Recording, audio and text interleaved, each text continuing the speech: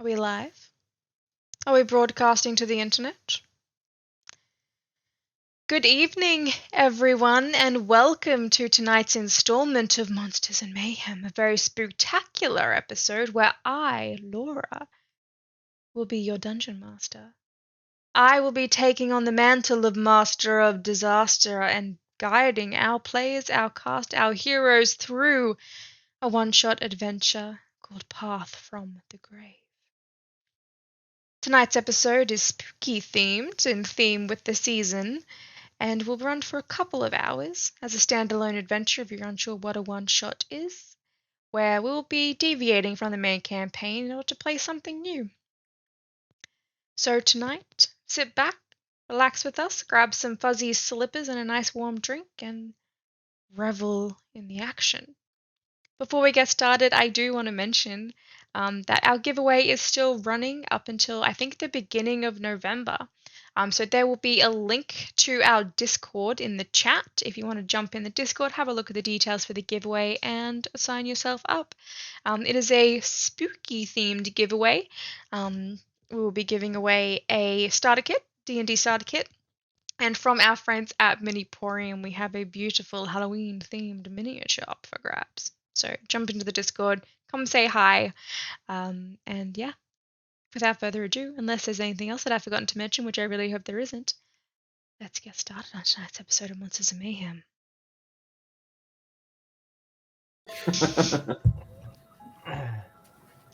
Okay, so let's play some Dungeons & Dragons, shall we? Let's do it. Alright. Our story begins in a land familiar to many, yet unseen by most. Far beyond the mountains that grow from rocky outcrops lining the coast of a wild sea, there lay a marsh. In the distance, the thunder rumbles, echoing off the mountains that lay dormant on the horizon like the sounds of bells chiming, ringing in the hours as the sun slips beyond the coastline. A harsh wind bellows across this marsh, bringing with it the scent of rotting vegetation as it returns to the land from whence it grew. The putrid, knee-deep water swarms with insects the size of wild dogs, feeding on the other large animals, their rotting bodies sloughing off into the green and grey foam, fungus growing wild across its surface and climbing onto the broken hollows of logs, their roots entrenched so deep into the sinking mud that it seems to reach the core of this land. It is within this marsh, beyond a veil of fog and vapour, where a long-forgotten graveyard lies, decrepit and sinking back into the marshland. The humanoid inhabitants have long since fled. It was left to rot, along with the bodies that it houses. Its once white marble tombstones now lay grey and cracked with age and neglect, and mausoleums that stood once proud and grand now collapse against the landscape, swallowed by the land upon which it rests. And while the night stretches across this desolate landscape, the inhabitants of this graveyard begin to stir. For this night, a rare chance awaits those within. A chance to redeem themselves. A chance to breathe.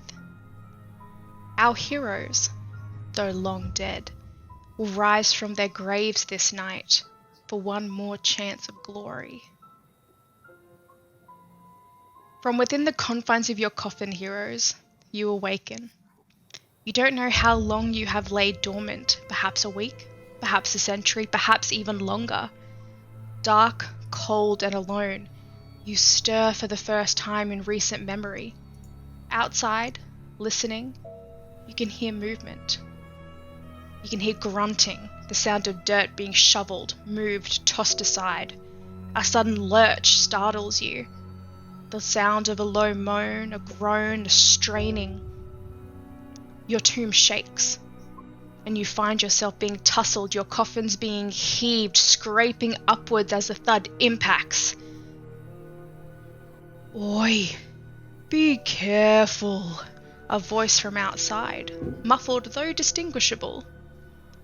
Sorry, another voice chimes in. Give it here.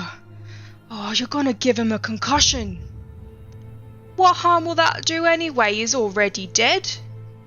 Move it over. Master won't be happy if he's been broke before he's had his shot. A few minutes pass and the sounds grow louder.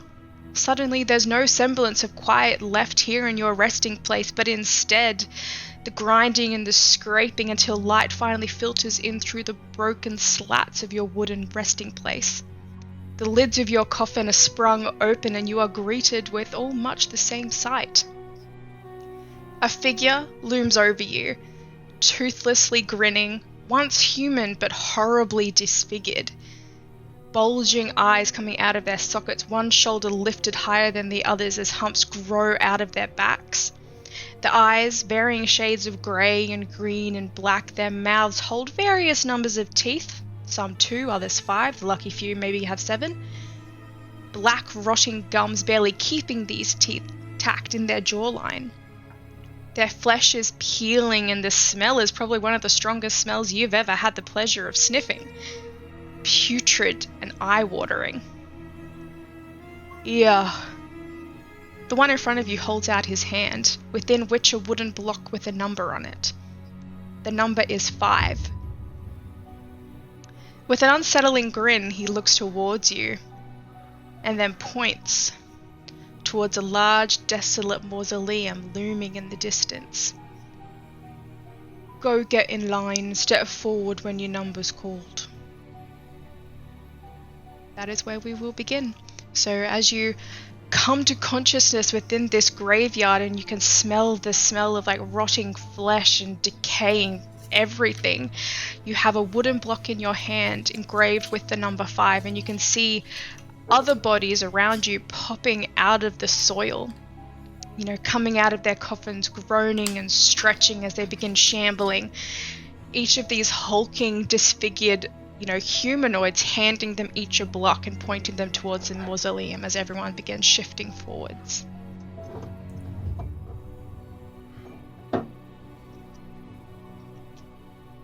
Right. That's rather disturbing, I believe. Hello, is there a manager I can speak to?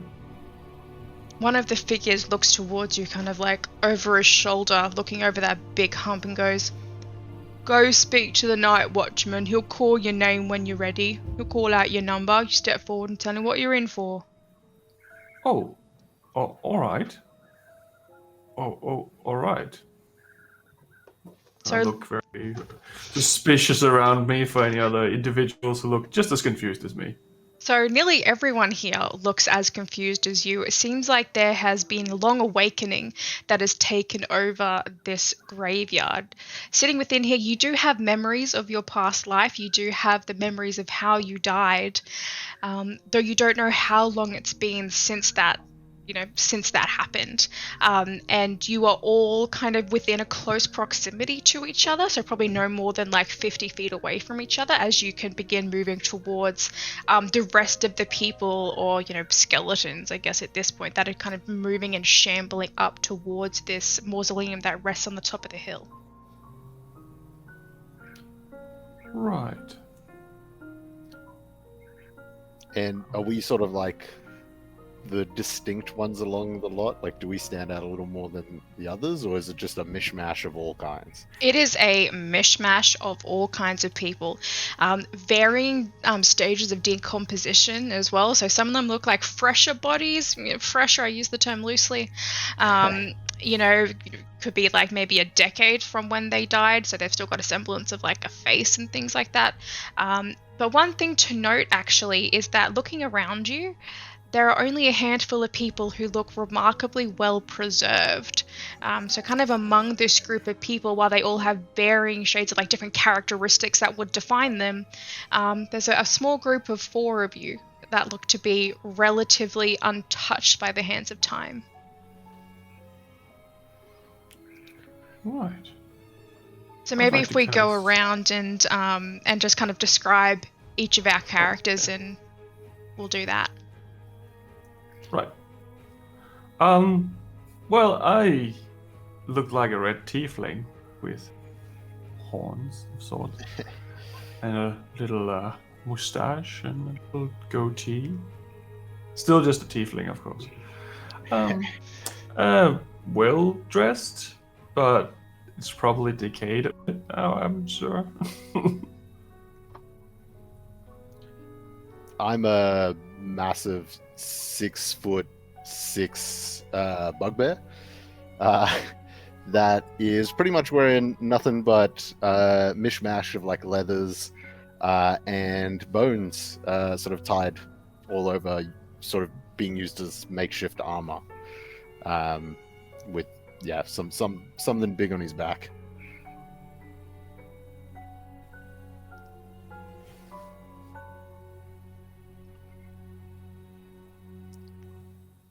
Who wants to go next? Jacob?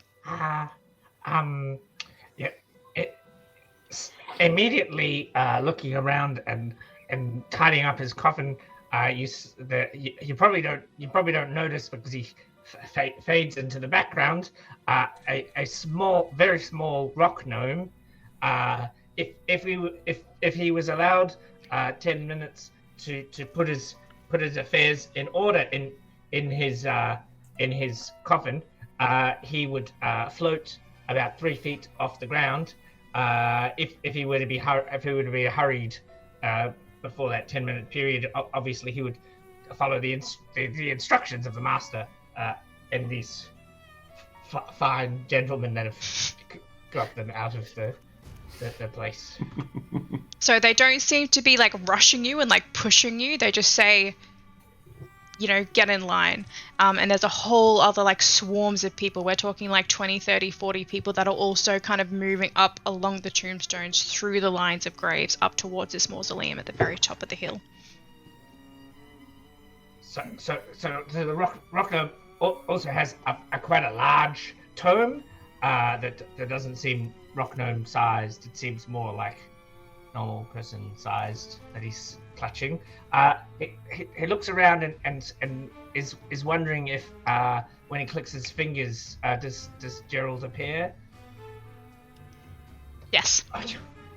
There's a lizard that is deceptively both gnome-sized and normal lizard-sized, which would be the same size as the gnome, but comes on his shoulder, and then when he leaves, his shoulder is normal lizard-sized.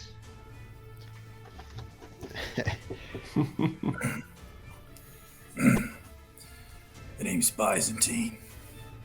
Jim Byzantine. I don't know how long I've been in that dirt.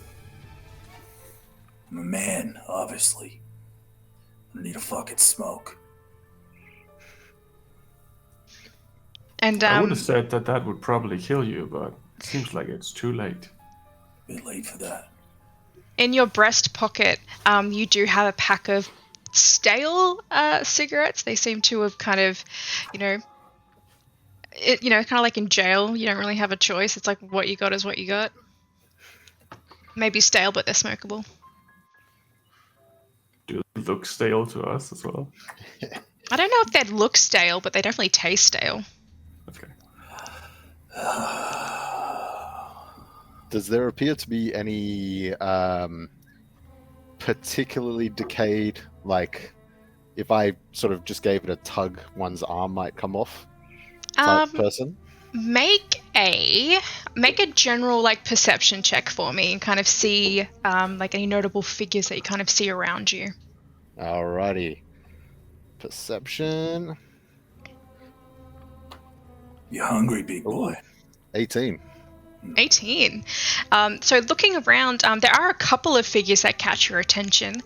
One of them looks to be a man kind of standing quite proud, very old attire as well, something that you wouldn't really recognize as being something that you'd see on a day-to-day basis, kind of like the ruffled neck, the puffed up shoulders. And one thing you do notice about him actually is that he's carrying his head in his hands in front of him. So he's been like decapitated and he's like holding it in front of him and like walking around with it. As I make my way over to them, I'm hoping to just walk past and try yank off one of his arms. Okay. Go ahead and make an attack roll for me. Yeah, alright. So just like unarmed. Oh, that's pretty decent. I think that's because that's just straight strength, right? Yeah. That's a 23. Yeah, no, definitely. So as you go up to, because he's like kind of like holding his head in his hands, and as you kind of like walk up behind him and grab him by the shoulder, he kind of like lurches and tugs, and he actually drops his head in front of him, and his body turns and kind of like faces you, and then you hear from down on like where his head rests on the ground, you hear, "I beg your pardon, sir. Was I in your way?" Yeah. Don't you worry about me, friend. I got places to be, things to kill. Get out my way. And I'm just going to take a chomp out of his arm as I march over to these guys. his body kind of like turns and like haphazardly like bends down and like grabs his arm and like tucks it under his shoulder and like keeps walking up towards the thing, just kind of muttering to himself like, the kind of people that you hear about these days, my goodness, the gall of some people. As I walk up to the others, I'm going to go up and be like, You look like the only ones that ain't dead around here. What you doing? Not really sure, to be honest. I just kind of woke up like this. Yeah. You also get pooped out? Pooped out? No, I didn't do that. I didn't do whatever that is. Ah. What about you two? Well, the gentleman said to take these. Do you have one of these wooden tokens? Mine has a number 5. They told us to come and stand in line over here. Did you also? What number did you get? dig around under my fur and pull mine out. Yeah, I got a 5 too. Oh, mine's 5 too. I thought it was a rating from 1 till 5 and how smashing I look, but apparently that's not the case. Maybe it's a rating out of 10, and we're perfectly average. I'm nothing but average. Nothing but the best.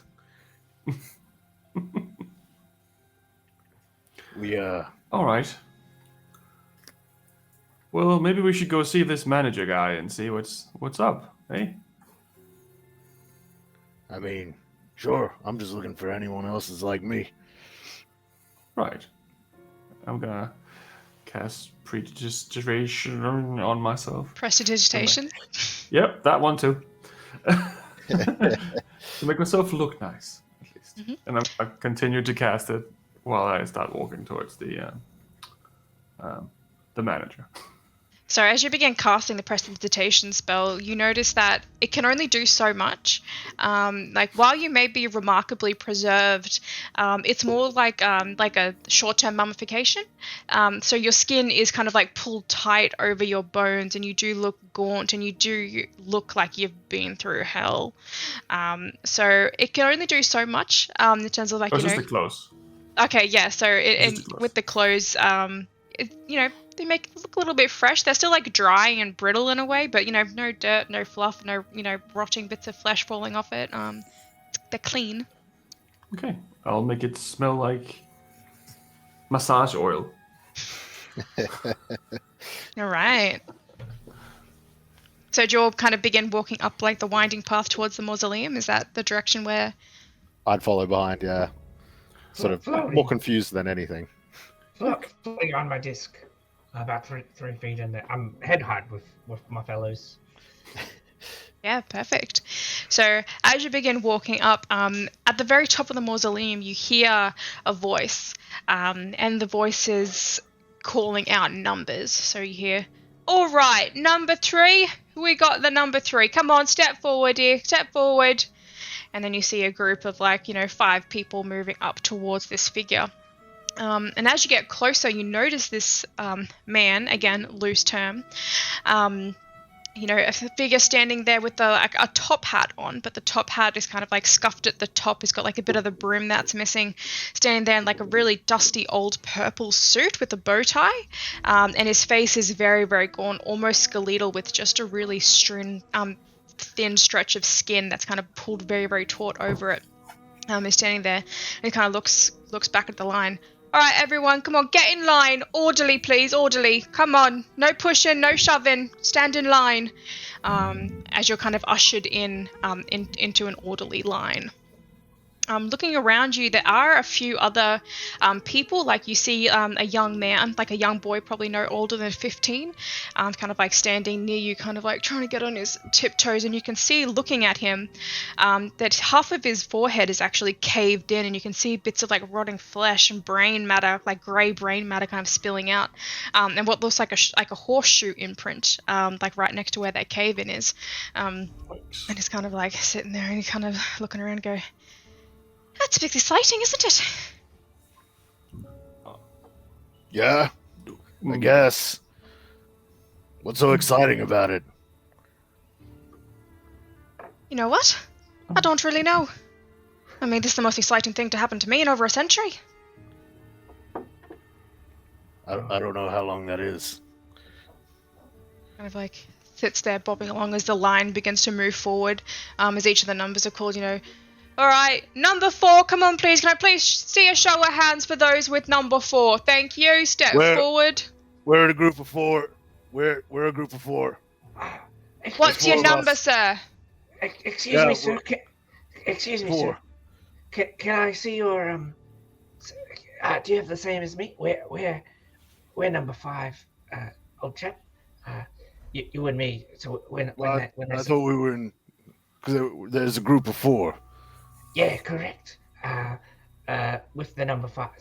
Can you see? Is your one the same as mine? Look. Yeah. See? Yeah, we're together. We're number 5, mate.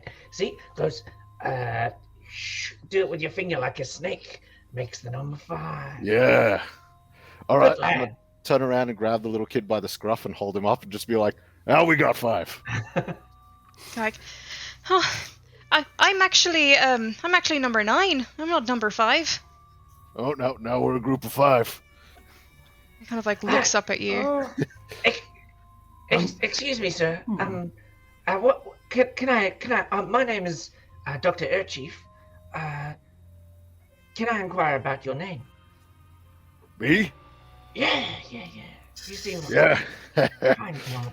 I'm Barry, as in 6 feet under. Buried. Yeah, No, just Barry, like Berry. I'll put you in the ground. Oh, put me. Don't do that. I'm floating. You see? Yeah. Right. Yeah. Do you use lotion? Because your hair seems to be very stiff at the moment. I would recommend some lotion, actually, for your hands and maybe a little bit of shampoo. I don't know what that is, but I'll keep it in mind. Right. Okay. And as you're kind of standing there having this conversation, you're kind of moving up in the line as it begins to filter in towards this mausoleum, and you can kind of notice that as people are called forward, you've seen a group now go through number 4. They're kind of put into the doors of this mausoleum. And it's quite dark inside, and then the man standing next to it, in the kind of purple suit, closes the doors, and then 5 seconds later opens them again, and there's no one there. She begin kind of like moving forward, and then you hear, "All right, number 5. Who we got for number 5? Step forward, please, number 5." If the kid's light enough, I'm hoping to hold him up with my hand, I think. I think with your strength, he's a pretty wiry boy. Yeah, I think that with your strength, you can just kind of go, "Like, mate, put me down. Don't like being this high off the ground." 5. Us here. Excuse me, Barry. Yeah. Can you just check his token? Is it the same as yours? He kind of like holds it out in front of him, like his hand like shaking a little bit as he like holds it up towards your face. No, his snake is biting its tail or something. Yeah. So make sure he doesn't come with us, because he is not one of us. Oh. Get out of here! Yeah, but can you hold Gerald for me? Gerald's our number 5, and Gerald will climb up on your shoulder and become lizard-sized. Yeah. All right. Right, number 5, please, come on, we don't have all night. Step forward, number 5s, come on. All right. Right. Goes, hello. Welcome back to the land of the living. Well, kinda.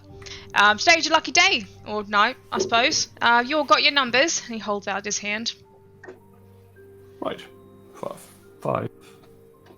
Alright, give me your tokens, put them back here. Come on.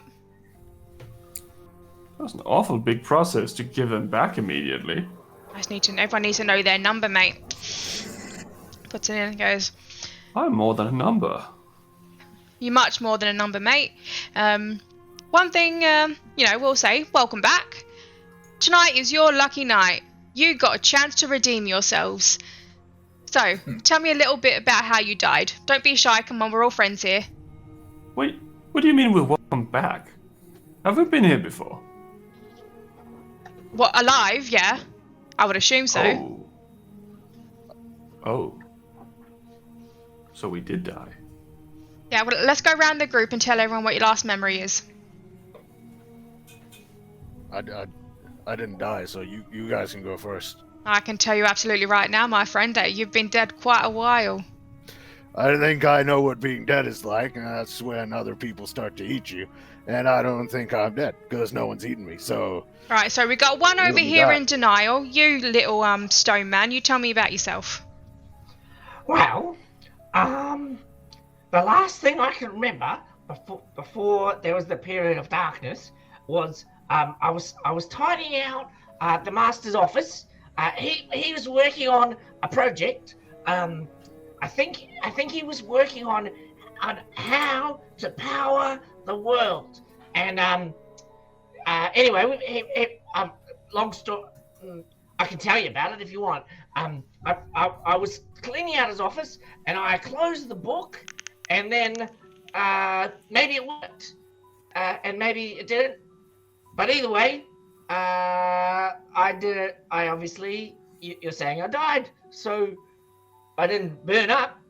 So that's a good thing, I suppose. Always a good sign, always a good sign. What about you, little devil man? Well, I was just having an ordinary day, and then, something as swim in a pool, and then I choked on a grape, I guess, next to 2 wonderful naked ladies, who, never mind. I guess I died. Would certainly seem that way, but let me tell you, that seems like a pretty good way to go. It certainly was. Seems fucking dumb to me. Alright, look, you're not actually dead, so you don't really get a say in how other people died. Yeah, that's fair. That makes sense. The math is there. Yeah. So, okay. He's right, though. It's pretty fucking dumb. Alright, well then you tell us how you died, sir. See if you can top that. I didn't top anything. I top myself. It's unfortunate. Right.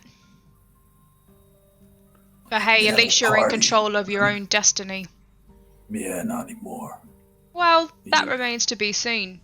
See, you're all here because in your life you had a mixture of good deeds and a mixture of bad deeds. What that does is put you right smack bang here in the middle of limbo.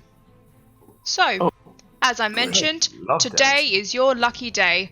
You get the chance to redeem yourself and tip the scales a little bit, depending on which way you want to fall. So, in here, and he points towards the big kind of like gaping open mouth of the mausoleum. In here, we got a few trials for you. To kind of see which way you want to skew. There are 3 options. Option number 1, if you die in there, you're shot straight back into your coffin, sold back into your body, you gotta wait for the next round of trials, right? So try not to do that unless you want to be waiting another 200 years to see your loved ones. Option number 2, we got the dark side, or the dark life. Now what that means is that your soul will become forfeit. Do you understand? If you prove yourself to be not worthy, your soul will become forfeit and will be sold to the highest bidder. What that usually is usually a necromancer with something to prove. Your soul will become his to do with what he will, used to reanimate corpses, that sort of thing. Now, option number 3, probably the one that you want to be aiming for, is the afterlife, the good one, the one we all want to choose. Paradise for eternity, catching up with all your loved ones and being able to, live in the lap of luxury for the, rest of time. So those are your options. What about option 4? We get back to our bodies. Oh no, mate, your bodies are long gone. Did you actually look back inside the coffins when you got out of them? No. Yeah, well, I don't know what you expect to find in there, but... I tidied up some dust. There was some dust in the... Was that... Oh. That was you, mate. Okay. So, rules. You die in here, well, die. If you die in here, you get shot straight back to your coffin. You gotta wait for the next round of trials. Usually, can take anywhere between, 50 years, 500 years, depends on, how many souls come through, depends on what kind of time we got. Number 2, get sold to the highest bidder, usually a necromancer, sometimes demons, depending. And then number 3, eternal paradise. So, Let me get this straight. Mm-hmm. As long as I don't end up being sold to a necromancer, I don't gotta go back to hell. That's it. Show me the way. Right, so, well, unless you get sold to a demon. Well, I just gotta do the right thing. Well, that's it. That's the whole plan. Right. Unless, we got some, freaks who want to be, bound up and tortured for the rest of their life. It's kind of their kink. But most of you are probably aiming for the good, the good afterlife, the one where you get to, see your family members and hang out with them and, drink wine and eat grapes. That's what you'll love, hey, mate. No opportunity of choking on them. Small phobia for grapes now, but... Well, they can't hurt you anymore, friend. Well, I guess, but... yeah. Alright, so, no one's got any more questions. I'll ask you to please step through the door. Alright.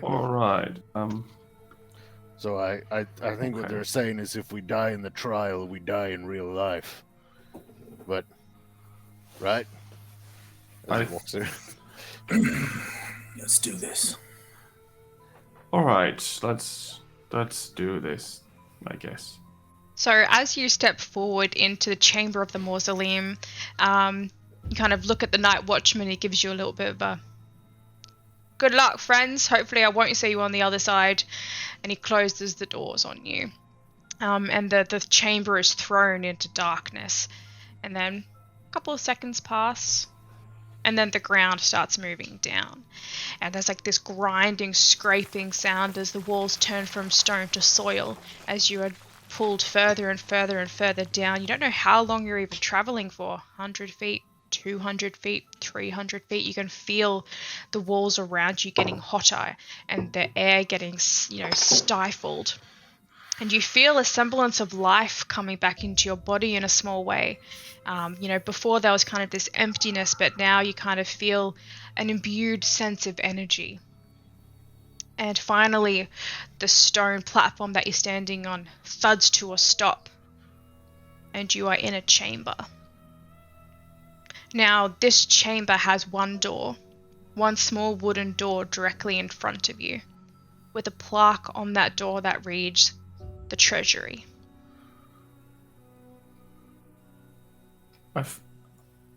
I feel like that's a trap. You want me to check? I mean, why would we go to the treasury? Go for it. Go check. Okay. I'm gonna walk up, pull off my maul, which is just like it's a regular iron maul, but it's completely adorned in like the skull of different animals and things like that. And I'm just gonna take a massive swing at this door. All right, cool. Roll an attack roll for me. That is dirty 20. Dirty 20. So as you kind of like go through and you swing your maul, like, you know, with like this like grunt of like almost rage, and you're kind of like, oh, and it hits the door, and you watch as splinters kind of like fly off towards you, and there's this big kind of carve through the plaque that reads treasury. You kind of like stand back, and then within 3 to 4 seconds, you actually see the door like healing itself. And then the bits of wood that, you know, splintered off kind of fly upwards from the ground again and embed themselves back into the door. And within a matter of 10 seconds, it looks like you've done nothing to it. Mr. Berry. Yeah. If you wouldn't mind stepping back over here, bring Gerald back over here. And I will use Mage Hand to attempt to open the door like a regular person. Mm-hmm. So as you go to cast Mage Hand, nothing happens. Oh, am I still floating? Do I fall? Like, Yes, you do. Yeah, I'm on the ground. Okay. Yep. So as the elevator kind of like thudded to the ground, like as the platform kind of impacted with the soil, as that happened, you kind of like went back onto the ground again. Yeah. Okay. Cool. Mr. Berry. What we want to do is see that small. Is there like a knob? Is there a doorknob on the door? Is it? Yep. Instead of hitting the door, see that round thing, the thing over there. If you clasp it and then rotate your hand in a clockwise direction, that would be most amenable. Which way is clockwise? Towards your thumb. Use that hand. This hand?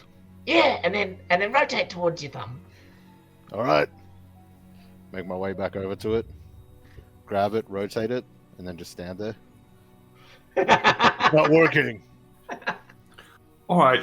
Do you mind if I try? It seems like this is a magic door that doesn't open unless you're really smart. I mean, I'm pretty smart, but all right, hotshot, go for it. I'll open the door. And the door opens. There you go. It's a push. Those damn push and pull doors, you never know which way to do it. What's your name, smart guy? I'm Bastian. Nice to meet you. Pleasure. We still need to, Alright. do you mind if I take care of that? You kind of smell a little moldy. I don't know why I'd smell mold.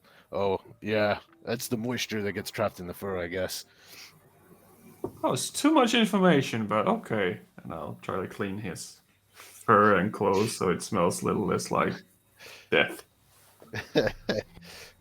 Perfect. You know, there's only so much you can do.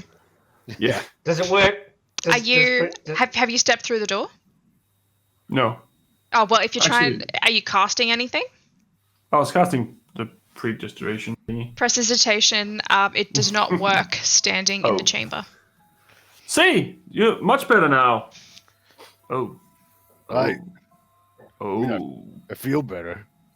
Yeah, right. It's a really good spell. It helps you. You're more powerful in combat now too. And the scent of bath oils has faded from your skin as well. Damn it. Yeah. Right. Well, we should probably go inside, I guess. So do you step through the door? I think he stepped me through. Very definitely did. Yeah, perfect. So as you step through the room, you enter a large cavernous room. The room is over 100 feet high and 100 feet from wall to wall. The ceiling disappears upwards into an inky blackness, and the floor is polished marble, reflective enough that you can see yourself within it. Oh, I'm gonna stay right here for 20 minutes. It's been a while since I've seen this beautiful fucking face. Within this room, there are an assortment of items. Some of these items stacked to the ceiling, others pressed all the way up against the wall, covered in sheets. Old furniture, new furniture, carved mahogany bed frames, beautiful, ornate, decorative chairs, chaise lounges, various statues depicting gods, goddesses, kings, and queens. Mountains of gold coins sit in piles scattered across this cavernous room. Display cases line the walls filled with antique crowns, jewelry, piles of gemstones stacked as high as you. The candelabras stand proud in this room, throwing flickering orange light across the room and illuminating the various treasures that hide within. A giant tapestry hangs on the wall from floor to ceiling. The tapestry seems to billow softly against the wall, even though it doesn't look like there are any windows in here.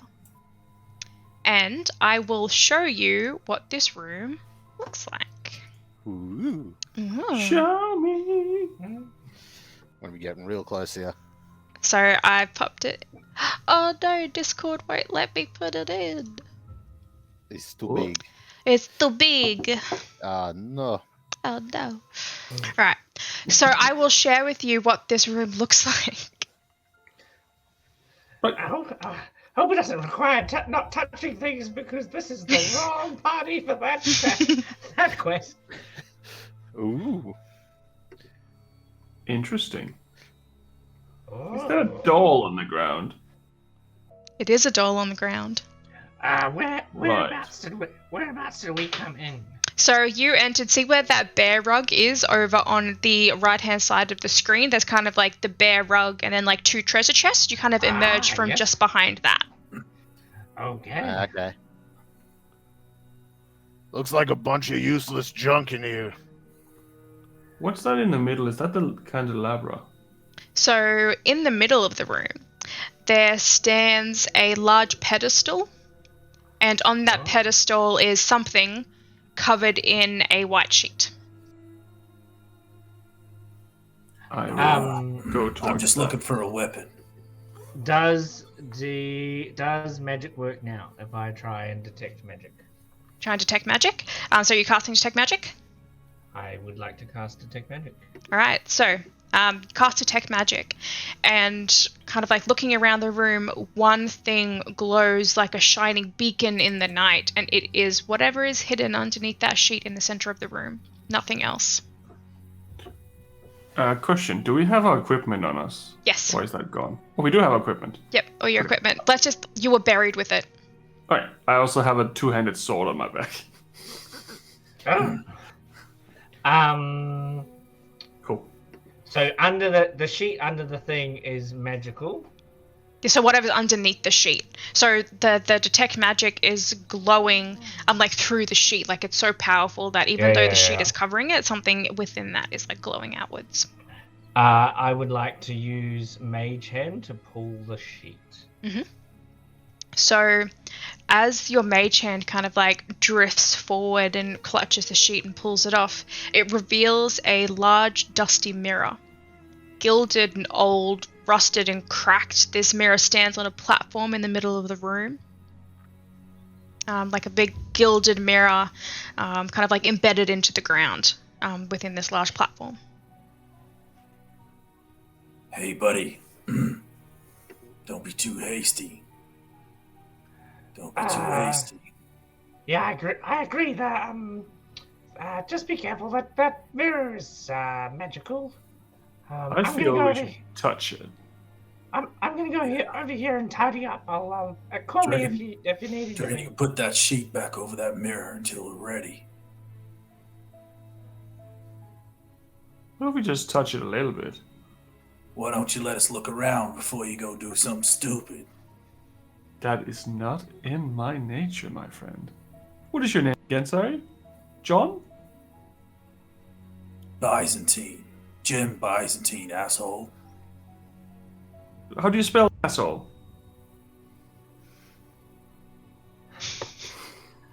And now everyone play nice. I'm gonna walk off, and I can see on one wall there's like a rack of weapons. Yep. And at the back So I'll go over to the rack and then I'll make my way to that table at the back. Yep. Looks like there's a rapier of some description at the back there. Yep. I'm looking. Yeah. I'm looking for a, like a heavy crossbow. And I'm assuming. So you said we've already got so I've got my hand crossbow. I've got my rapier. Yep. Okay, so I'm looking for a heavy crossbow. Okay. Yeah. So roll an investigation check for me. Okay. Because this place is piled high with tons of shit. Or treasures. Stats. Is that a piano? It's a pipe organ. What could possibly go wrong? It's a 17. I rolled a 17. So as you like step forward towards this rack of weapons, you kind of like look through. Some of them have like cobwebs kind of connecting them. And on the wall behind this table where all these weapons lay, you do see a heavy crossbow kind of like on, what are they called? Like hooks, kind of like hanging up on the wall. So there is one there. They're like an array of different weapons. Right. So do you pick it up? Yep.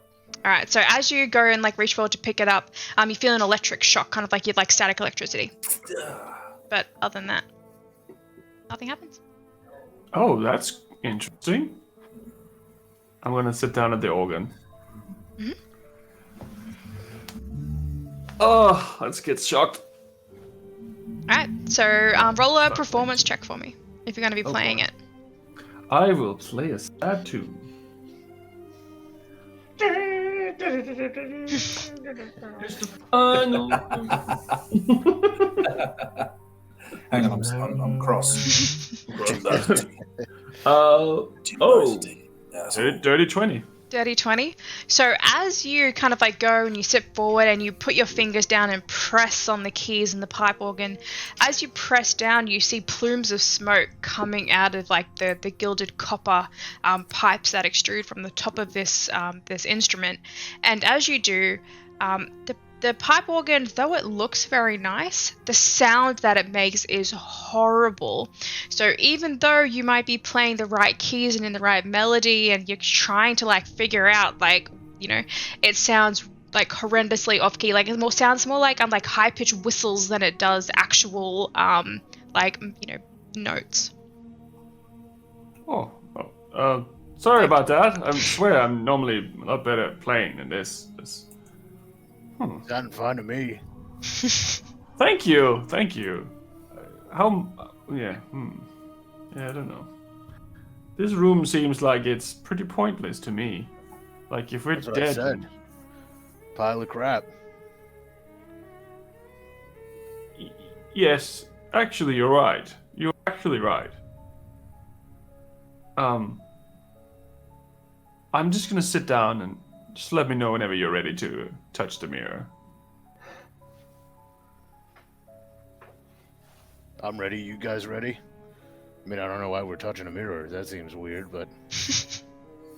So, Hank is over, like, in the pile on the right, just, like, starting to organize things. So I'm cleaning. Okay. Roll a perception check for me.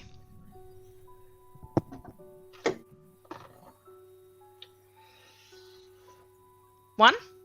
Kind of like going through, you find like a bunch of like, you know, old books, like tattered edges, and just kind of like, you don't look inside them, you just kind of like pick them up and start putting them in like nice piles, like neat and straightening them up and kind of like scooping together some bits of like crushed glass and pottery, kind of like scooping it together and like hiding it like under the table leg because there's nowhere really to dispose of it, but at least it looks good.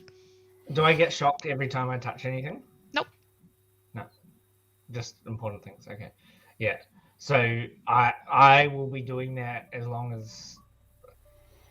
because the mission is to be good, and being good is to organize this space. I've found our mission solved. Are you moving throughout the room, or are you just kind of staying in this one area? Oh no, if they're like, it'd be Hank would think that the challenge is to organize all the things in the space, like. Okay. Challenge solved. Like, all right. I'm so done. for every 10 feet that you move, I want you to make another perception check for me just to see if you find anything, I guess, interesting, as you're kind of moving through. So everyone else can go about and do what they're doing, but just if you're kind of moving another 10 feet or so, just let me know and just roll another perception check. And every 10 minutes, I will be ritual casting cleaning spells. Okay. So I'll if we stay here for a long time, there will be a lot of cleaning. Yeah. I'd like to approach. What was your name? Bastian. I'd like to approach Bastian. Is he sitting next to the mirror, close to the mirror? No, he's I'm sitting on the in pipe an organ. armchair. Oh, Yeah, I in was an going armchair. to do an Over the armchair or pipe something, but you can, whatever.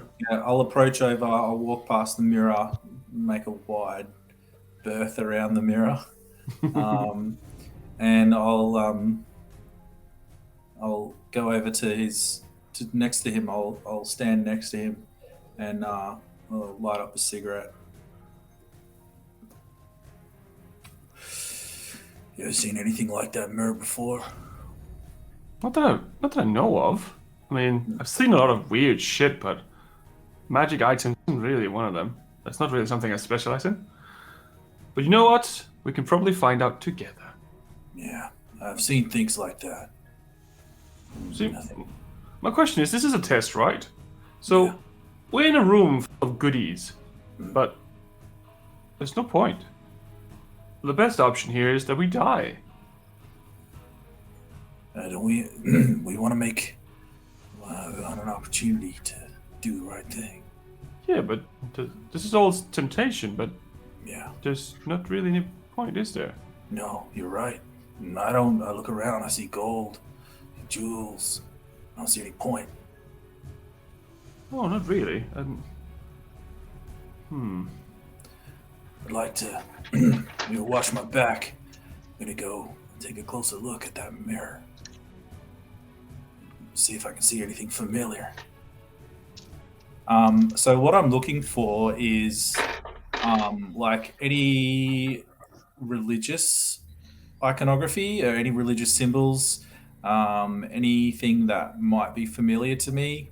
Where are you looking, in the mirror, or are you just looking around the room? I'm looking at the mirror, but not into the mirror. I'm looking around the back of it and around the frame. Mhm. So I'm purposefully not looking at my reflection in the mirror, Mhm. but I'm kind of examining the frame of the mirror, seeing if there's any engravings on there or Yep. any sigils or anything that I might be familiar with in terms of my religious background. Roll an investigation check for me. Just for background flavor as well, as Hank is making their way through cleaning things, a moment later, Barry walks up to the stuff that Hank's cleaned and is curious to what he's looking at, and is just looking at things and tossing them over his shoulder, moving things aside. Oh, Just all you that two sort would of be perfect roommates. It's just I don't know what's interesting. That's just in the background. How'd you go with investigation? 17. So as you're looking kind of around the gilding of the mirror, purposely avoiding, almost putting your hand up to not look at your reflection, and you're kind of looking around the gilding of the mirror, looking around the back. At the very top of the mirror, you do see etchings. It may look like scratches to someone who wasn't necessarily looking for it, because they're very fine and very thin. It looks like it might be just scratches or cracks in the gilding, but you do actually see some engravings, and I will send you what it looks like. So I'm just going to send it to you, just you on Discord. It just says this side up. So I'll just take a screenshot of it because Discord doesn't like to let me send things. Very important DM question. Is that a backgammon or a chess set? Chess. Right. Just checking.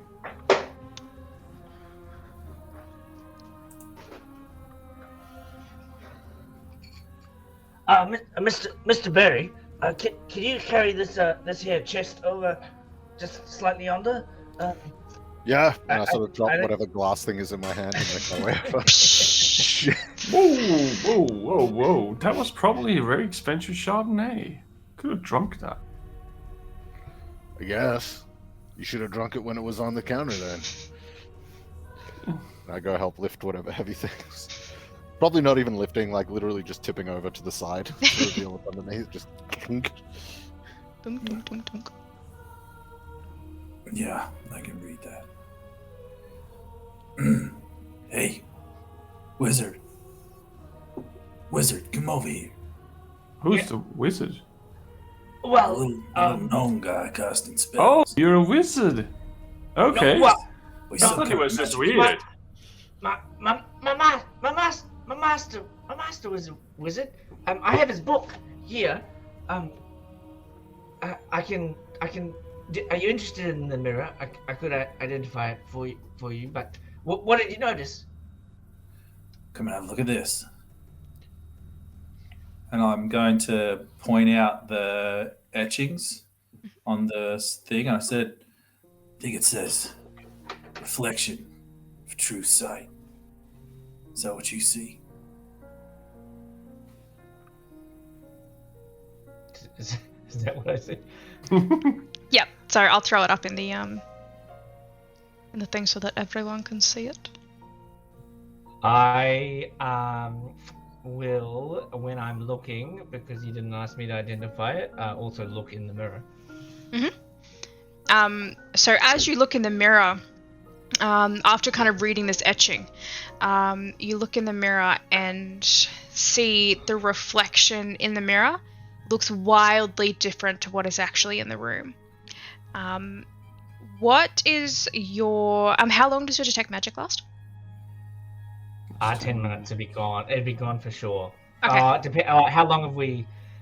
Yeah, 10 minutes. Yeah. So I guess And with like if all the it's- looking around and cleaning up and tidying and everything.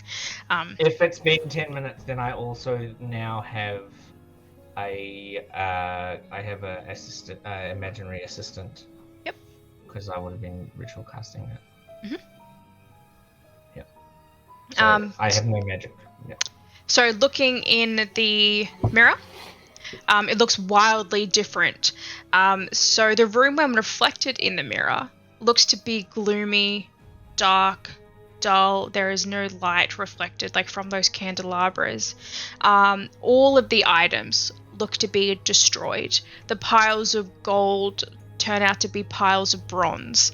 All the amulets and jewels are tarnished and dull and cracked. The piles of the statues that were standing so proudly in the room are like broken, laying on the ground and shattered. Curious. What do you Very see? Curious. What do you see? Well, clearly, like I said to you, this is the only magic item in the room. Out here, as I was cleaning, everything seems well put together. But in the image, in the reflection, and I'm gonna touch it to like rotate, Mhm. to see if it's the same around the room. But I'm pretty small, so Yep. if it's hard, then I can't do it. No, so it's fairly it's a little bit like hard to like tug. It looks like it's kind of like rusted into place, so you've got to kind of like Yeah. struggle to move, but it's not like horrible. If you kind of like use your body weight, you can kind of like this big scraping, grinding sound as you like it's like as you're like moving it around, but you can. In the reflection, the state of disrepair in here is much worse. What about myself? Like in the reflection, what do I look like? You look exactly the same as you always have, except a dead version. So, like I am if I looked in a reflection and elsewhere in the room. Yep. So like if The same. Bastian looked at you, you would look the same in both reflection the and same. standing. Yep. It confirms my theory that our quest is to tidy up this place. The mirror clearly highlights the state of disrepair that it will go into, and what do you see? Do you see the same thing? I'll have a look as well. So are you looking for anything particular, or are you just looking in the mirror? To begin with, I'm just looking if I see the reflection of him and all that, as he says. Yep. So, the reflection of the room, like if you point it towards an armchair that looks like a really nice armchair, you point at it and it looks like moth-eaten, and like one of the legs is broken and it's like half falling over, and like the upholstery is like caving in and things like that. So it does seem to be, what he says. Different, but same. Can I try something, guys? I just have a feeling that if we try looking around the room, there might be something that stands out in this mirror reflection, at least. Yep. I think you have some smoke in your lungs there, Jim. You see a door? See a way out? I'll try. I'll try to rotate the mirror if possible, and keep an eye on it to see if there's anything that stands out as either being intact in both images or a door out. And I rolled a 21 on investigation following his lead. Okay, so you're looking to see if there's something like in the mirror that's not like in the actual room type situation? Either something that's not in either something that's not in both, or something that's the same in both. So moving it around, so I'll get you to roll a perception check for me, please, Bastion. Actually, no, investigation, sorry. And you got a 21, did you say, Hank? Yeah, so you told me to roll, earlier, and I just split them. Beautiful. I got a wonderful 3. 3? So looking around, Bastion, you're kind of like looking, and you keep catching sight of your own reflection as you're like moving it. You like kind of like watch like the way that like the shadows illuminate, makes your jawline look really chiseled, and your hair looks like really glossy and beautiful. Even though it's not the reflection that you've been used to, you think you could get used to this one. It's not too bad. Many of you knows just how big my biceps are. Yeah, if you're like straining to like move it, like your biceps like popping out of your chest is like puffed. I feel great. This could work. I could make this work. Just need a little bit of rouge here. Oh, maybe not rouge, but something. Is that what big biceps look like to your people? Well, I mean, we don't have hair everywhere, like until we get old and it pops up everywhere. But I think I could live with this. I mean, maybe that's the wrong word, but get used to this. Anyway, where were we? So Hank, there are a couple of things that you see in the mirror that don't look to be in the room itself. So the first one is a really big book that's sitting on a table over near where that chess set is that Bastion noticed before. So kind of over in the very left-hand corner of the room, there seems to be a very big book that's sitting there. And as you look in the mirror and then look over, and you say, oh, it's not there. And you look back in the mirror and then look over again, you can see it's appeared on the book in the actual, like on the table in the actual room. You also see, as you're like rotating the mirror, kind of doing like a full 360 of the room, near where that pile of weapons is that Jim was having a look at earlier, you see a big box, like an all kind of like medicine box that kind of like has like the drawers, and you like pull out the sides and it's got little things in it. It kind of looks like that.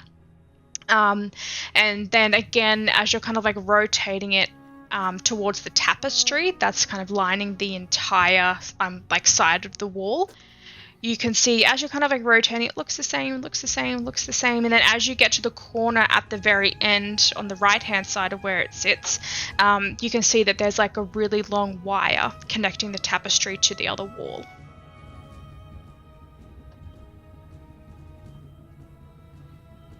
Okay.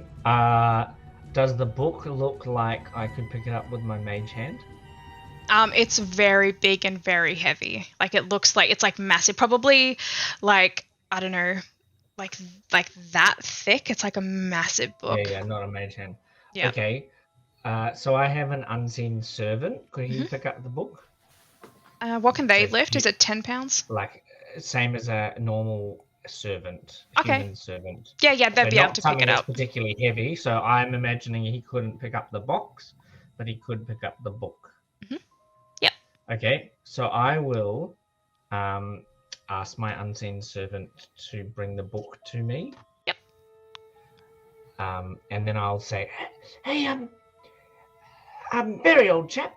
Can you see that? Can you see that box over there. Are the candles lit in? Like, are the candles lit in the place? Like, is everything like? Is there torches and stuff lit, or is it really dark? In the room that you're in, yes, there are Yeah. candelabras that are standing, like in the room that are casting light, but in the reflection, no, there's no light. Okay. Berry, old chap, would you mind see that box over there, and then I will cast control flames just to get the flames to go. Doesn't burn or anything. Yep. But just to highlight the box so that Berry knows which one to. Would you mind terribly, old chap, to bring that old chest over here? Be very careful. We don't want it to tip on the floor. So, as okay. Barry, as you look over towards where Hank is gesturing to, you don't see the box that he's talking about. Yes. You doing all right in the thinking department? Don't worry, Barry. I'll look at this book first. I don't know what book you're talking about, but okay. And the book will float through the air. Can anyone else see the book as it's floating through the air? The only person that can see it, I think, would be Bastian. Oh. No, not Bastian. Sorry, Jim. Yeah, I wouldn't see shit. Yeah, no. I'm blind as a bat. The only person that we had to see it is Jim. I didn't notice this earlier, and the book will actually float to Jim, so that if he holds it, if he reaches out, Yep. It'll float through the air. So as you take hold of it, you can feel it is very, very heavy. And you notice, because of your background, looking at the cover of this book, that it looks to be like a religious text. Like it looks to be something akin to a Bible. The way that it's bound, the lettering on the front. You don't recognize the language that's kind of emblazoned in like gold foil on the front of the cover, but you do recognize it to be, they're kind of like some religious symbols and iconography, kind of like in the frame around the outside. Like you just recognize it to be sort of a religious text.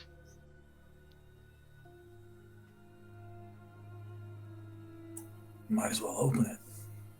Have a look. Open what? The Just book. standing there with nothing. Right, I think maybe that thing you dropped earlier was a little bit of poisonous gas. It seems like everyone has lost their fucking marbles. I think I saw some over there. Marbles? I don't know. I was something around.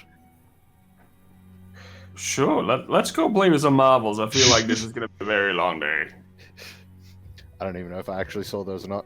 There are lots of bits of like shattered eyeballs. glass and like chess sets and things like that. Yeah. There are gems, like round gems. Play with those. Excuse me, Mr. Bastian. You seem like an inquisitive chap. Can you not see the tome in Mr. Byzantine's possession?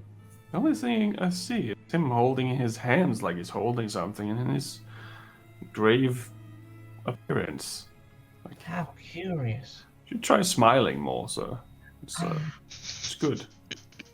It's How good for the curious. environment, and it's better for you as well. Like, I'll smile when this is over.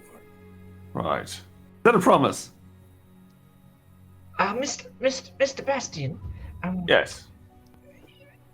Very curious to this challenge. If you wouldn't mind, could you do a chap a favor and head over to that. I could not hear that for some reason. No, I think it's breaking up a little bit.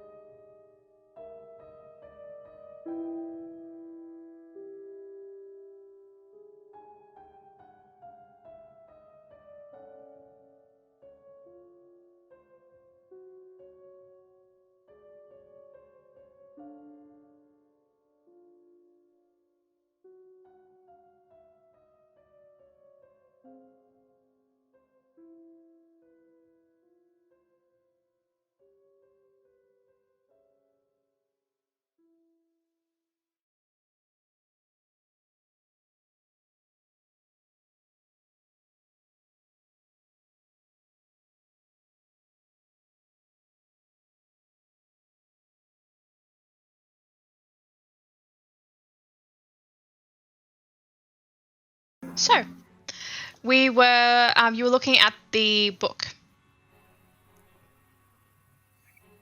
What do I see? So, are you going to read the book, or are you just kind of like thumbing through it, or like are you?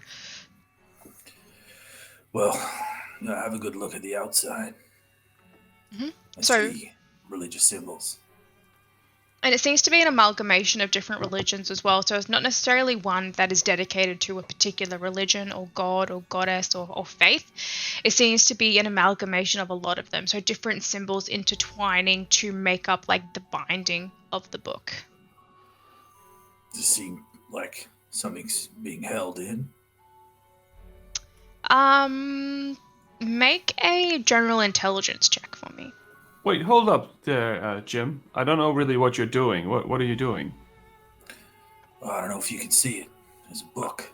Can't see any book, no. But There's a book. It floated from over there. what are you doing? I'm There's gonna a read book. it. You I'm guys are gonna look. crazy. It's a Okay. book. Do you want me to give you a hand? Like, you want me to help you out? No. Yeah, I don't know if you can see it. I can't, but you can. But I can. can help you do things that I can't see, apparently. Actually, Mr. Bastian, what would be really helpful is if you could head over to that over there tapestry. If you could head over there, that would be really helpful. All right. Let me just give him a hand as well. I'm going to attempt to use bardic inspiration on Jim, and I will look at him and I will say, "Why did the Invisible Man turn down the job offer? He couldn't see himself doing it." You get an extra D8, Wow. and I'll go into the corner. That's it's inspirational. I'm inspired. I'm inspired. So, you say a religion check? Or Just a general investigation? intelligence. Intelligence check. Okay. Plus a D8, if you want to use it. Yeah.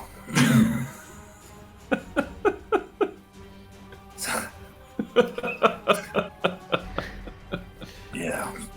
Not so good. I rolled a 1. So looking at the book, it looks to be like a religious text. It could it's not in a language that you understand. It looks like it could be like an ancient language. So it looks familiar, but not that you recognize it. You wouldn't be able to recognize it as a singular language. It could be like a history book on religion. It could be, a collection of different stories from different religions. You're not exactly sure. I guess we'll open it and have a look. So you Look at the inside. open the book. Are you like thumbing through it? Are you reading the lines? Like, what is it that you're looking for? Well, I open it to the front page. Over to the front page. On the front page, there is like the same text that was on the front cover, just in ink, and the parchment is very old and crumbled. There's no language that I understand. Okay. Hey, wizard. Come over here. One moment. I'm over by the box. Wizard. Come over here and have a look at this book. Yeah, I just I think they're related. Barry, can you see this here box that I'm standing on? And I'll stand on the box. It's on top of a table, so you got to like clamber up it a little bit and like stand on. And it looks like Hank is floating in the air. which I was doing before, so it's not unusual. Yeah. So now you're like Yeah. 15 feet off the ground. Like 15, 20 feet off the ground. No, I don't see the box. What's in the box? Can I investigate the box in the same time that he's investigating the book? I want to investigate the box. Yep, so how are Okay. you investigating? Are you going to open it? Are you just looking on the outside of the box? Like, what is it that you're... If I can open it, I will open it. Okay, yep, so the latch at the top just lifts off.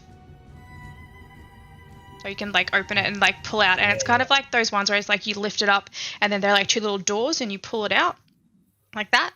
And in the box, so in those two doors, there are 2 vials in each door. So there's, like, 1, 2, 3, 4 vials.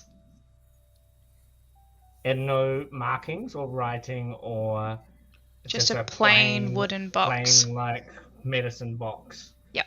With 4 vials. Yes.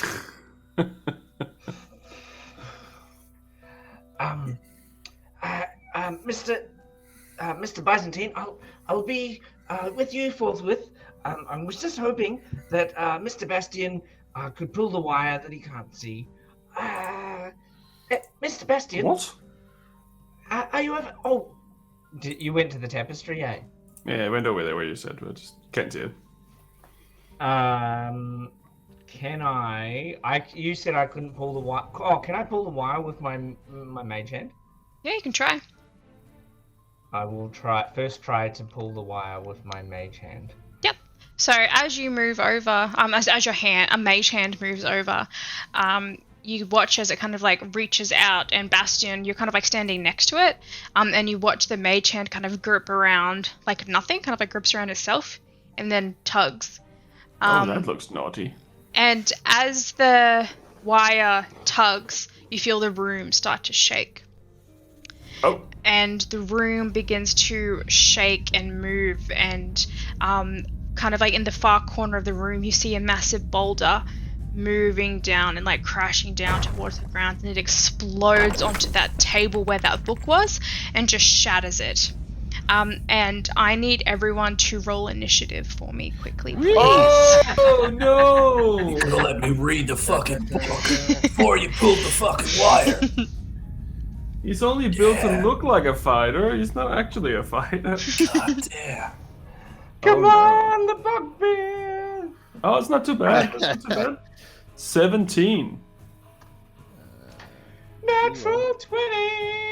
Nice. Nice. Has it been more than 10 minutes since I cast Bardic Inspiration? No. Nah. So you still have that one if you need to. Jim. Thanks, buddy.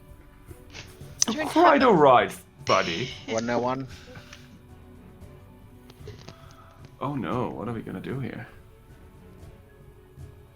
Let me just pull this up quickly. Why did you pull it out? Alright, so who rolled at a like 20 or higher? Anyone? 101. Really? Fucking hell. Alright, so we got 21. 23. Oh shit. Right. 23 for Jim. What were you, Hank? 20. I rolled a natural 20, and that. What? gives I me- rolled 17 and I'm the lowest. What? Right, that's a good mix that we got here. Whoa. Holy shit. Alright, and then we've got Bastion. Awesome. So we've got Jim, Barry, Hank, and Bastion. I need all of you to roll a d8 for me, please. Oh no. That's an 8. Alright, so we got 2 for Jim, an 8 for Bastion, a 2 for Hank, and a 1 for Barry. Uh-oh. Okay, so as you're kind of like standing there and the room begins to shake and you see this massive boulder come down, you look up and you see kind of like pebbles starting to fall from the ceiling, and you can kind of gather that the roof is starting to cave in, and you don't know how much time you have until the roof completely falls in. Is there any way out of here? So we will start. So on your turn, you have your 30 feet of movement, or whatever your default movement is. You have an action, you have a bonus action, and then you've got your free action as well. So not necessarily in combat, but you are in initiative order. Okay, we're in a time limited situation. Yes. So, Jim, what would you like to do on your turn? Do I see a door? Make a perception check.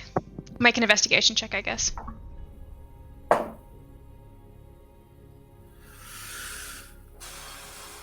It's a 9. 9. So kind of like standing there looking around as these kind of like boulders and like bits of rubble start falling from the ceiling.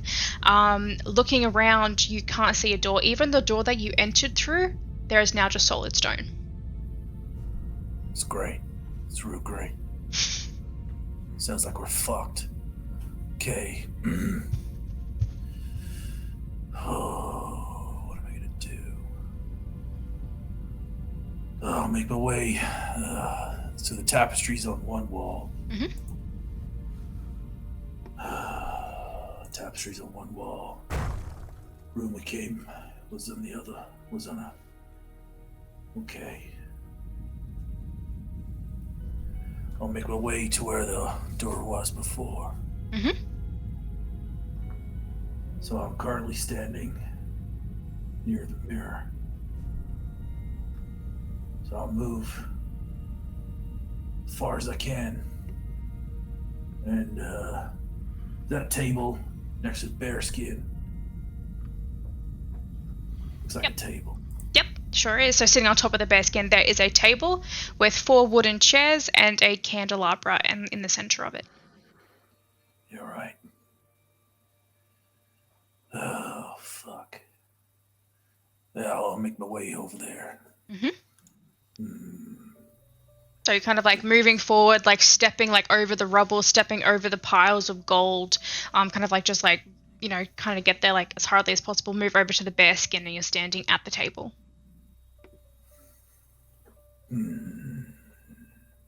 Yeah, that's it. It's your turn? I can see everything I can shoot. No, you do not. All right, so next up we have Barry. What would you like to do on your turn?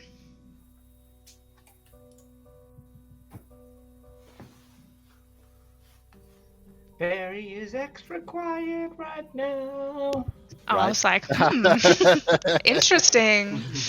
My decision is to remain silent and see what happens. You have the right to remain silent. Yeah. I'm going to look left, right, all directions, primarily looking at the big table, the mirror, and the big shield I can see. Mm-hmm. And I want to see which of those makes sense to me that would be the least likely to get crushed on the way to the roof. All right, make an intelligence check for me. Woo! It's all over, guys. This is it. Endgame material. Not terrible, all things considered. 10? 10.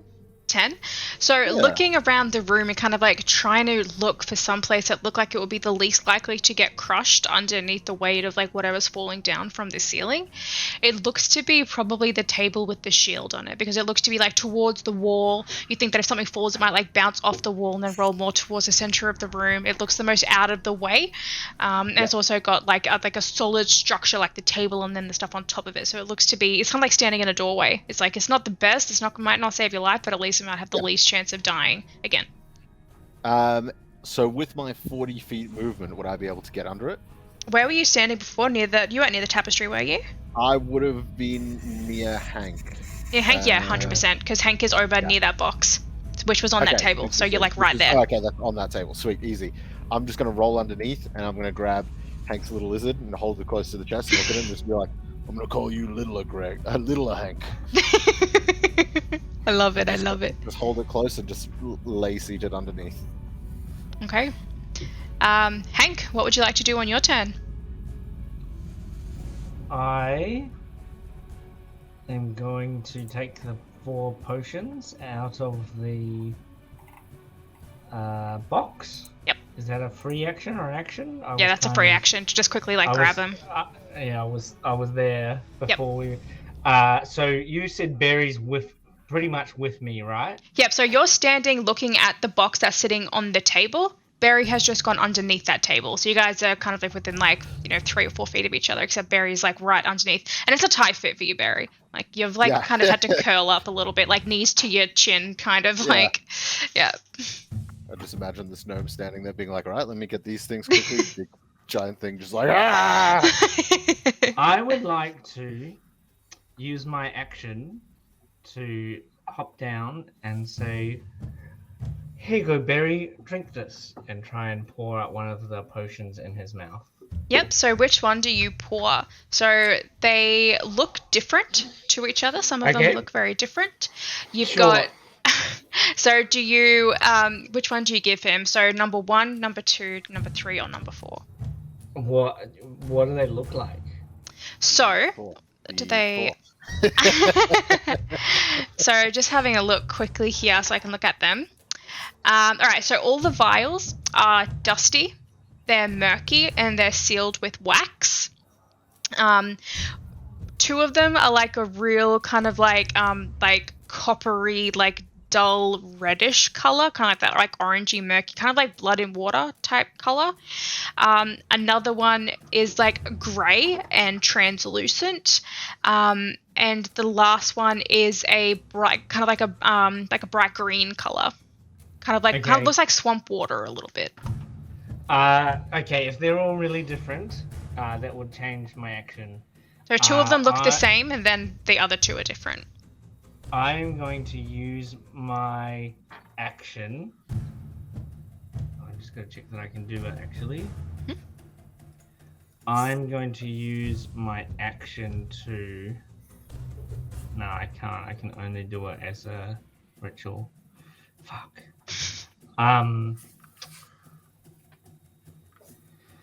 That changes things. That's not the answer. So they all look different. There's 2 that are bloody, there's 1 that's grey, and there's 1 that's green. Mm-hmm. I'm going to...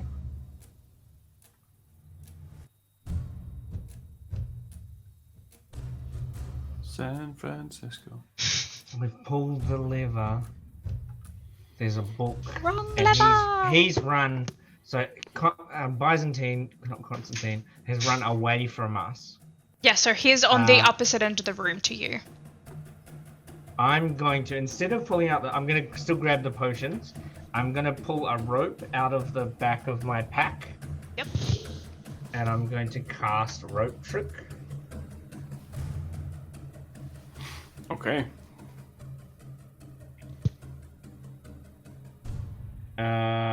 And I'm going to call out... Oh, how high is the ceiling? You can't see the ceiling.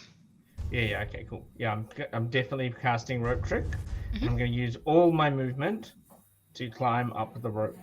And how long is the rope? 50 feet? 50 foot of rope. Yep. And at the top is an extra dimensional space. So I'm going to go and hide there. Alright, so what's your movement? 30 feet. Alright, so you make your way about, 3/4 of the way up. Yeah. And I'm going to call out to... Mr. Byzantine! If it wouldn't trouble you, can I see that tome? Alright. Yeah, buddy, I was trying to show it to you before you pulled the fucking wire. Alright, Bastian, you're up. What would you like to do on your action? You're currently, I think, standing at the mirror, I believe? Because you were helping Hank turn it. No, the tapestry. Well, I went to the tapestry. Oh, the tapestry, that's right. So you're right next to the tapestry on the very far right-hand corner. How far away is the tapestry from the mirror? So we're looking about 25 to 30 feet. Right. So the room is about 100 feet across from side to side. So Bastian's completely and utterly sure about what he's about to do is right. Mm-hmm. So I'm gonna yeet as fast as I can, and I'm gonna jump into the mirror. Okay.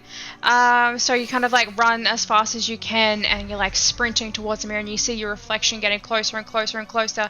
And as you go to like leap through, you hit the mirror and like bounce backwards. No, bloody hell! And your horn kind of like scrapes against the mirror and makes like a really high pitched like scraping noise, and you can see it like gouge a big gash in the mirror. Oh. God damn it. Oh. Well, that was all my movement. And so they're all coming down from above, right? Yep.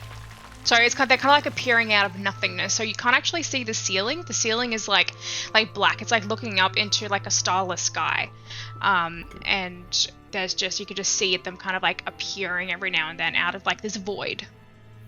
So the mirror can only turn around this way? Or can it turn around this way too? You give it a go. So if you try and like make it into a table and hide underneath. So it does swing a little bit, but not enough to kind of like turn it completely horizontally. It kind of can just like angle up about 45 degrees. It doesn't actually turn the entire way. Okay. I'll hold on to the back of it and just hide underneath. Okay, cool. That's all I can do for now, I think. Alright, so that brings us back up to the top of the round, which is Jim. Yeah. Can't really do much. Can't see a fucking door.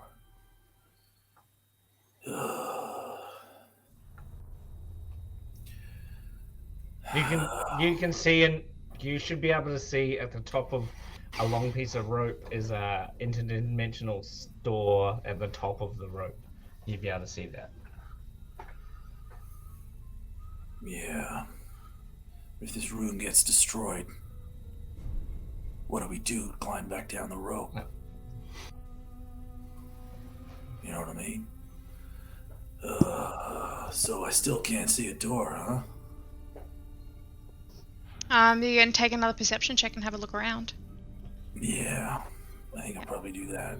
Yep. So make another perception check for me. Fuck. We still have the antibiotic. Yeah, thanks for that. You're rather welcome.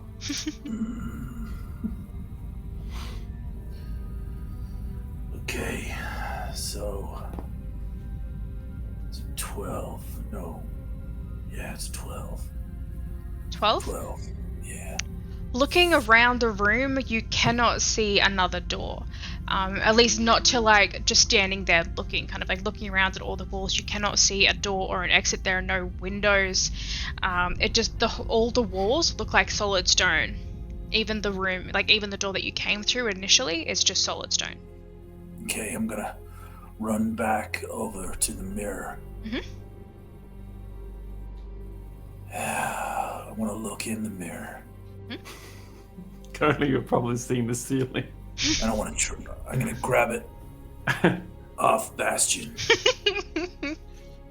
I'm hiding here. You find your own spot. Give me that fool. I'm gonna grab it. I'm assuming that's my action. So you've done like your perception check, your movement, and then moving the thing I'd say is like your bonus / free action. Yeah. Can I call out? Yep. Look in the mirror for a door. Look in the mirror for a way out. Instead of crouching and hiding. Alright, cool. So that brings us to our good friend Barry. Well, first off, Barry's going to reach under the mouth and peel the face back. He's peeling his own skin off! Ah! Oh, sweet oxygen, how I've missed you. Anywho, so... Maybe he was alive after all.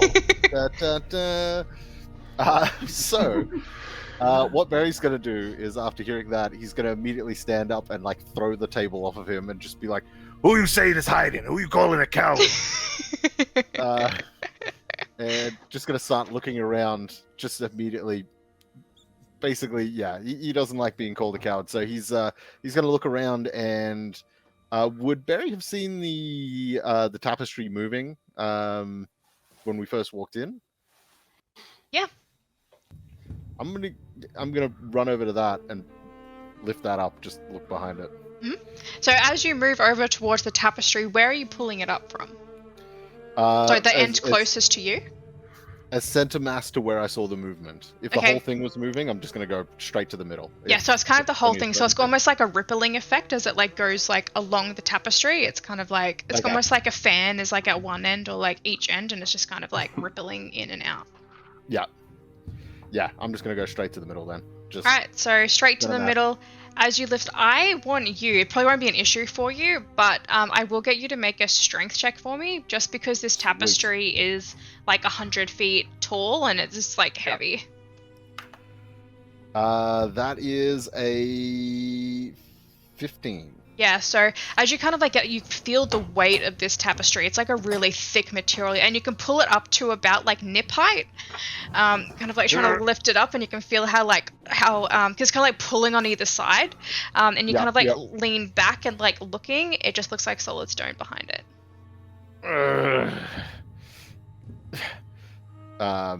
Drop it back down. That would probably be my action, I assume, right? Yeah, so you can have like a bonus action and like a free action. So you've done like your movement to get to the middle of the room because you were on one side.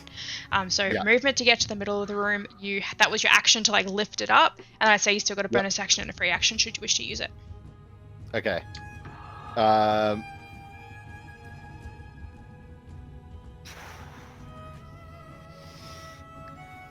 I'm just gonna, if it's okay for a bonus action, I'm just gonna watch to see the movement on it. If it is just rippling up and down type thing.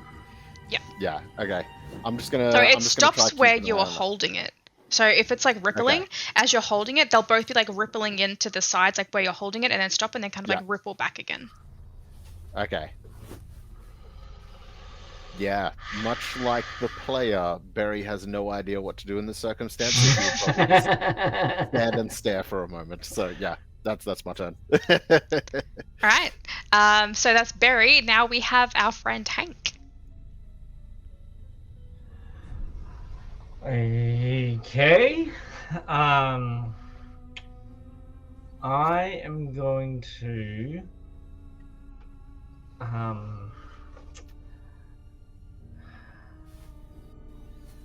no one's followed my instructions, but that's okay because I'm not in charge here. They're all the masters. So I'm going to continue using my movement to climb up the rope. Can I, while I'm doing that, try and watch? Because Mr. Byzantine told me to try and use the mirror to see if I could see a door.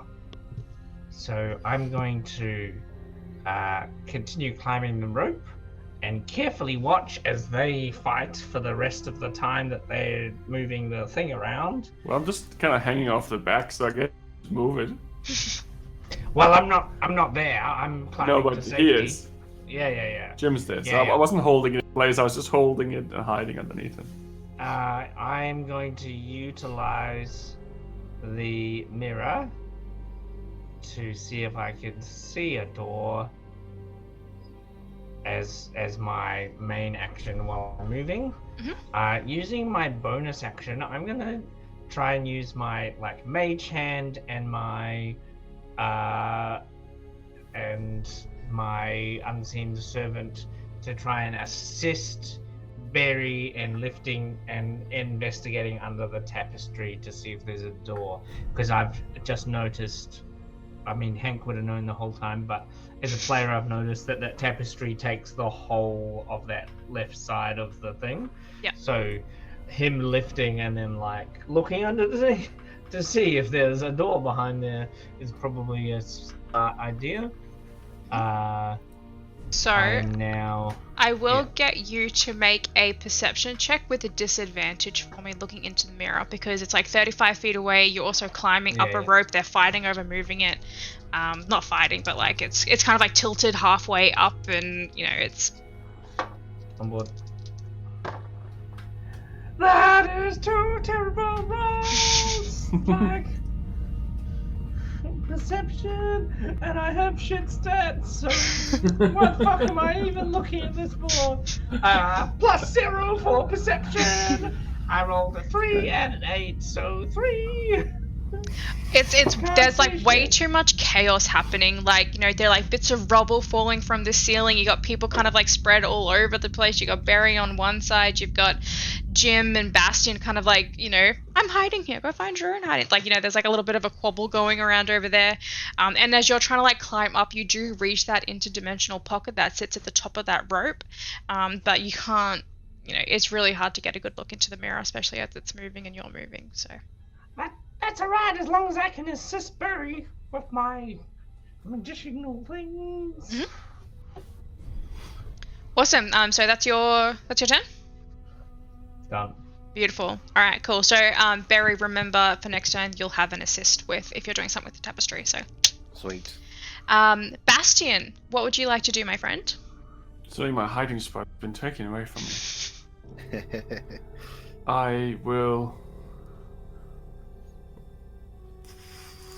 I'll run to the bookcases, I think. Mm-hmm. And I will just frantically start pulling out books, trying to find a hidden passage behind it, I think. Okay, so that's your action, just kind of like pulling like random books out. Are you pulling like a whole shelf of books, or just like random ones on different shelves? What's the game random plan? Ones. Random ones? Just, Awesome. Just random ones. So roll an investigation check for me. Oh, you're on the other side. Oh. We're the best ever. 18. 18. Pulling out books as you're like pulling them and like, you know, that kind of like, you know, looking at them and like casting them aside. There is a one that like sticks to the wall. There isn't one that's like actually a lever or anything like that. But you do find a book that looks like it's sort of like a Kama Sutra-esque kind of book, and that catches your attention really quickly before you. No, that's not what I'm looking for. No, bonus action read. I'll cross off the ones I know. It's got pictures. Oh, I am stuck. I am gonna stay there forever. I'll die like I lived. Gonna keep that one. Shit. I don't really have much to do with my bonus action because I don't really have any spells that I can use to help me with this. Bonus action, cry. Mm-hmm. Yeah, that's it. Yep, you can do that. Yep. Reaction too, I guess. As you cry, you notice that no tears fall. This thing isn't working. All right. So I guess top of the round we have our good friend Jim.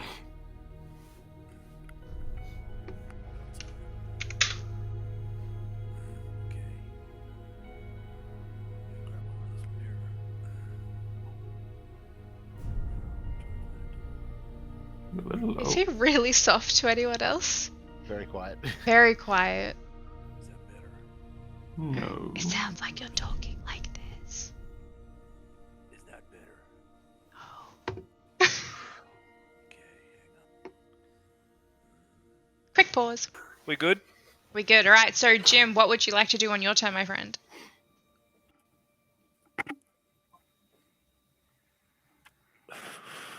I gotta look through the mirror, right? Yep. Try and find a door. All right. Which way are you facing the mirror? I don't know. I guess look over at the tapestry, I guess. Mm-hmm. Point the mirror at the tapestry and try and find a door. All right. Roll an investigation check for me, please. Okay. Not bad, not bad.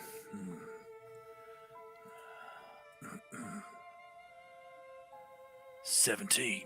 17. So as you move and the reflection of the tapestry kind of cascades across the front of the mirror, you notice that the tapestry seems to be depicting various forms of hell that you've read about in all of your religious texts. So while it looks on the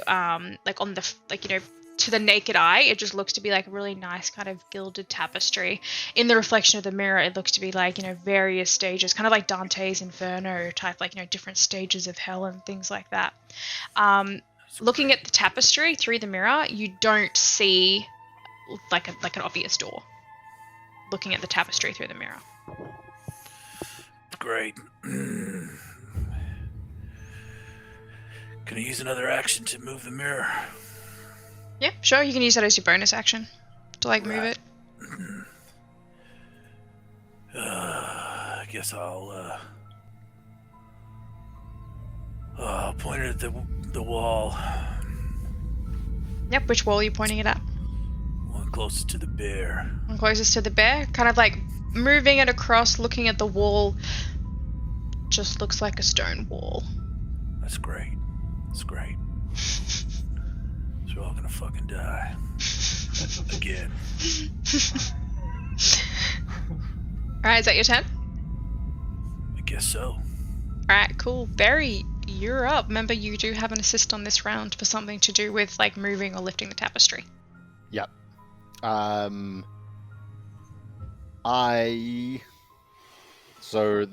I'm aware that there seems to be a stone wall behind the tapestry, right? Yep. Okay.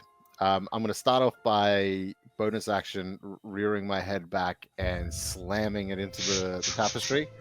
Because I would like to rage. Alright, cool. Always use your biggest tool. Yep. And Nice. then with that, I'm going to try lift it enough to go under it. Mm-hmm. And I basically just want to try walk the length of the wall and I'm slamming on the wall as I'm going. Just Alright. Yeah. So, because it was already, to your nips, so it's not that hard to kind of pull underneath it, especially with the assistance that you've got from Hank earlier to kind of lift it up enough. You can only move in one direction because you are in the middle of the room currently. Yeah. And the room is 100 feet from side to side. So which direction would you like to move in? Left or right? I'll go left based on the depiction of the room. Left, perfect. So we're going towards back where you started in the corner of the room, over that way. Cool. So as you're walking, you're kind of banging your fist against the wall, kind of running your hands over it and kind of going and shoving your elbow against it. I will, for the sake of me being a nice DM, give you 2 points of bludgeoning damage. Sweet. As you're slamming yourself against the wall, and that can count as an attack. Oh yeah. But you don't see anything other than just a stone, and because it is quite dark now at this point as well, because the tapestry has fallen and it's kind of crushing you almost into it just with the weight. It's, you don't find any there's no magic opening or anything like that in the wall. Easy. I imagine it's much like a tiny toddler who's barely old enough to walk, hiding behind a curtain that is way too heavy for them. It's just pushing them against it as they're trying to walk. Yeah. Yeah. Yeah. It's almost a little bit claustrophobic of being shoved up against the wall. But yes. Yeah, that's it. I would, if I got to the end, I'd just turn around and just be like, nothing! And then just look the other way, ready to walk the other way. Can you please do me a favor? I feel kind of bad doing it with you, but can you please make a general intelligence check for me? Oh, I would feel bad about doing that with you. Giving all the intelligence checks to the raging barbarian. Well, this is limbo. That is an 8. An 8? Wait, 9, sorry, 9. 9? Yeah. You just kind of bang it up against the wall and kind of being sandwiched. Yeah, cool. And everyone else can kind of, except for Hank, I think, because he's in the... Oh, wait, no, can you see out of your interdimensional space? Yeah. So you just kind of see this, figure, behind the tapestry. It's just, moving this, bulge in the mirror. In the tapestry. Yeah, cool. All right, Hank, you're up, if that's the end of your turn, Barry. Yep.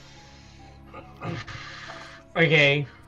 I've been watching all the things that are going on, and I am going to pop down out of my dimensional space. The books have all been booked. The north wall has been seen, and I'm going to hold my action for when Mr. Byzantine turns the mirror to the far wall. So the one So closest to I'm you gonna- is that one the one you mean? I'm assuming that we have investigated the tapestry side, the book side, and the bear side, and he is smart enough to know that we're now going to investigate the right side of the room. Yep. If he doesn't, then that's what I'm doing. So you're just waiting until the watching. mirror turns around to face that wall, and then you'll use 'Cause your I action want to to look watch. through. I want to look. Yep. Do you want me to roll for that now? No, we'll just wait until I'll- after his I'll turn, roll just then. to make sure that because he might not do that, so we just want to make He sure. might not do that, and yeah, cool. I'm also going to, I'm going to send a firebolt at the tapestry that's on the opposite side. Yeah, I think that's what I'm going to do. I'm going to send I'm going to drink the grey potion. Drink the grey potion. All right, so I guess that'll be your bonus action to kind of pick the wax off. It's kind of like flaky and brittle and dry at this point. You kind of pick the wax off, and you down the potion. So the grey one. Looking at sorry, let me just find it. Where is it? Where are my potions? Here we go. Cool. So It's lotion. it's mouthwash.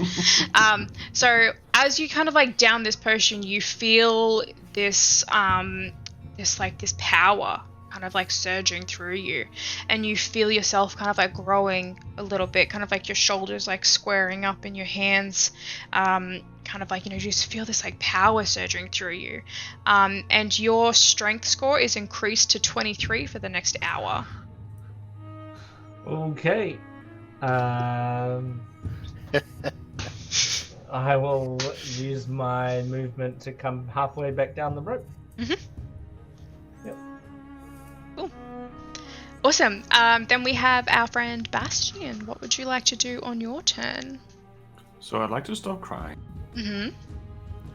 And That's your action? You really got to pull yourself together? Maybe cast calm emotion on myself. Yeah. I will feel like I don't know what's going on, so I'm gonna run over to that pile of gems, I guess, next to where the mirror is. So that's And I'm gonna gold. That's next to the mirror. The second gold? pile of gold. Yep. Oh, is there gems somewhere? Gold coins. Yep. So there are gems over next to. If you're looking on the map on the right, a very, very right hand side, you can see a pile of gems behind what looks to be a chest and another pile of gold. There's also a pile of gems over on the far left hand side near where that table is with all the weapons on it. So I'll go to the one with all the weapons, where the weapons are, and I'm gonna start picking out gems and I'm gonna throw them back because these rocks are falling down towards me, and I'm gonna throw them back while I yell at the ceiling. Alright. It's the most logical decision I can come up with right now. Cool. You start That's throwing me. gems. Yep. I just chuck them back and I'm just yelling like, ah! Leave my face alone! Alright. Jim, what would you like to do on your turn, my friend? Back to the top of the round. So, I've looked at the wall, the tapestry. I've looked at the wall closest to the bear. I'll look at the wall on the right. Do I see anything? I point the mirror. Do I see anything? It is a wall of solid stone. God damn it. God damn. I don't know what I'm supposed to do. Have I looked at all of the walls?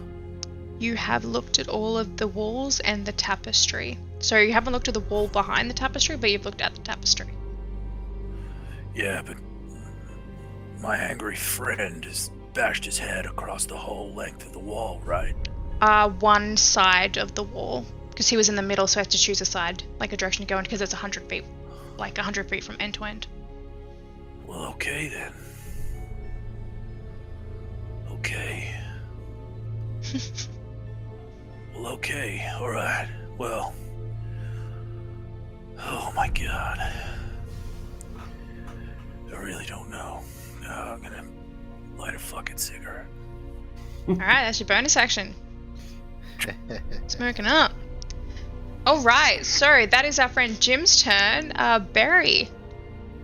Full sprint, dash, run across the side, just bouncing off the wall on occasion. Just, yeah. So, like, bloody knuckles, like, raging against this wall. You run, like, the entire length of the wall, and it is just solid stone. Get to the end. I don't slow down at the end if the wall's still there. I just bounce off of that. Fuck! I'll get you to make a, what's your passive perception? Two. That's not bad. It's an well, no, I take that back. It's an 11. 11? Looking at... It's 8 plus perception, right? Or is it 10 plus? I'm pretty sure it's 8. Yeah, I think so. Whatever. 11 or 13, but likely 11. Yeah. But that's okay.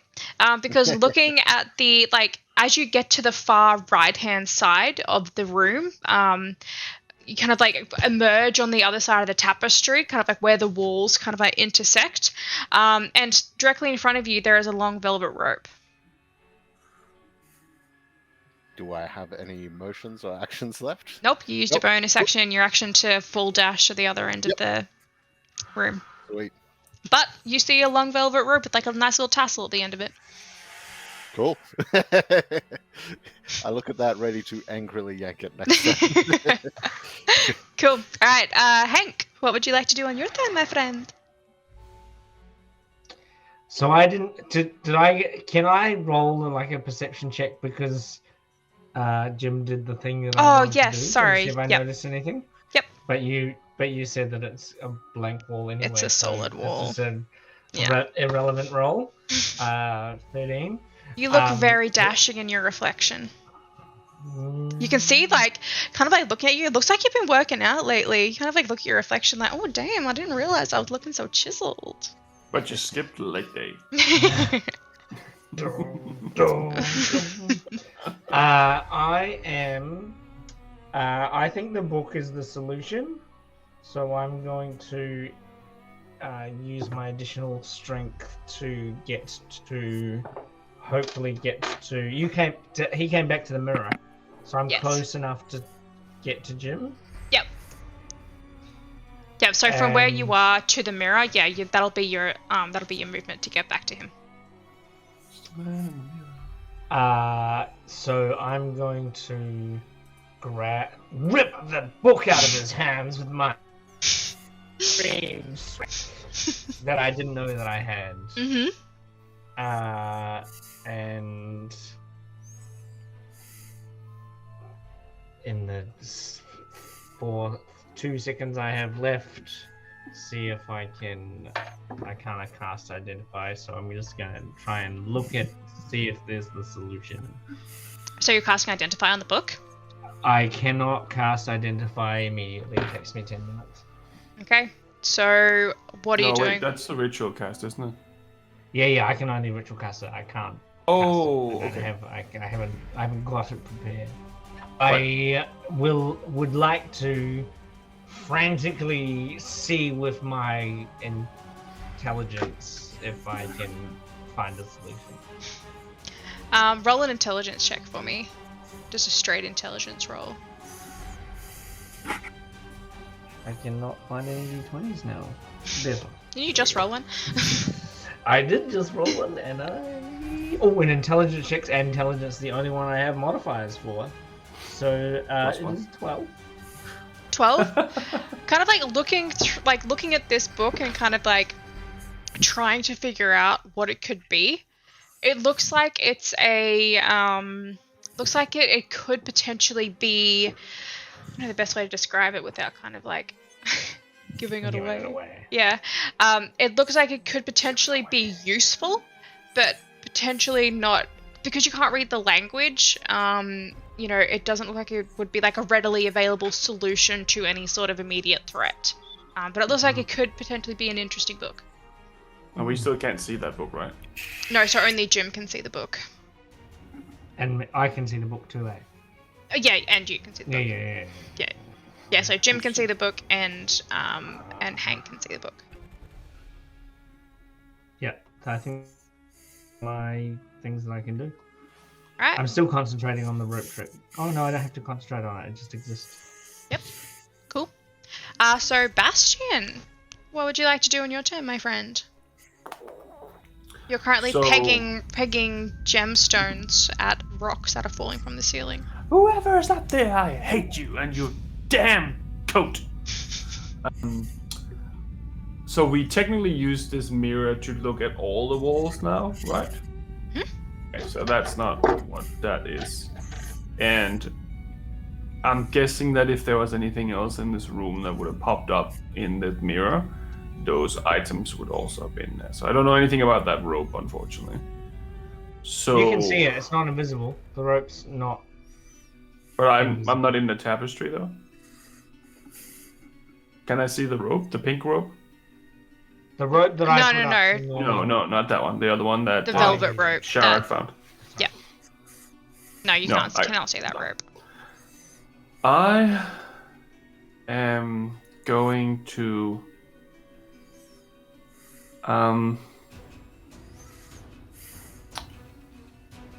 good question. I am going to take out the book of Kama Sutra. Mm-hmm. I'm going to take one of the chairs, to drag it across the floor, and I'm going to sit down, put my feet up, and wait. Alright. While I read. Fair enough. So, at the top of this round, massive boulders start falling quicker from the ceiling. They kind of like start coming in quicker succession, whereas before it looked like they were just kind of like loosening up and kind of like starting to fall. Now it looks like they're really starting to come down. So I have my d8s here. Does everyone remember what they rolled on their d8? I've got it written down Yes. I'll read it down. Alright, so I rolled a 3 and a 6. I don't think that's anyone. So as the like rocks are like falling down from the ceiling, you see these like massive boulders. One of them falls and smashes into the ground right next to the mirror, leaving like a massive hole in the ground, like a meteor impact. And you feel the ground start shaking. Another one coming down, probably the size of like the table, and just falling smack down into the far right hand corner of the room where you've been standing earlier, where that table and that bearskin rug is, just and deciding to see it taking like chunks out of the stone, and like stone like flies off and stone flies up from the ground as it smacks into the table, and like bits of wood like splinters like flying all over the place from this impact. But thankfully it didn't seem like neither of them seemed to come directly on top of anyone. So, top of the round, we have our friend Jim. What would you like to do?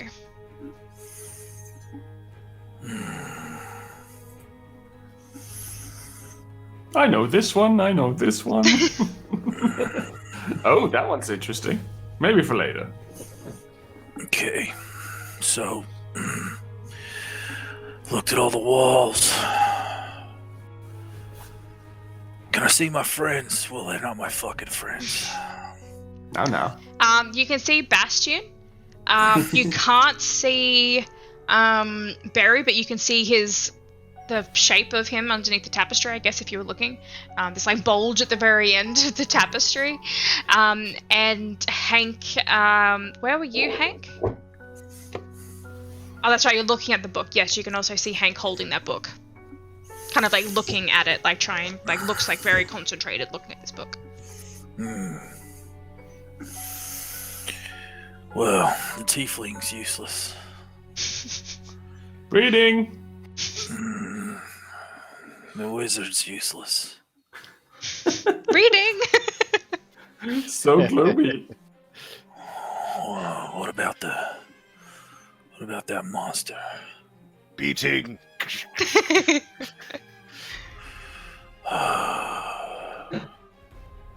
I don't know. So, what end of the wall is he at? He's Is at he the at the very end with right the hand hammer? side. No, other end. So Or where those chairs are in the that other chest. side? Yep. That chest is. Started in the middle, ran to the left, and then ran all the way to the right. And did he stop at the end of his movement? He Like, ran did he- into the wall at the end of Yeah. his movement. He kind of like smacked into the wall. Yeah. So there's no real way of me knowing about that rope, is there? None of us know about the rope, so I can't meta and go over there to the rope. You find yourself strangely rooted to the spot, unable to move in that direction.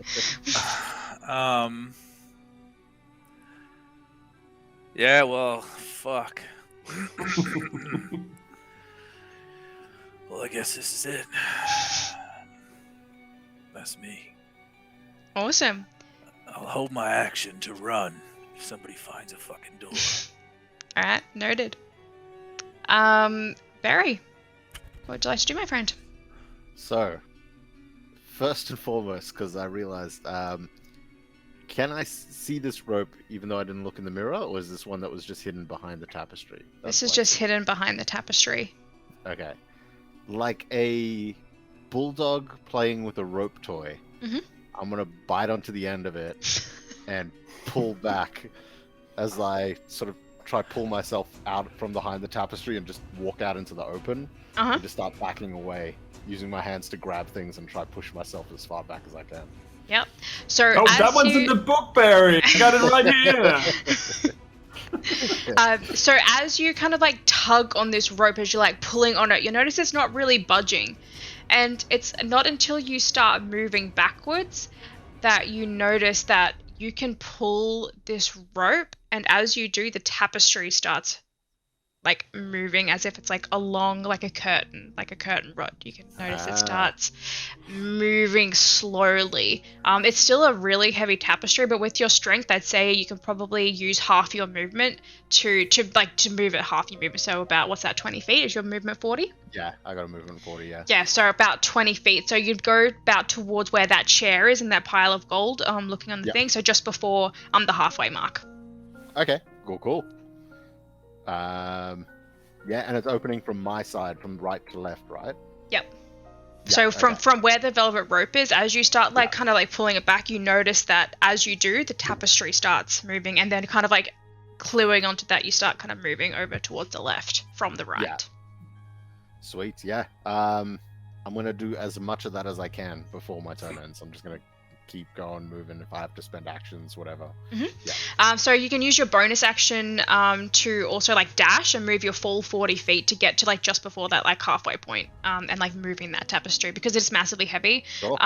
Moving half speed. Yeah, easy. I'm happy with that. Cool. And everyone else.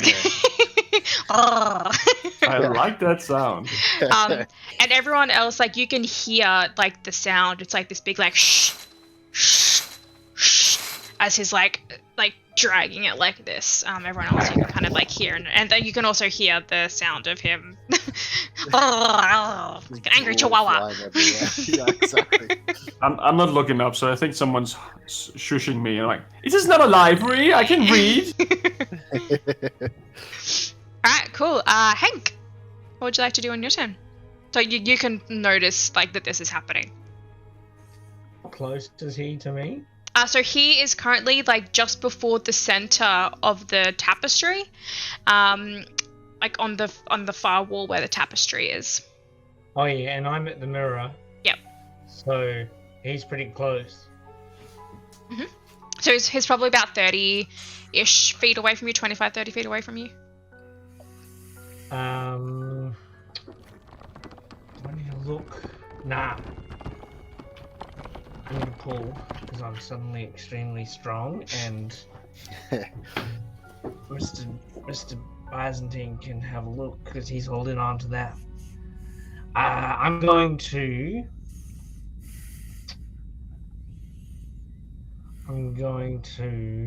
notice what's going on, take the book with me, and then I'm going to use my action to dash to like help pull the Awesome. rope. Or I'm going to take the rope and pull. What's your And movement speed?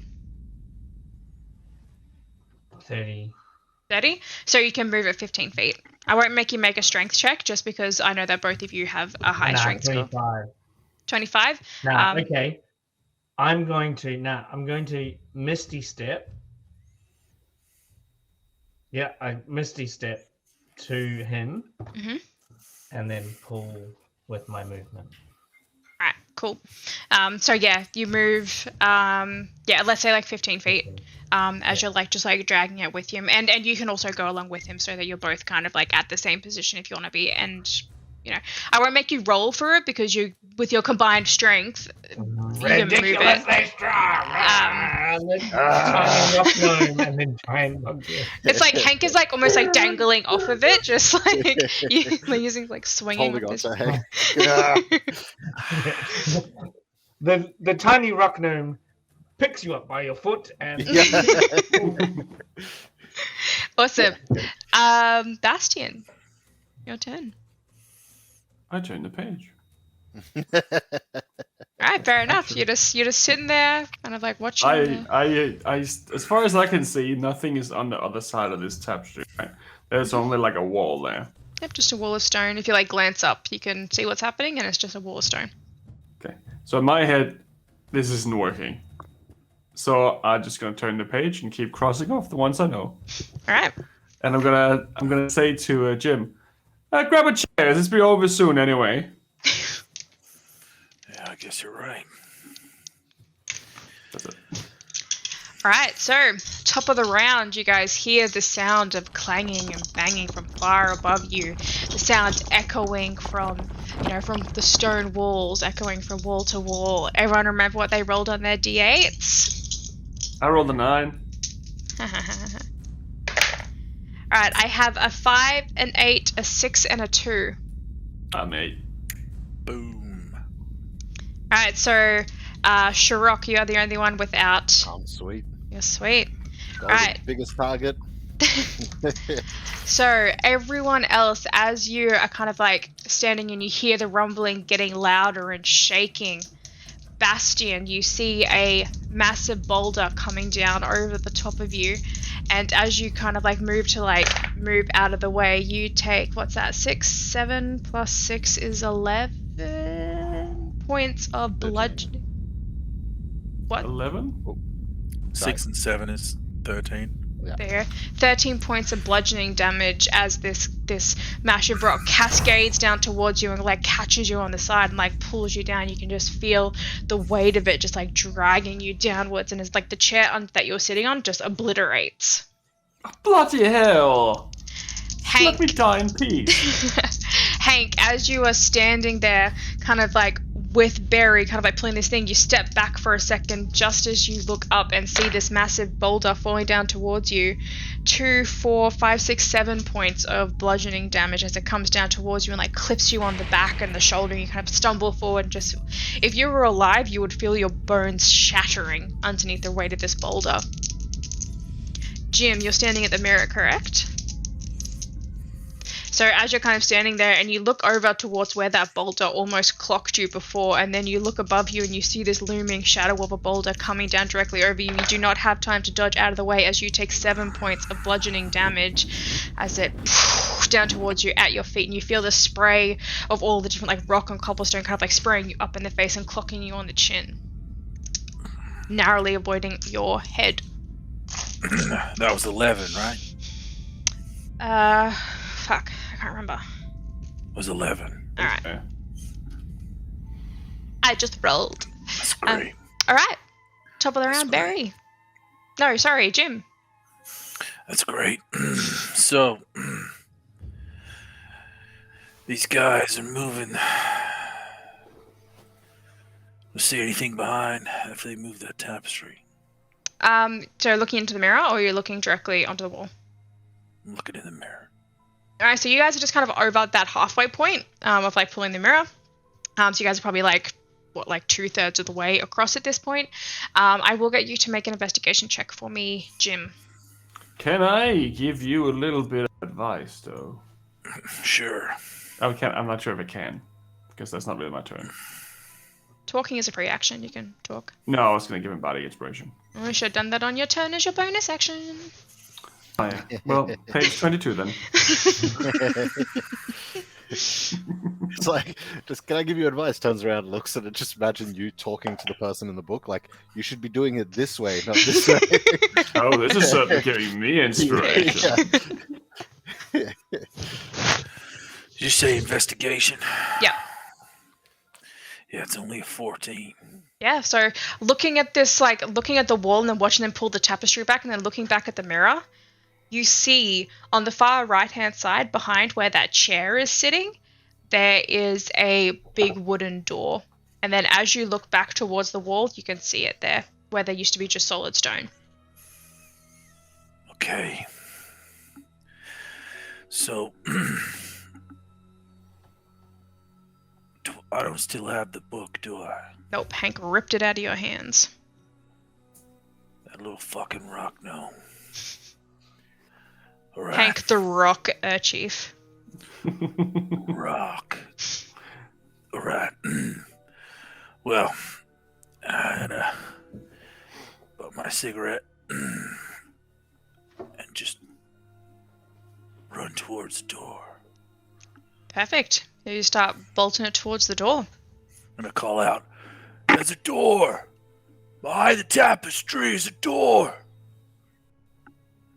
Alright, cool. Barry, your turn. Sweet. Would I still be raging, by the way, through my thing? Because I haven't really taken any damage or anything. No, you wouldn't. Probably drop it. Okay. Yep. Sweet. I'm gonna roll to see if I keep pulling because I'm dumb. Yeah, I keep pulling. Keep pulling. Awesome. So another 20 feet with Hank. You're being dragged along at half speed. Over towards, and you're like just about at the very end now. There's probably only like another 10 feet left of like the wall until you're going to hit the other end. So you're so close to just being at the end, and you just kind of like, yep. Once I get to the end, that something magical will happen. Once I pull this back. Yeah. Awesome. Yep, that's it. Cool. Hank, you're up. So how far away are we now from the thing? You are 10 feet away from the from the opposite end. Of the door. Oh, from the door? Can we see? Can I see the door now that it's been pointed out to me? It looks like Jim is running towards a wall of solid stone. But he's not running towards a curtain. He's running towards a wall of solid stone. Yep.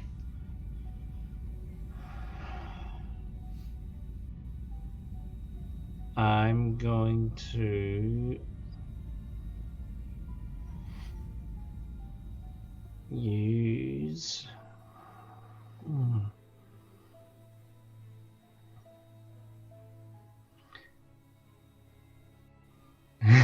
and the curtain's pulled back completely now? You still got 10 feet left until it'll be pulled back completely. So you can use like half your movement if you wanted to complete it, to pull it all the way to the other end. And still have like 15 feet left. I am going to say to Barry, come on, mate, we've achieved it. They've found the hole, and then I'm going to run. I think my movement gets me to the mirror, right? Yep.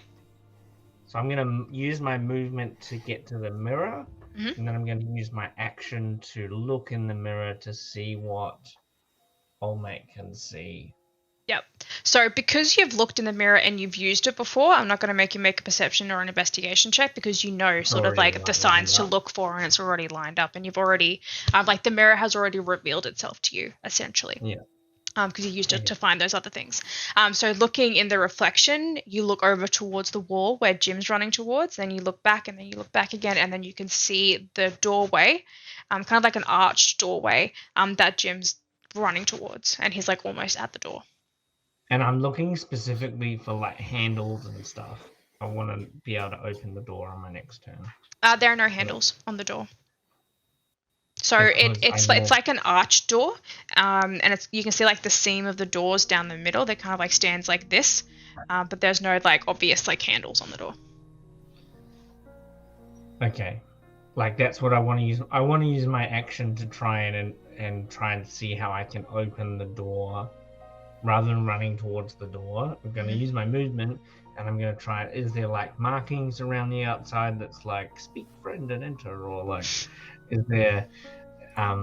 So looking at the door in the reflection, it is too far away to be able to investigate. So you would have to move to the door because the door is about 30 feet away from you. So if you're looking for like markings, engravings, and trying to like look like in like for finite details, you'd be too far away. Can I pick the mirror up? The mirror is like bolted onto this like turnable platform. Can I see the door now that I've seen it in the mirror? Yes. So you can see both the reflection and the actual door. Now, but when I look away from the mirror, can I now see the door? Yes. Like, same with the book, and the like. Once you've seen it, okay, yep, good. That's my turn. All right. Cool. Bastian. I will also run to the mirror and have a look. Mm-hmm. So make an investigation check for me. Nope. What'd you roll? 3 again. 3. Looking at the mirror, you're like looking at it and you're looking at yourself and you're looking to where these people are running and you can't. What are they running towards? It's a solid stone wall. And you know, you already ran into something very solid and you're kind of like, they are going to get a concussion running into this wall. And you haven't seen the book. Like people are talking about like a weird book. You don't know what they're talking about. You've got your book like. Oh, I think the stone hit my face. Oh no. Oh no. I guess that's me. Cool. I will try to follow them as well as much as possible. I'm not sure how much movement I would have left. Mm-hmm. So you were sitting. So that would be like 20 feet to get to the mirror. So you'd have like another 10 feet or so to move towards the wall. Right, I'll do that then. Mm-hmm. Cool. So, top of the round. Splat. The walls are shaking. The earth was quaking. And you see these shadows looming overhead as the sky is falling. The sky is falling. 7, 4, 5, and 7. Is that anyone? Nope. Nope. Awesome. So looking up, you can see that in quick succession, these boulders are starting to like plummet down from the ceiling. You can see them crushing the display cases that held those beautiful antiquities. You can see it completely like pummeling into where Barry was hiding before, the boulder just smashing and like splintering, the weapons like scattering across the floor with the sound of like scraping metal against stone. You can see it like plowing into the wall on the opposite side near where the bears are just gouging a massive chunk out of the stone and just bits of rubble flying everywhere as dust begins to rise up in the room. Jim, it's your turn. Can't hear you. I'm just gonna run at that door as hard as I can. Mm-hmm. So as you like sprint towards the wall, you like lift your hands out in front of you, the door opens, just swings inwards, and you can run through if you wish. Yeah. Goddamn right. Right. So to anyone watching, Jim seems to just like like platform 9 3/4 style, just disappear through the wall.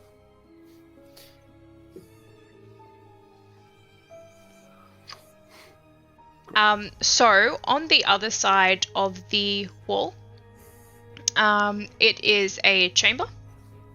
Very similar to the one that you were in before you entered this other room, like into the treasury room.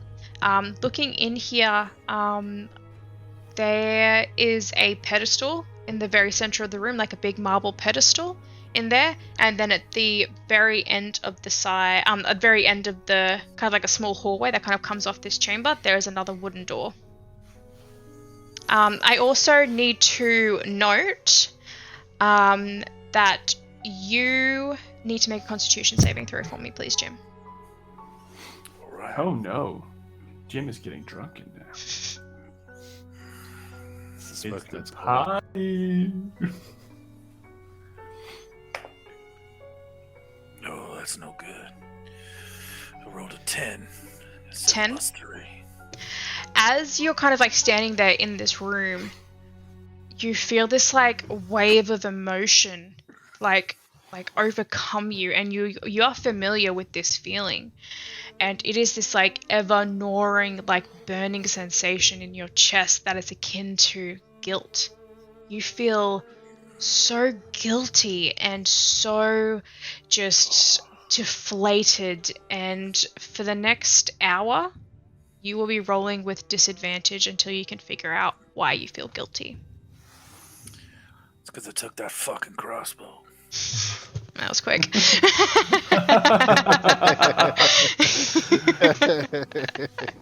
So for the next hour, you'll be rolling with disadvantage. Unless you want to do something with that crossbow, it's up to you. But is that the end of your turn? Now, isn't it?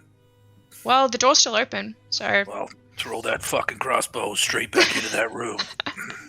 Alright, so Can I that'll do be that? your action, I guess, for this turn. You kind of like you move your movement. So kind of like you like look at this crossbow and you just feel this like thing and you just go, it's not worth it, and you just toss it back into the room. That shit. And to anyone else, you just see this like crossbow come like flying out of the wall and then like scattering across the floor. Yeah. And then I'll light a fucking cigarette. Alright, cool. Barry, you're up. So you have pulled the tapestry to the very end of the wall now at this point. Yep. And I've just seen Jim look at the mirror, run to the wall and disappear into it. Mhm. I've seen Hank look at the mirror and start running towards the wall. And I've seen Bastion look at the mirror and also start heading to the wall. Mhm. Following suit, having no idea what's going on. Mhm. I run to the mirror, look inside it, and then I'm going to turn and run to the wall. Okay.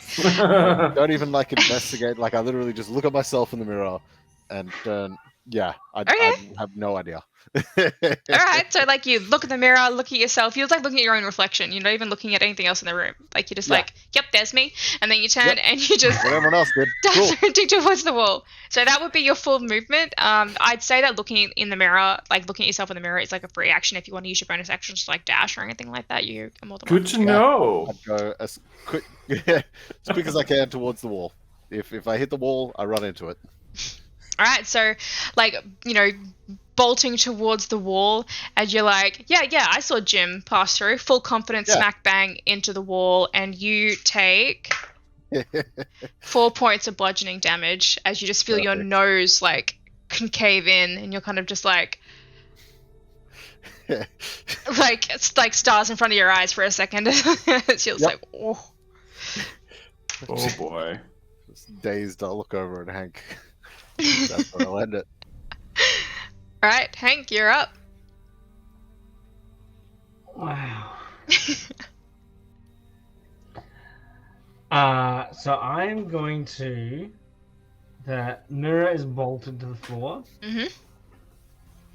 I'm going to try and lift the mirror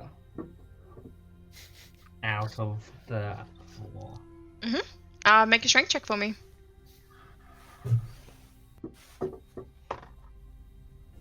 Fucking shit. Plus whatever 23 gets me. Uh, What does 23 get me? Plus 7. Plus 6, yeah. 11. 11. You're like straining and you can like feel like the metal buckling a little bit, but it's not enough to pull it out. It's like bolted into stone.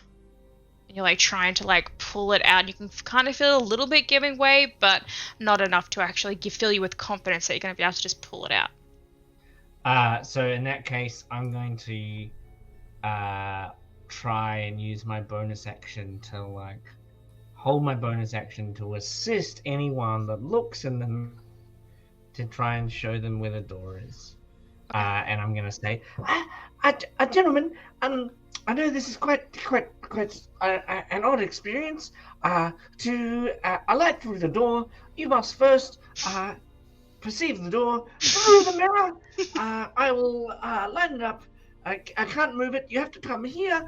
I'll light it up as best as I can, and I will send Gerald to sit on top of the door to help you to perceive it.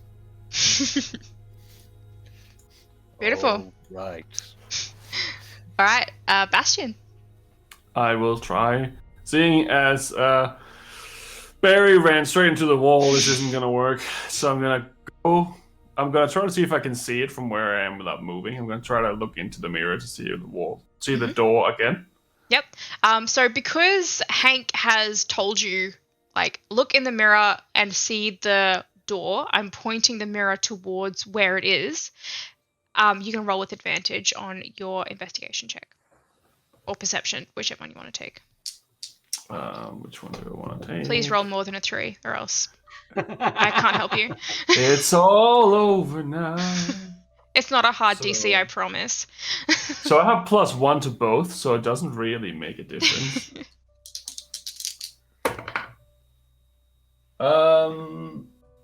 17. Yeah, thank God. So, yes, looking back and you're like, okay, I'm looking for a door, and you can see, like, as Hank kind of turns it, and he turns it in the exact right position, that as you're looking, you see a door. You're like, how did I not see this massive, giant door before? And then you turn around and look at the wall, and there it is. So I didn't have to move towards the thing to see that, did I? Nope. So I moved 10 feet towards it, so I would be able to get to it, I guess? Yep, and it's open because Jim is currently standing in the room adjacent to the door. So Okay. the doors are open. So Barry still haven't seen it, as far as I understand. Mhm. So I'm going to run over to where he is, and I'm going to say, not to brag, but I defeated our local chess champion in less than 5 moves. Finally, my high school karate lessons pay off. I give you body inspiration as I pass through the door. He looks at you kind of funny for a moment and then goes, Oh, because he couldn't see himself doing it. I feel like I take 1 psychic damage now. I feel like, well played.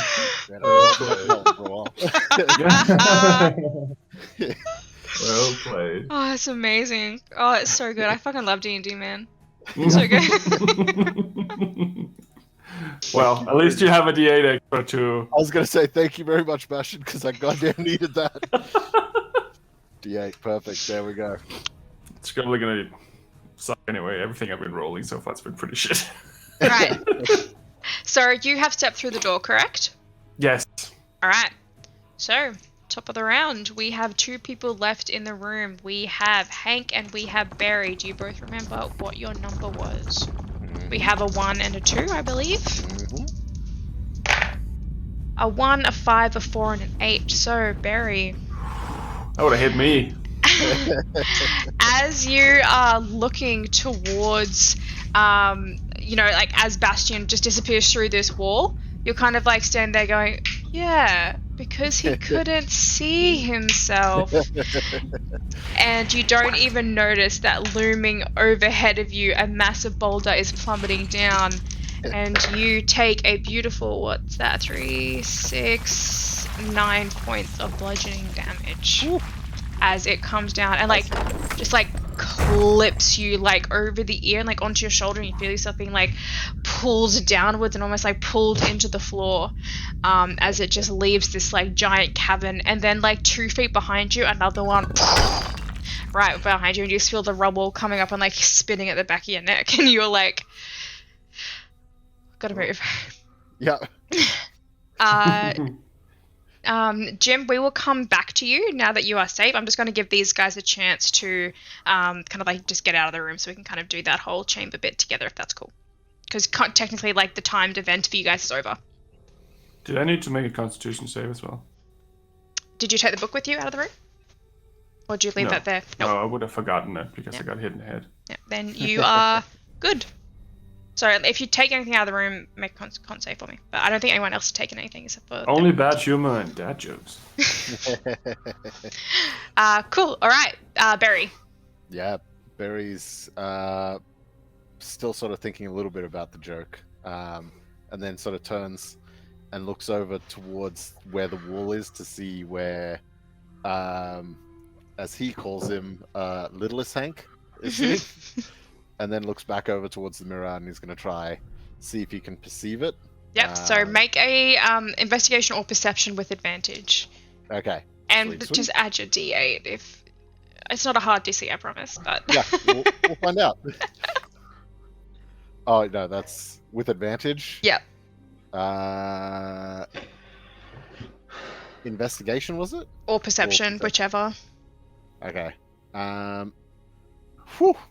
22. Oh yeah. You're like, oh yeah.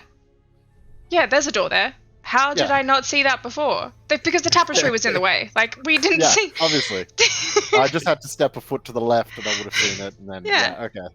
He's just Yeah. been Yeah. distracted by the joke up until this point. Yeah. It was like, yeah, you've been too busy thinking about it. Just trying to work it out. But yes, you do see the giant door, and you can also see Bastion and Jim standing inside that room. Yeah. I'm gonna sort of just. Oh, okay. And just sort of awkwardly walk through. Perfect. All right. And then Hank. Run in and get into as the Can I trip dear. him just as he enters, just as a joke? you want to put your foot out? No, I just want to trip him right as he enters his room. Yeah, so you want to put your foot out and like try and trip him? Yeah. Yeah, awesome. All right, so Hank, actually no, make an attack roll for me, and then if it hits your AC, Hank, make a dex saving throw. Does my AC go up because of my really strong strength? Nah, so to speak, so it's the same as what your like Yeah. AC would be. I just have more So- muscles to hurt. Oh no. Does this count as an unarmed attack? I guess? Yes, yeah. Okay. Unless you're holding out your sword to try and trip him, I guess. But I would take I his wouldn't, leg I wouldn't off. actually try to hurt him. 25 to hit. What is nope. your Oh, sorry. The wizard has a 26 AC for sure. Yeah. Oh, sorry. That must be in the other book. One right next to bullshit. All right. So make a dex saving throw for me to see, because you will trip with that, but I want to see if you take any damage falling over. So make a dex save for me. 19. 19. Yeah, nah. As you like skid forward, you kind of like trip a little bit and like fall forward onto your face, but you put your like super muscly 'Cause I'm arm so out strong, and like, catches just you. like- Start doing push-ups like as you fall. Yeah. You're like, Well done, darling. Uh, That was great. and Do as I we need to make con saves for the potions and the book? nope. Not the potions and the book. So as you step through, the doors close behind you with like this dull thud, and the room goes into complete pitch blackness except for this glowing pedestal in the center of the room. And I think that will take another like 5-10 minute break. Quickly. So Sweet. Woo. Perfect timing. Woo! So that was one room. that was one room. I did not expect it to take that long to pull back the tapestry. I really didn't. I blame Barry.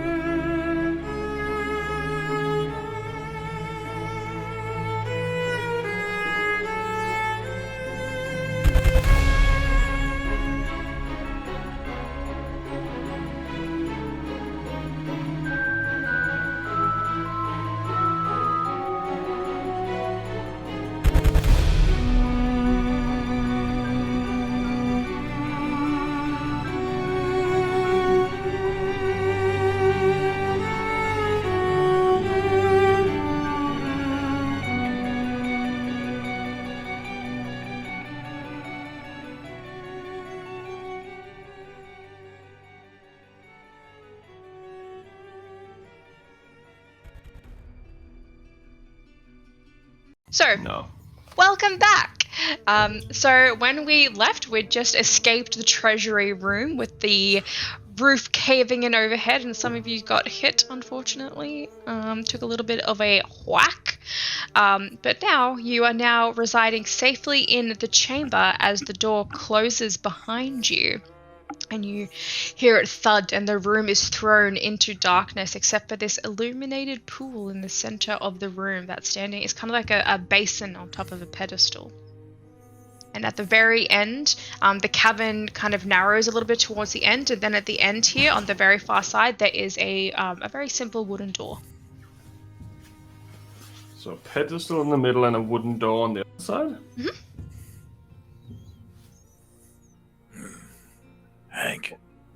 Hank, you see anything magical?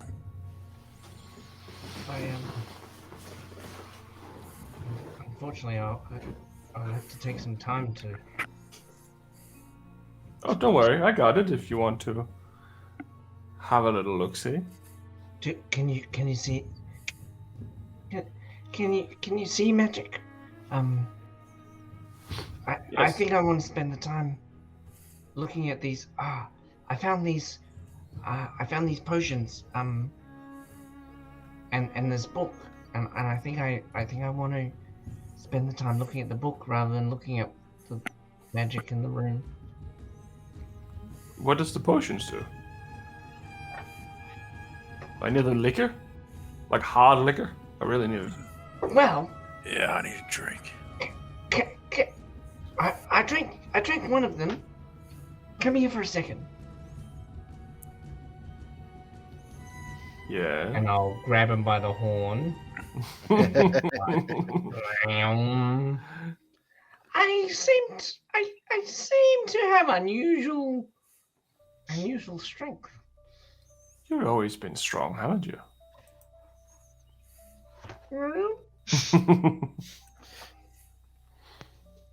Alright, that's weird. Do you know what they do, the other ones? Well, I'm just gonna be quiet for a second. Rude.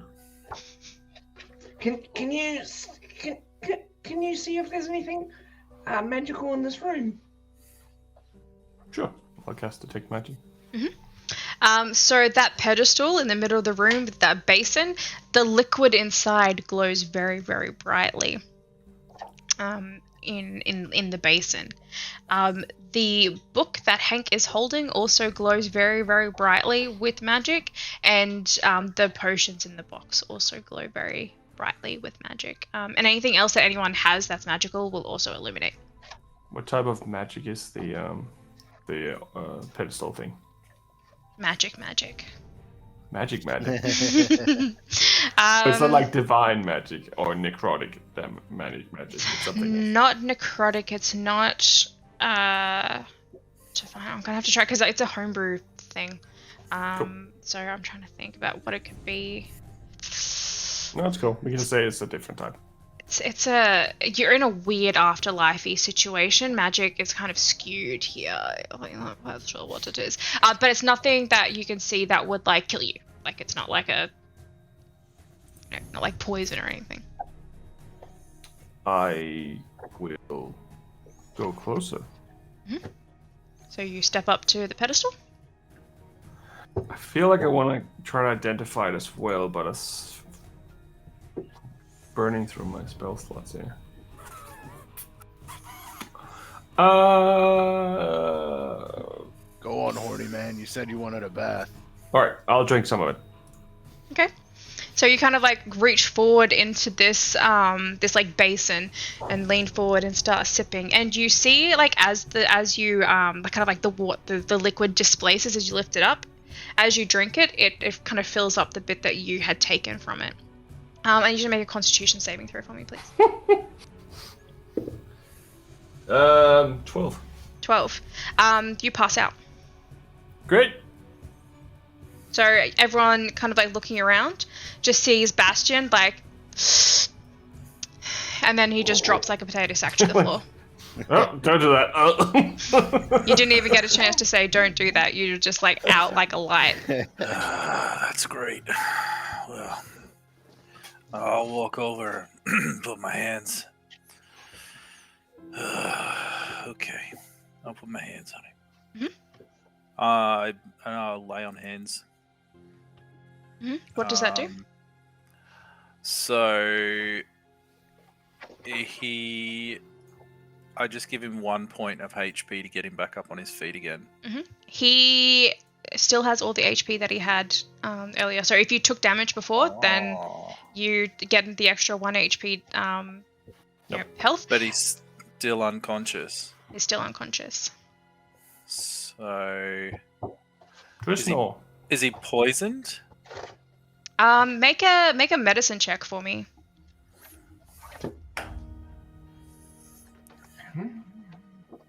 18. 18. Looking at him, and you kind of like pull back his eyelids a little bit and like kind of move his head from side to side, check his pulse. He is asleep. He is dead asleep. Because lay on hands can neutralize poison. He is not poisoned. He is not poisoned. Napping. He is having a bit of a snooze. Yeah, right. Hank.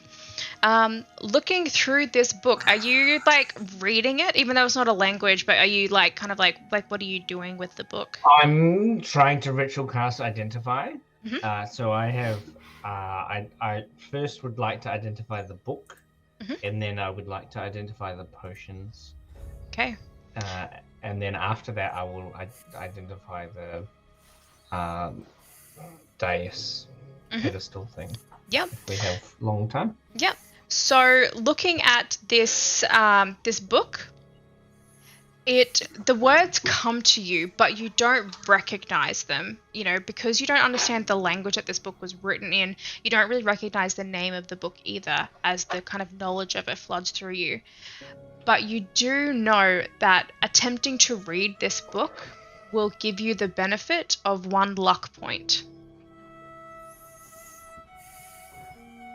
After which the book will turn to ash in your hand. I will, once I identify that, read the book and get the luck point, and it'll turn into ash. So as you're kind of like, and you like look at the book, and then you think, I feel strong and lucky, and then the book just falls into ash and kind of like sifts through your fingers and falls to the floor. And kind of like scatters away. Luck's a reroll, eh? Yep. So you can re-roll a d20 of your choosing before, like after you know the outcome of the roll. Yeah. I'm the wrong person to have that, but that's the way the cookie crumbles. Anyway. So the other potions. So, The potion that you drank is drunk, so you don't know what that was. So two of them are, so the two rusty colored ones are two potions of healing, just like regular potions of healing. And the other one is one potion of resistance. So you can choose a type of damage to be resistant to for the next hour. Excellent. And that's about like 50 minutes. So I'm going to be weak as hell. Oh, what about the pedestal? Pedestal. So looking at this pedestal, you can see it kind of like glowing with this magic, and you kind of like look down towards Bastion, who is asleep on the floor. And looking back at this potion that's sitting within this basin, you come to realize that this is a potion of... I don't have a name for it, but essentially what it does is it forces you to rest for 15 minutes, and when you awaken, you have the full benefits of a long rest. So all spell slots will back up to HP, like full HP. All that See, I clevered.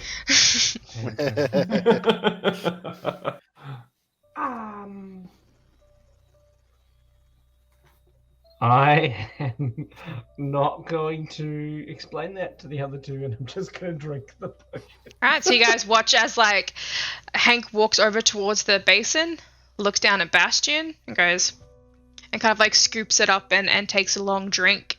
And then you kind of see the potion refills itself. I need you to make a Constitution saving throw for me, please, Hank. So in terms of time, though, like I would have taken 10, 20, 30 minutes to do that. To do those 30 minutes to do those three things. Because I wouldn't have identified both potions, I just would have identified one of them. But yeah, I'll do a con save. So if that's taken that long, by the time Hank's gone to drink it, you're awake, Bastion. Yeah. Oh! Because it only knocks you out Wow. 15 minutes. Oh, I feel nice. I feel like I had a good night's sleep. Oh, you're so intelligent, Bastion.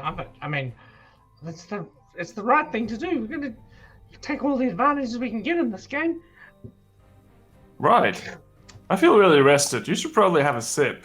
Same as a long rest, or? Yep, full benefits, long rest. So get your spell slots back to full HP. Kind of like you just reset. Nice. That was lucky. It could have been poison. Well, you did check for poison, and it was not poisonous. So I didn't check shit. you did. You identified it, and like you detected magic, and it wasn't poisonous. Like. Oh, I just knew that it was magic. Well, the School of Magic was not death magic, so. The School of Magic was awesome. Dope shit. From the School of Rock. What was your Constitution, Hank? 7. 7. Yeah, no, you're at like a light straight up. We hear a small bump. It's like taking like Missindol, except like instantaneous. You're just like, ugh. Finnegan. Yeah, Finnegan, like you're straight out. Cool. So Bastion, you're awake. Hank, you're asleep. The other two, what are you guys doing during this kind of like meantime? If there's anything that you want to do. Barry walks over to the thing and sees that Bastion feels replenished. And figures that it's something in the water, but goes over and sits in it and starts bathing in it. Just getting in all the crevices. It's a tiny, like, little basin. It's like This a is bowl. odd, and it's precious. It's like a mixing bowl sized. Okay. Okay, if that's Like the case, scoop he it walks up and over- like underneath your armpits. Yeah, he grabs it, he starts doing like a quick bath, so to speak, just washing himself off with it. I'm rather He's glad like- that I drank out of it before this happened. Just sort of like, I imagine he wouldn't even swallow it because just amongst his bathing ritual, he'd put some in his mouth and gargle it and sort of spit it back in as well, and just be like, Yeah, that is refreshing. Oh, I feel great. Alright. Fair enough. All right. I would say you should have something to drink, Jim, but I'm not sure if you're going to like that. I'm not drinking that shit. It's a bit murky now, really. Well, actually, as you watch the potion, as Barry kind of stops splashing around everywhere. It does kind of like refill, and it kind of like does like a swirl, and then it becomes like clear again. Oh, great. I'll wash my hair. I'm still not drinking that shit. Well, it gives me a good rest. If you need it. I'm fine. I'm already dead. Well, I mean, technically, we're in the halfway point. You drink it and you rest? Can Yes. I, DM, when I wake up from my slumber, Mhm. if no one else has done anything else, I'm going to attempt to fill up the empty strength potion-y thing Mhm. with potion. So as Potion you of hold the wellness. vial up, you scoop it into the basin, lift it up, and then you watch as it just kind of like drains. I think as it's taken Hank like half an hour to get to that point. An I hour. definitely- I'm an hour before I've woken up. An hour. Okay, yeah, Yeah. I definitely would not have waited for them to fuck around and sleep. I would have gone over. So all I see is the basin. Mhm. Do I see the door? Yep, you can see the door. So the light from the basin, it's it's almost like its own light source essentially. Like there's a light emanating from the basin, and that casts like a really nice white glow over the rest of the chamber. And it's just a circular chamber with a little kind of annex at the end with a door. Yeah, I'm gonna open the door. Alright, so as you open the door, you kind of see before you a grand room. It kind of resembles a courthouse, almost. So there are really tall walls with high ceilings. The room is drenched in like mahogany and oak paneling. Two like long rows of pews run either side of like a walkway in the middle. And you can hear from within this room like voices, like a whole lot of voices, kind of indistinguishable. It's just like a crowd talking amongst themselves. But just opening the door, you can't see anyone inside. If I look back over my shoulder, is anyone still asleep? Only Hank, I think. Yeah, I think Hank only would be Hank. asleep, right? I don't know if Barry drank it. I think he just gave himself a little Yeah. horse bath. And Lil pick himself up. Barry. Mm. Barry, You would have. Yeah. can you grab the wizard? Let's go through the door.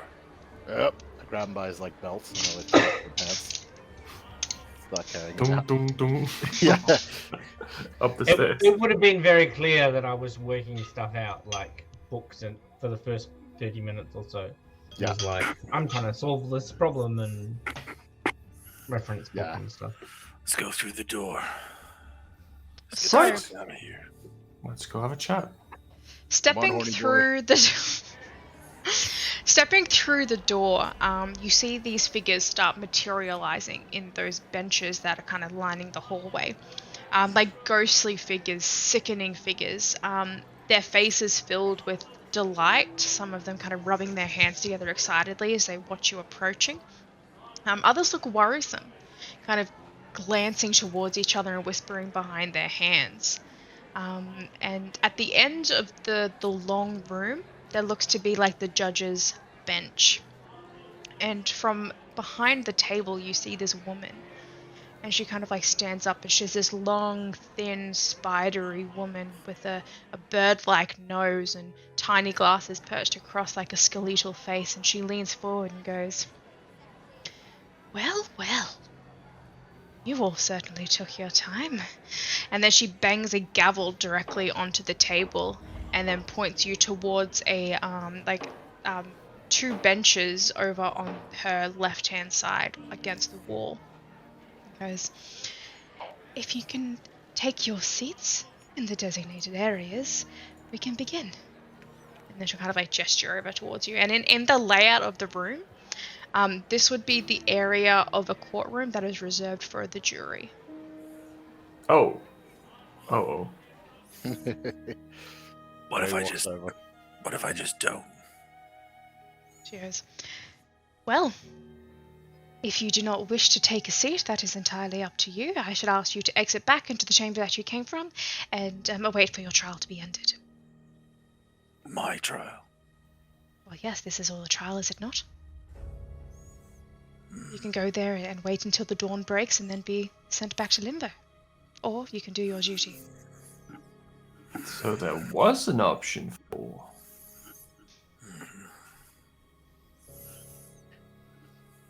He goes and sits down.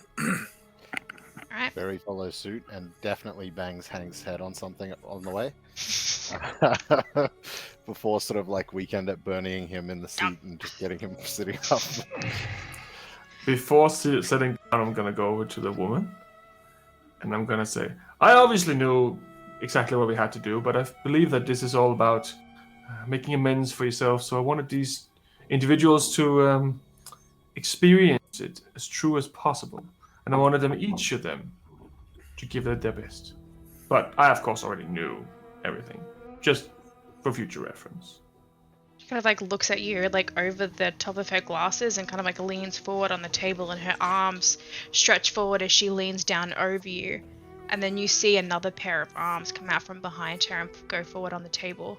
And then another pair of arms kind of fall forward on the table. And as she leans forward, you can see her top half is humanoid, but her back half is like a thorax. It's like a spider. And she kind of looks over and goes, I appreciate the insight. Now take your seat. Right. Okay, I'll be just over here crying myself to sleep. And I will go over and have a sit down and be very quiet. So as everyone takes their seat, I'd say at this point, Hank, you can probably awaken from your slumber. I'm fully refreshed, all your spell slots back, full HP. Feeling very nice. As you take your seats, the woman at the very front of the room takes out her gavel again and bangs it as the voices begin to kind of like escalate again that are in the gallery. And she looks at everyone and goes, I am Judge Hellsworn, and welcome to my courtroom. I have requested your assistance in a matter of utmost urgency. You see, we have a little problem on our hands, and we need unbiased opinions to see this problem resolved. Should we wait much longer, both parties shall be put to death eternally. However, if our friends here are able to resolve this little problem, you may choose to spare one of them. And as she says this, the door on the very left-hand side of the chamber swings open and two figures step through this door. The first figure is the ghostly figure of a stout woman. Looks to be dressed in like kitchen maid's attire with the bonnet and the apron and like kind of long sleeves and a long dress. She has a sweet round face, kind of like flushed a little bit, though she is kind of ghostly and pallid. And her kitchen apron is covered in what looks like specks of like silvery blood, and the side of her jaw is like revealing her skull and like her jawbone and her teeth. The second figure that steps through this door is a sallow, tall figure, very tall and bird-like. A hooked nose with long, dirty blonde hair that falls to his shoulders. Not necessarily ghostly, but more on the undead side of the spectrum. He's dressed in a fine but very dusty and old-looking suit, and he looks no older than about 45. And so, you know, almost kind of middle-aged. And as these two figures step through, they kind of both look towards you. The man, not necessarily looking worried, but just looking very kind of like tight-lipped and reserved. And then he moves over towards the judges. If she's facing you, it'll be on her left-hand side and your right-hand side, so the side closest to you. He'll sit on a chair that's put on top of a box. The woman looks to you, and she looks about 25 to 30, so a little bit on the younger side. Wringing her hands together worriedly, and gives you a little bow before turning back and sitting on the opposite side of the judge. So they're sitting in the witness box and they're kind of looking around the room, looking at the faces in the gallery, and the people in the gallery are kind of like clapping their hands together excitedly, kind of whispering to each other, casting worried looks at the judge in case the judge kind of sees them talking. And the judge speaks as these two figures make their way towards the box, and she says, "We are here to solve a murder. The murder of a young boy, killed with poison. He was found dead in the morning by his mother. Fortunately, both the mother and the child have passed on to their respective afterlives, but unfortunately for us, that leaves us then with no evidence other than the word of our two suspects. Jury members, it is up to you to determine which of these parties is innocent, and which of them will be subject to an entire eternity of servitude to a demon." They put quite a bid on the soul of the murderer. You will hear their stories. You will each be able to ask one question of each. After which I will hear your verdict. We are running out of time, and this is the last chance that we have to prove this story true before both of their souls are damned. From what we are aware, the boy was killed in his chambers. There was no obvious signs of demise, and the local healer determined that it was a swift-acting poison that took him in the end. This boy was the heir to the Duke's fortune, a boy full of blatant chaos. It is documented that he was not well liked, especially by the servants of the estate, often acting as some children do with cruelty, like a brat, pulling cruel tricks on the servants of the household. Hiding dead toads in their stew, smearing their door handles with horse manure. He would look up the servant girls' dresses as they walked up the stairs. The night before his death, it is reported that the boy hid all of the cook's cooking utensils throughout the estate, which caused the dinner to be late. The Duke and Duchess of the household fired this cook. We have this cook here, Millicent Justin. Millicent has no alibi to her whereabouts the night of the boy's demise, once she was escorted from the estate to the edge of the forest path which led back to the village. His father, Duke Grinson Wells, was known for his temper. We have the boy's father here.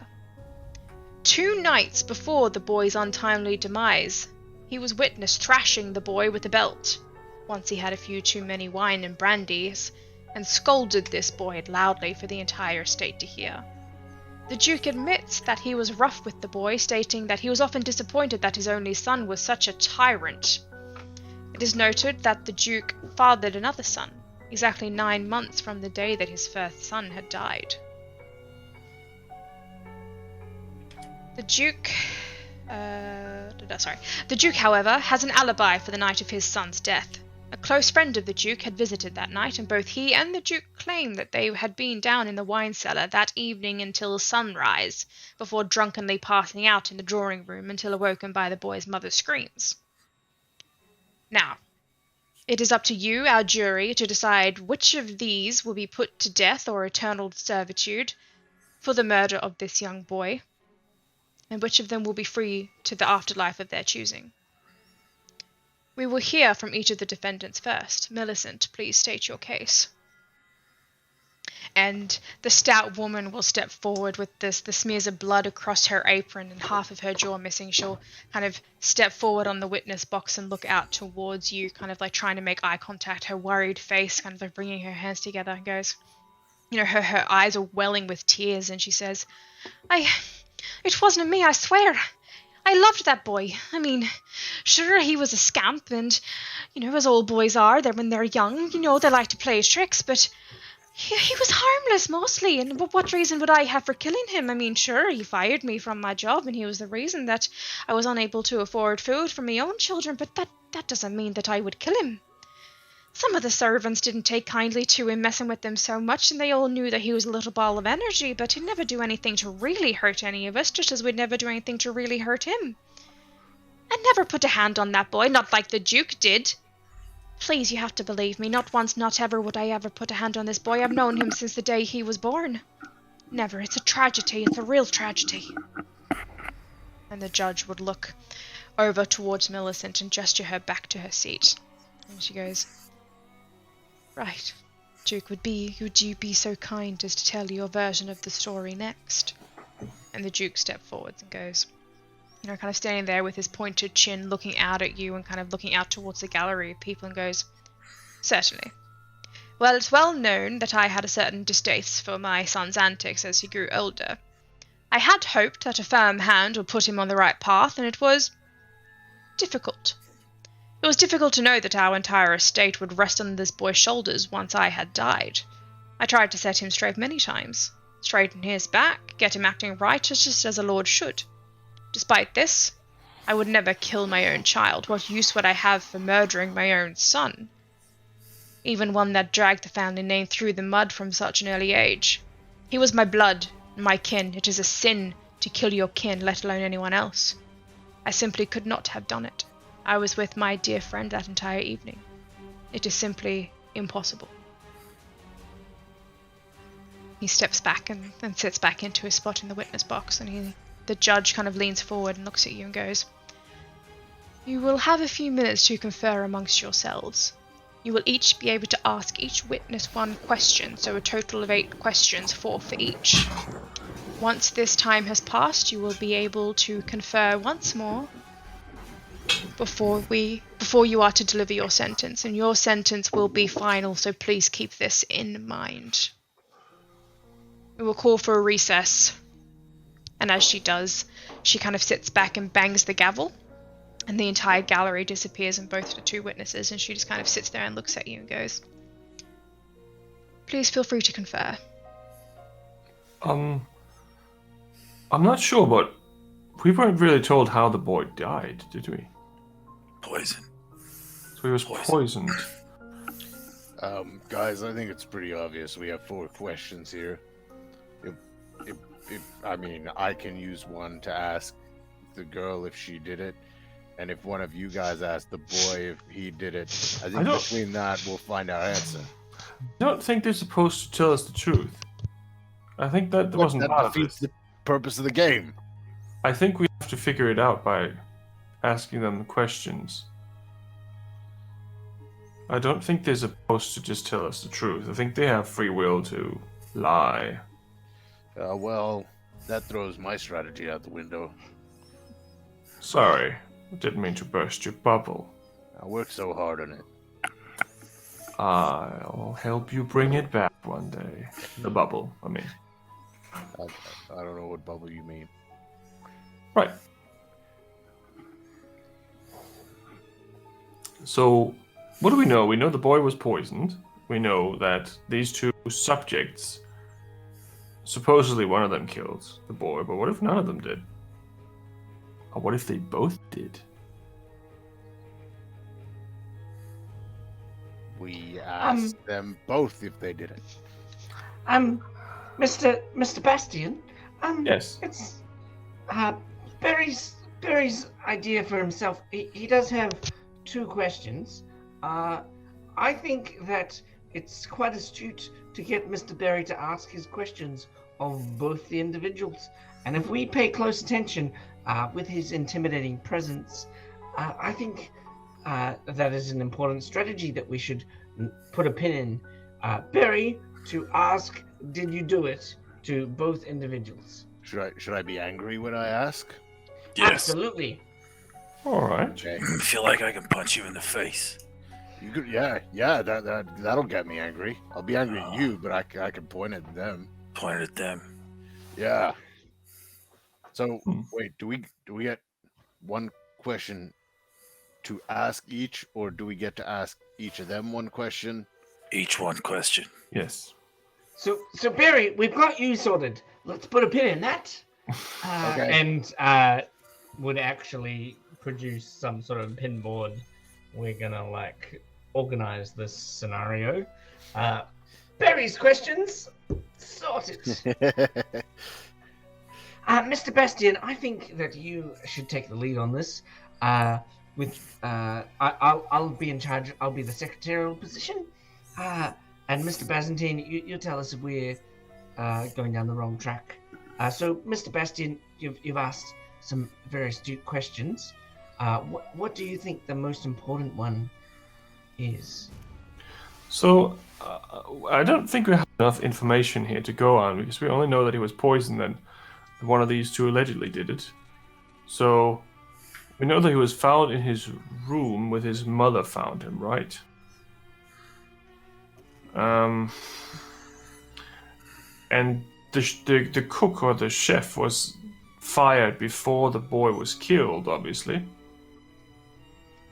Because opportunity. That's a very astute idea. Did even the cook have an opportunity to poison the boy? Because if the cook had been fired after the boy died and they think it's her, I'm guessing she wouldn't have been fired, but she would have been executed. So theoretically, either he must have died before they realized, and she was fired before he died, meaning that she probably wouldn't be able to come back in. Did you see her face? She looked like she had some significant damage on her death. Yes. Someone's very angry, and I'm guessing that maybe the mother killed her.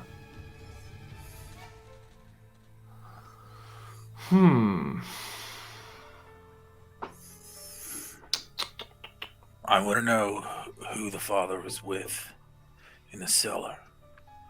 I want to know how it is that he managed to have a baby 9 months after the boy died. Was he in the cellar with the woman?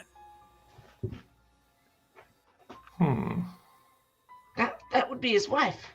Would it not? Would it? Well, with a friend. To inherit an estate like as such, it would have to be a legitimate marriage. Men like this have many offspring. None of them who are legitimate heirs to their. So, what if he was in the wine cellar with the other one? What if he was in the wine cellar with the woman, with the cook? Yeah, that's what I mean. Oh. So that means she would have access to the building, which means she did it. Or he invited her to have his own alibi, and her a reason to be framed, because then suddenly she was there. Okay, question number 2. Mr. Constantine, are you asking about the alibi question? Is that... It's Byzantine, asshole. Is that your... I still don't know how to spell that last name of yours, asshole. Jim Byzantine. Asshole. Asshole. Is it 2 or just 1? Okay. Mr. Byzantine, are you going to interrogate in regards to the alibi?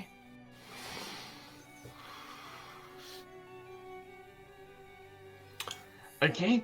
I think Bastian. a good question would be to know who he was with in the cellar. Yes, that's Mr. Byzantine's question. Mr. Bastian, what question will you be asking?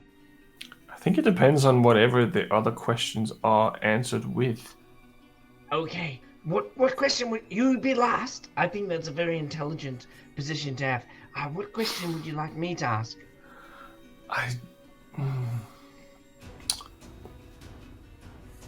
Could I ask about? Yes. Because if they know the flavor, then they did it.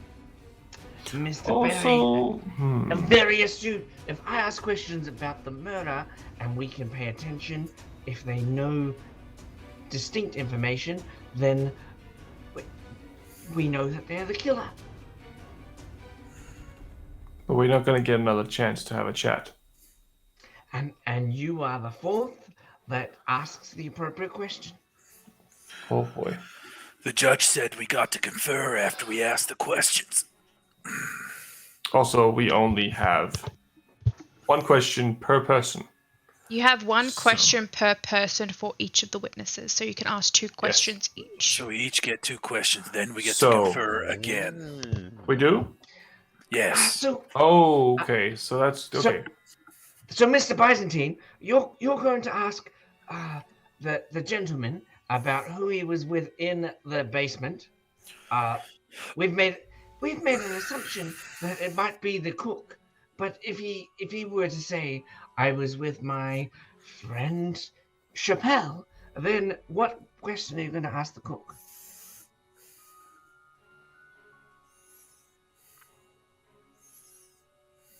I don't know.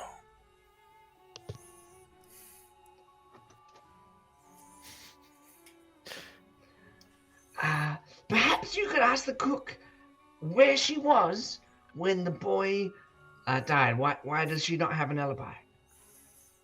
Why can't you ask that question?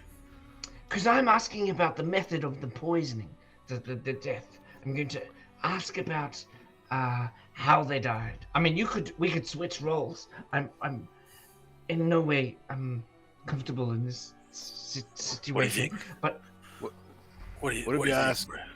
What if you ask what fucked her up? What happened to her face? Yeah. And the mark on her chin. What happened to your face? What's wrong with your face? Yeah. And don't forget the wound. You can't just. I don't think the question should be because she's ugly. Like, ask about the wound. Well, she is pretty fucking ugly. Anyone without hair on their face is ugly to me. So Hey. I only call you horny boy because of what you read. Oh, well. I have covered with tiny little hairs all over my body, just so you know. Okay. Gross. Nobody fucking cares. Okay. Let's what are we gonna ask the cook? the face. You're gonna ask What's what wrong with your happened to her fucking face. face? What's wrong with your fucking face? Alright. It's the worst group of lawyers anyone's ever seen ever.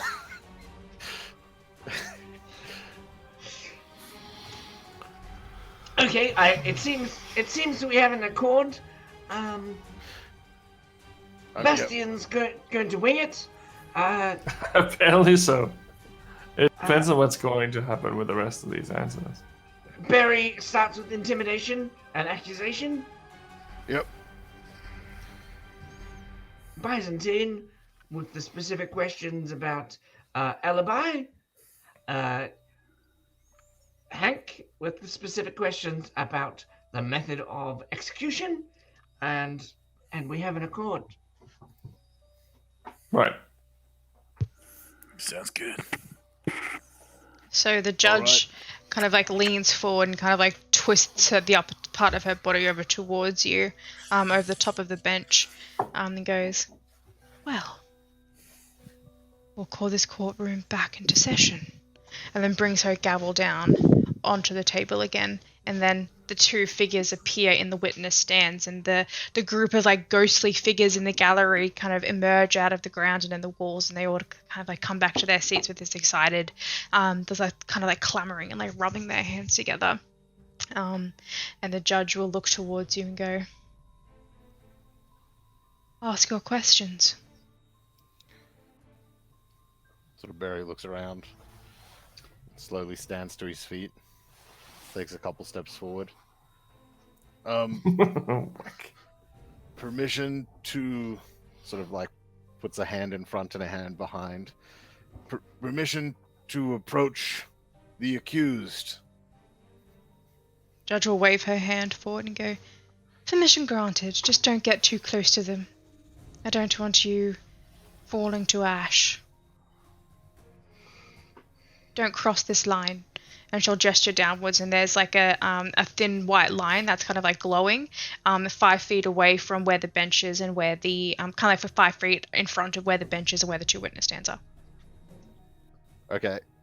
He sort of walks right up to the edge of the line, and just sort of like brushes the hair up on his arm and moves just the hair past the line out of curiosity to see what happens, if anything. So it's sort of like a laser field almost. So as you kind of like steps towards, you kind of like watch as it like sizzles away, and like the smell of like burning hair, like kind of like drifts upwards. So it takes a big step back and and then takes one big step forward and just immediately just goes, "Why the fuck did you do it? Did you kill him? Why? You did it. Why did you kill him?" Who are you doing this towards? Are you doing it towards the Duke, or are you doing it towards the maid? the Duke to begin with. The Duke, okay. Roll an intimidation check for me. Woo! That is whopping 12. So as you kind of like come towards the Duke, kind of like sits back a little bit, like as you kind of like jolt towards him, and then he just kind of looks at you with like this kind of like bemused look on his face and goes, "I did not kill my son. All of these people accusing me of doing such a thing. I've had this talk behind me for my entire life, and now even once I'm dead, I'm still being accused of something that I did not do." Right. Interesting. Fascinating. Pull out like a little bone from one of my things, like a jawbone, and hold it up like a pipe. Slowly make my way over to the ghostly woman. That must mean that you did it. Why'd you do it? Tell me why you did it. Roll another intimidation check for me. Better. 18.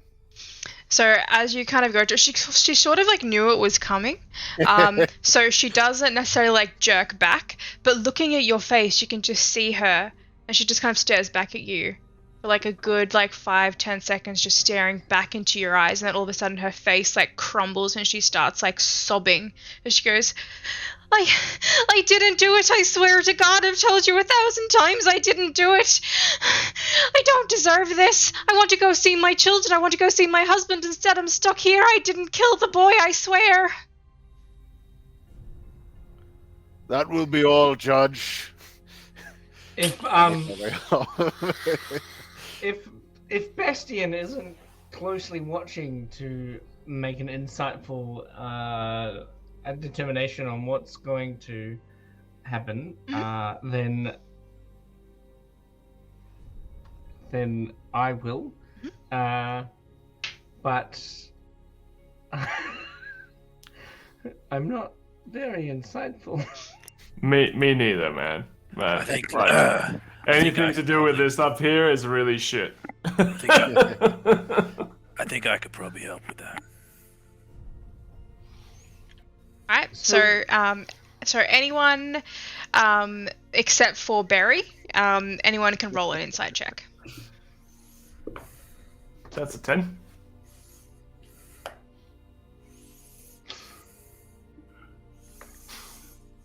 That's an 18. And Tank, you're not rolling? I rolled, I just didn't. Alright.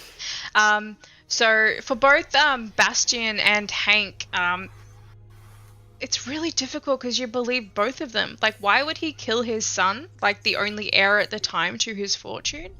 And then also, like, why would the cook kill him just because she lost her job? Like, it's really difficult to kind of determine. Jim, on the other hand, looking at both of their reactions and trying to gauge them, you do notice for a split second looking at the cook that she seems to hesitate for like half a second before she starts crying, like before she starts like sobbing. There was like a split second of like a hesitation where she almost like prepared herself for it. Interesting. And the judge will lean forward and go, "Thank you, friend. You may return to your seat. If any of your companions may also wish to step forward and ask their questions." Very, very good. Associates. Excuse me, ma'am, madam. Can you tell me?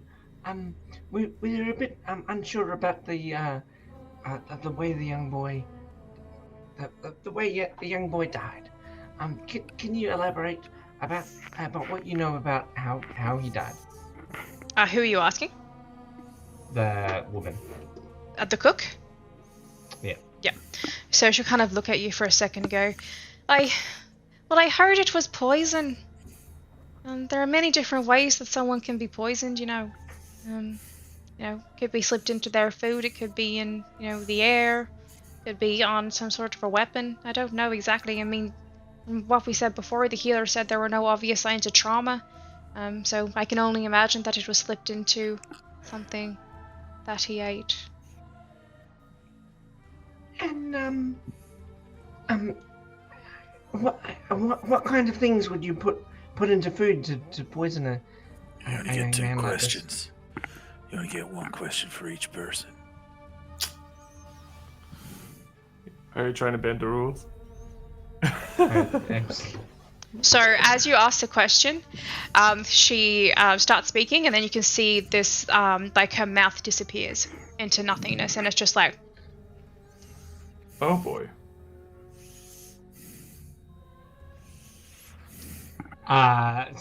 So I will go to the man and say, excuse me, sir. My compatriots and I'm a bit unsure about how the boy died. Can you explain to me the method of his death? well, from what I heard, it was poison. My wife came across his body early in the morning when she arose to wake him for breakfast, and we heard her screams throughout the entire manor. It actually awoke me and my friend from our slumber in the drawing room. I only saw his body very quickly. My wife was standing over him, sobbing. And I saw him pallid, cold on the floor. Then we went down and fetched the healer.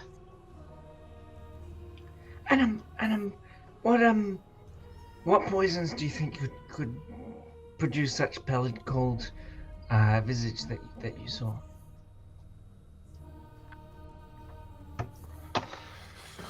Right. All right. Insight check. Insight check, yeah, go ahead. Roll an insight check for. You can roll twice, 1 for each of them. And anyone I'm pretty else? sure I spotted something there. Oh, sorry. Not Hank. Sorry, any of the other 3. Oh, I cool. can't roll. Yeah, cool. All I of like us that. or any of us are. Any of you who want to roll an insight check for each of them? Feel free. I'm not great at insight, but I can do a That's a roll. 15 for both. 15 for both. Cool. Vary with the roll. Is anyone else rolling? What's that? How'd you go? 17. 17. For both of them? Do I roll twice? Yep. Alright. Not so good.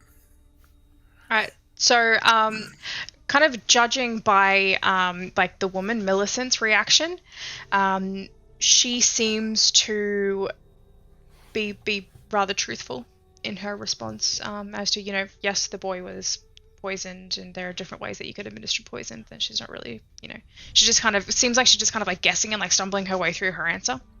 The Duke, on the other hand, as you're kind of like asking him these questions, you notice that, so Barry notices that he looks a little bit like affronted, a little bit like taken aback, and like he has to think really quickly about his answer.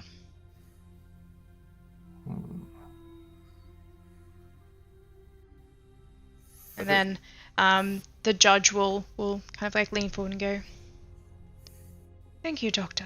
You may return to your seat and send forward your next companion."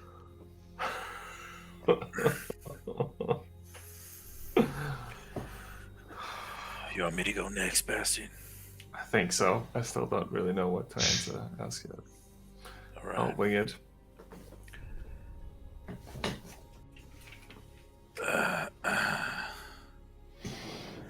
Okay.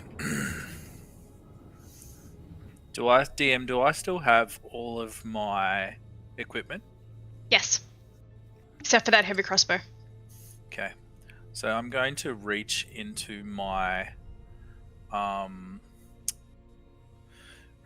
pack. Actually, no, it'd probably be here. I'm going to pull out my holy symbol. it'll be a series of discs on a keyring. Mhm. And I'm going to go up to the Duke, right up to the edge of the line, and start running through the discs until I find the right one that I think. I'll hold it up. And then I'm going to pull out my my crossbow, and I'm going to point it right at his face. Say, got you measured there. I think I know what's going on. I think if you lie,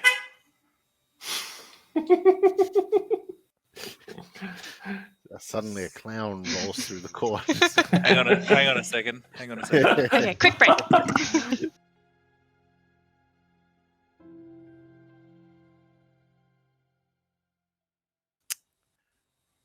Oh, that's right. I was trying to intimidate this guy. All right, so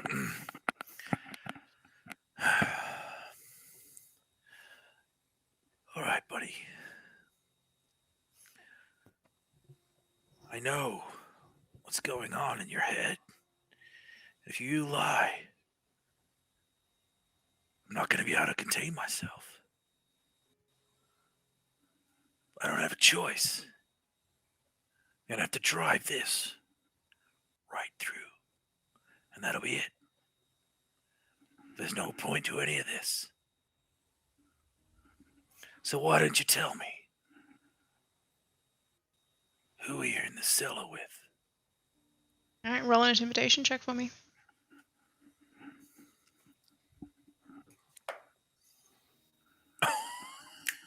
Oh, I rolled a 19 with a +6.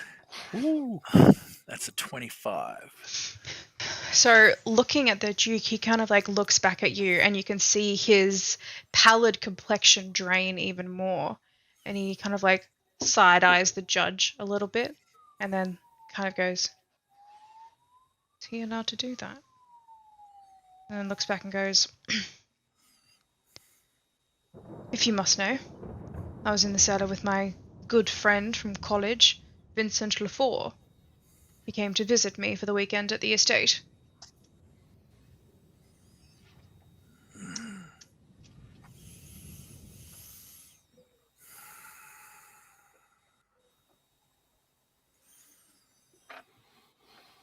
Okay. Okay. Vincent Lefort. All right. I'll go over to the woman, go through the same process. Mhm.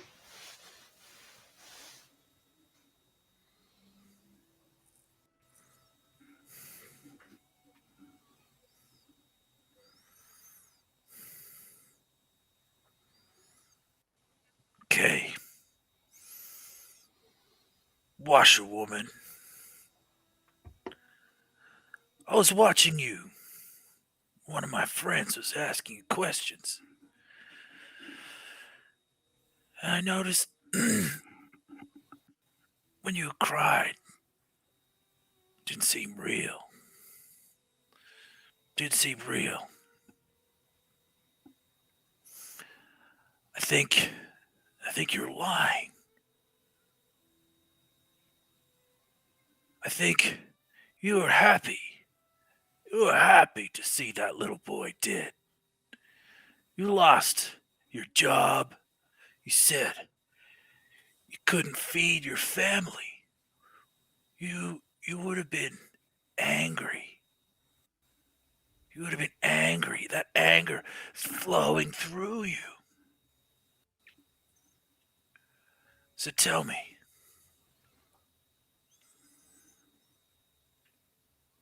when you found that boy, when you saw him dead on the ground, how did you feel? Roll an intimidation check for me.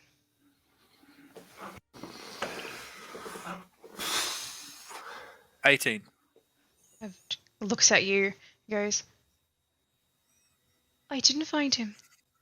I didn't see him at all. I wasn't at the estate. News reached me in the village not but 2 days later that he died. I didn't get to see him past that night from when I actually left the estate. I never saw him. But when I found out that he was dead, of course I was sad, but the family would not let me attend the funeral.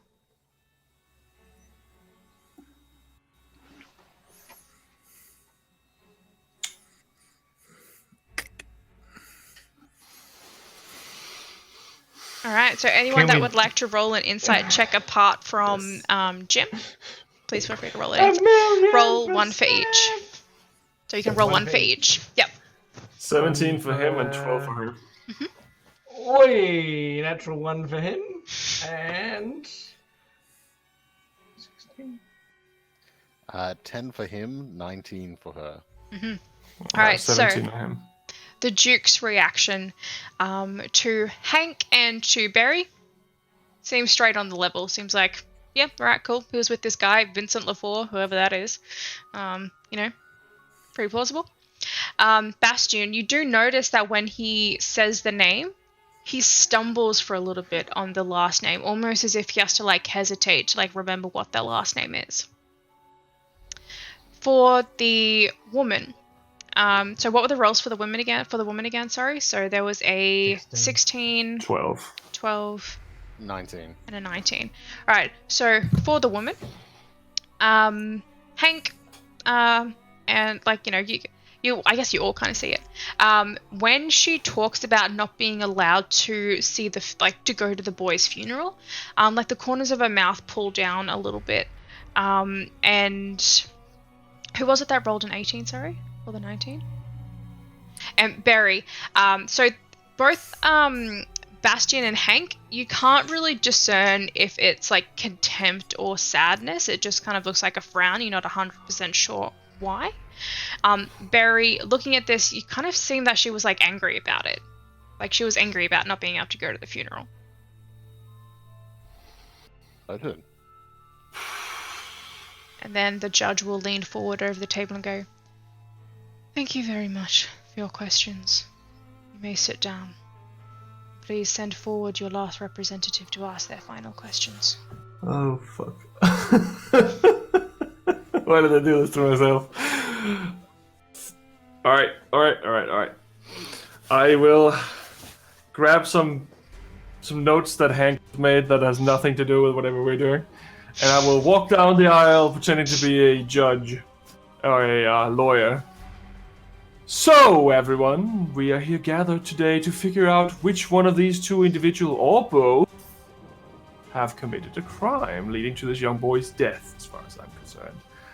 My first question to the young Duke is, do your wife know you're having an affair with this other young lady here?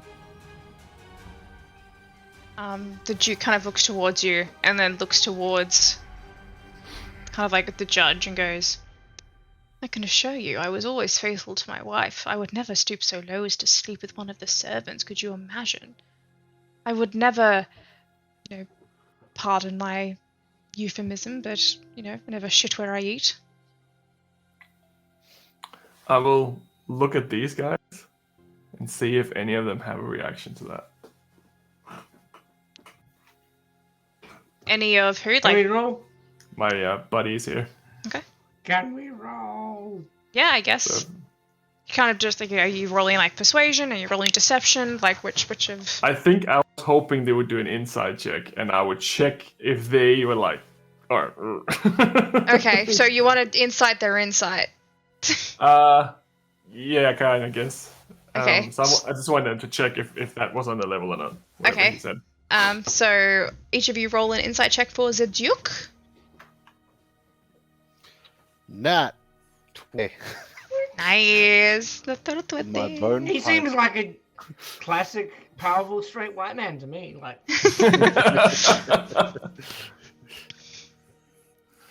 Jim. Yeah. I got 23. 23. Jim and Barry, you both get this gut feeling that he was 100% sleeping with his, 100% having an affair with someone. But you don't know for sure one way or the other if it's her. Like you cannot like imagine them together. You think that if he was to have an affair, it would be with someone other than like the stout kitchen maid. Maybe you have to aim a little bit higher.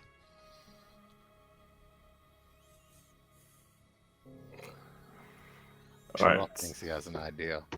So what is your reaction to that? What can I visibly see on you now?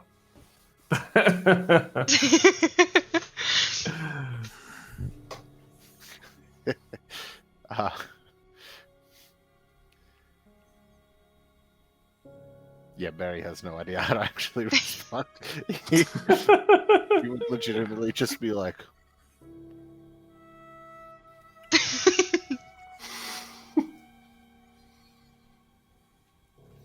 I'm not sure what Hank's trying to say. I'm trying to say, why are you questioning this powerful straight white man? Like, because I rolled a 2, right? Like, believe that guy. Right. Anyway, moving on. So, my question to you, young lady, is why do you think the Duke did it? And I'd look at you and look over towards where the Duke's sitting and look back and go, he was always really, really nasty to that boy. It always seems like he didn't want him, and maybe he found out that his wife was pregnant and thought that was his second chance. I mean, the boy was in line to get the estate, to be the next Duke of the entire estate, and he didn't want to leave it to him. He always made it rather obvious that he had some sort of distaste for him, so maybe he thought when his wife was pregnant that, start all over again. Right. Carry on. And I will go back to the rest of my friends. Mm-hmm. So anyone that would like to roll an insight check on Millicent, please feel free. Natural 20. So that's natural 20 for a 26. No, 25. 25, sorry, 25. 2. it's a 2. And Hank? I rolled a natural 18 for an 18. Alright, so Barry, that's sound logic. That is very sound reasoning. 100%. You could follow along with that. Yeah, obviously. Makes sense. Sure. Hank, you notice that as she's speaking, you just have this feeling like you just don't believe that that's a good enough reason. He could send him away, for example. He could write him out of the will. Why would he murder him? And Jim, as she's talking, you can kind of see like some reflections in her face and in her eyes that, again, the same, make you think that she might be hiding something. Like either there's another reason that she doesn't want to say, or she's making it up. Like it just doesn't hold as much substance as you would imagine for someone to kill their son. I have to go let my cat in because he's going crazy at the door. I don't know if you can hear him in the background, but he's going nuts.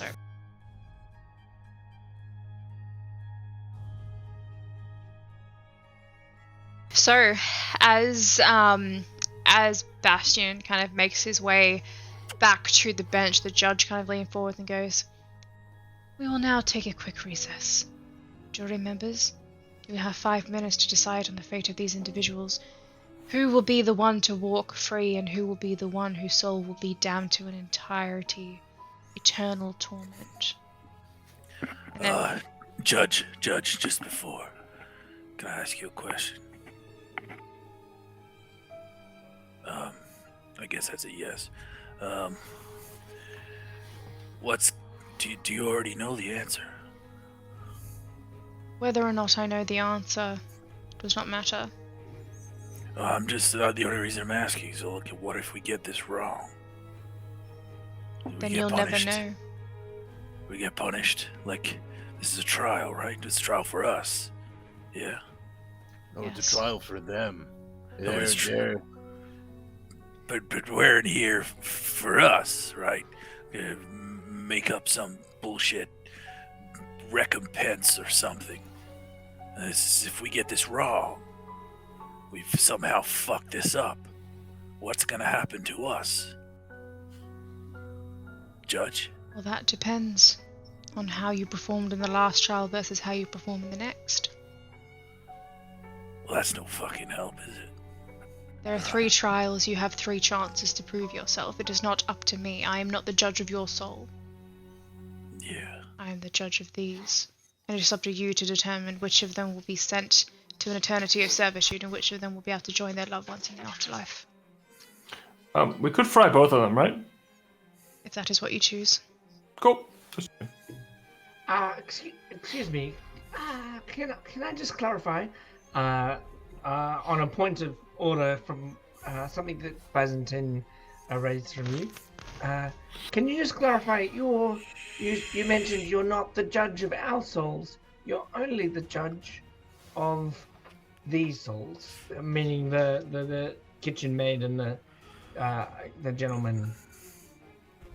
Yes. So who is the judge of our souls? You've already met him. The gentleman that took our numbers. The Watchman. Correct. Okay. So he is judging our conversation rather than the outcome. Would that be a reasonable assumption? He has been watching you, and it is up to him to determine how you performed in these trials. That is his duty. Now, you have 5 minutes to confer on the fate of these individuals. And then she'll bang her gavel down on the bench, and both the witnesses, both of the defendants and the gallery will disappear, leaving just you and the judge in the room. Right, so that didn't really go too great. Nope. What's your thoughts? What is your thought, Jim? By Spanion as whole. So, the woman, she hated the boy. He was a fucking nightmare. The woman was glad the boy was dead. But I don't think she did it. I think she had opportunity. She could have, right? She made food for everybody. If somebody was gonna poison, it'd be her. But I don't see it. I don't see it. But the Duke, well. But why would he poison his son? Because he hated the boy too. This guy's obviously a scumbag. This kid, it's a nightmare. But usually you poison someone you can't get to. Exactly. He poisoned the boy. What was he supposed to do? Chop his fucking head off? Just to make him disappear. Really? He had full access to the boy. Well, he did, right? He disappeared him. He's dead. Yeah, but like completely disappear. Like no body. Like no one ever know what happened to their son. I guess. Yeah, he had He's biggest possibility. No body, no crime, right? Well, Yeah. Couldn't he have, if he really wanted the boy to die, like, competed in some sort of manly duel and just hit him in the head? Wouldn't that have been less suspicious? Oh, I've accidentally crushed his skeleton. That's how we do it back where I'm from. Like I don't like you, and we start I use this and I pull off my giant like mole again, and we're just bam.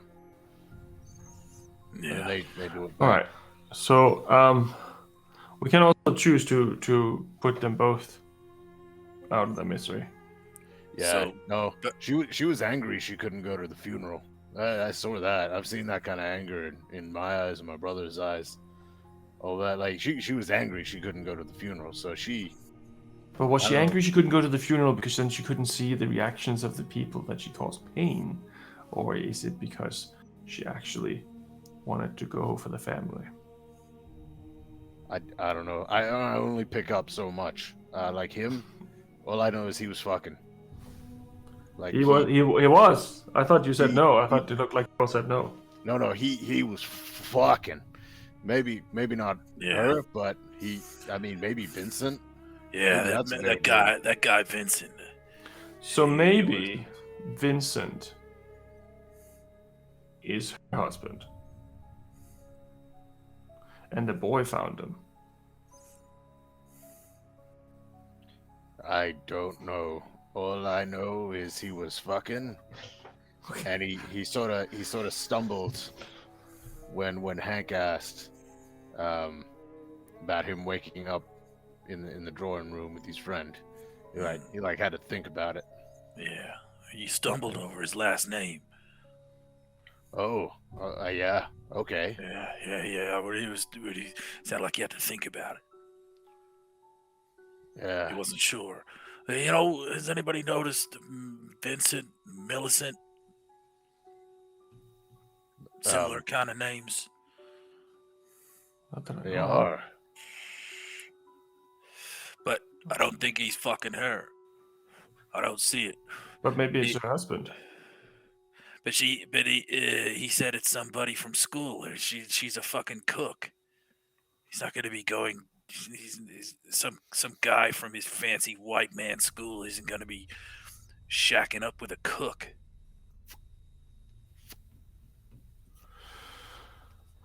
I deduce it was the Duke. You reckon it was the Duke? Or he seems like a prick. And he lied more than she did. Yeah, he's an asshole. He lies all the fucking time. Everything. But so does she. She's been lying the whole time too. Yeah, but he lied more, at least, best I could tell. Well, considering this, if she has something to hide, but she's not telling us right now, even with her life at stake. Okay, gentlemen, let's just do a tally. What were the lies? What were the lies of the cook? I just got she said she was sad about not going to the funeral, but she was definitely angry. I could see it in her eyes. So she was angry about not going, but that could be both because she wanted to see their suffering and because she actually wanted to go. So not a lie, just confused emotion. Okay. But she's also didn't seem genuine about crying in the first place. She lied about being sad, but because she could have been angry instead. Okay. Also not a genuine lie. Any other lies from the cook? I don't know any others. Me neither. Okay. I don't think so. Let's move on with this. Just because I'm gonna continue with my secretarial business. Lies from the gentleman. He banged his friend or someone else. He lied about his boyfriend. He was fucking someone and then he lied about it. Okay, one lie. That's right. And lied about Any his other- last name. Yeah. Lied about his the man's last name. Right. Is that the same lie or a different lie? Same Technically, it's two lies because Same one lie. is that he's with someone else, and the other lie is that he is with his friend. Okay, any other lies? With Any different other last name. lies for the gentleman? He didn't lie, but he had to take a sec to think about when you asked where he was, like when he woke in the drawing room with his friend. So you have to think about something with that. Was he there or was he somewhere else? Are we counting that as a lie, or was he just fucked up? Well, he's fucking. We know that. All right, I vote we kill both of them. Well, Well, hang from on. my Bastian. You can't just say, we'll just fucking do it. Well, they're both lying. They're both lying about what? Well, we Do you don't think- know, but we do you can't think that discern they- from this which one of them is lying. Do you think they work together? I think that they I- are. I have just interrogated you all, and there is, according to my tally, there is 0 lies for the kitchen maid and 3 lies for the gentleman. my personal opinion was clearly the gentleman is telling the truth. I'm just reflecting on what you have told me. Right. I think it was the Duke. Like I said, seems like a prick, and also He's an asshole. Yeah. he lied. Yeah. All right. but just Well, I because say burn them both, but what do you say, Hank? What is Well- your insight? Well, Mr. Byzantine's also an asshole, so That's right. I But he don't didn't know. kill his son. I am an asshole. Mr. Byzantine, have you killed any of your progeny? No, I killed a lot of people. I don't kill anyone. I think it was my kid. But hey, you never know. I did So- go to hell, right? In this scenario, we have a number of options. I think we can narrow it down to 4. Kill them both, which is Mr. Bastian's latest suggestion. Kill the maid. Kill the Duke. Kill neither of them. I think those are the 4 options. Just from our observations, we have the Duke is personally, I think he's on the up and up. From everything I've seen, he is the person most honest in this situation. But from listening to the responses from you, you have identified 3 lies that are clear and identifiable. From the kitchen maid, you haven't been able to identify any lies apart from that she was confused about her emotions. She obviously hated that kid. Well, or loved him, and that's confusing, isn't it? Because she hated the way that he acted, and was angry that she wasn't able to go to his funeral to show her love. So Yeah. Maybe she was his actual mother. I don't think that's a sensible conclusion. Right. Was that bang bang bang bang bang a laughing thing? No. I still think it was the Duke. He's an asshole. All right, kill Duke. But if there is an option for both, I'll still take 2. Yeah. So could we let both of them free? Actually, wait, you're right. You're right. We don't have enough evidence either way, so we shouldn't kill any of No, them. you're right. We don't have any evidence that the Duke did it just because he's an asshole. That's right. That's right. Right. I didn't even think about that. And All right. I got this. They're both assholes, right? But we can't judge them for something we don't know they did. that's right. Yeah. That is the whole idea of having this concept. Well, we do that all the time back where I'm from. We just Shh. like Yeah. This is different. This isn't a genuine courtroom where people have books and stuff. Yeah. we have. I mean, we use them to build our fires, but we have books. Right. So do we agree not to judge any of these 2? I agree. I'm with that. Right? I think it was the Duke. But are you okay if we let them both go, even though he's a dickhead? I mean, I think the Duke was clearly an upstanding citizen, like the way he spoke. Clearly an upstanding gentleman. Right. You're an idiot. but he lied about so much. But he didn't give us reason to believe he did kill anything. No, he didn't.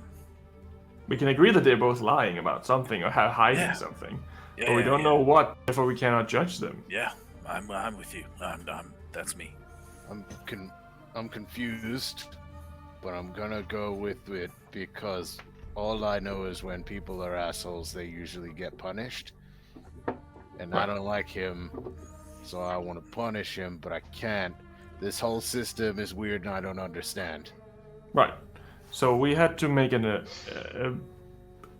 elevated decision that we can't make a decision.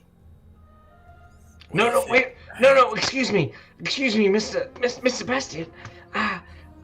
We have made a decision. We've decided there's 4 options. Kill them both. Kill the maid. Oh yeah. Kill But the we can Duke, also let them kill both the go. We're making a definitive decision that both of them should go free. Yes, that's what I mean. I just meant that we cannot judge him because we do not know. Unless there is more information. Because if we make a rash decision, it's gonna punish both of them for no reason, maybe. Barry turns to the judge. Judge, Yes. do we have to come to a verdict together, or do we each get to choose what we think? You have to come to a unanimous decision about which one is innocent and which one shall suffer eternally. If you do not come to a decision, then the decision will default to me, and my decision will be final. What's one more question? What's unanimous mean? Oh boy. Which means Means that we all agree. you all must come to the same conclusion. Oh, Means we all agree. You don't agree. I don't agree with you guys. So But how hang does on, this hey, work? but Barry, wait. If somebody's an asshole, Yep. what do you do to him? Cave their skull in. Right. So then what happens? They're dead, right? I sometimes I eat them if I'm hungry. Yeah, but they're dead. Right? Yeah. So this guy, this Duke, this asshole, he's Yep. already dead. He's dead. Well, no, because I'm alive and we're all alive. So he's. No, buddy, no, we're not. We're dead. We're just in the waiting room I'm before dead. the big O end. Buddy. Sure, but We're like dead. but we were all talking, and I haven't had any dead people talk back to me before. Okay. So the judge has said this is about their souls. They're dead.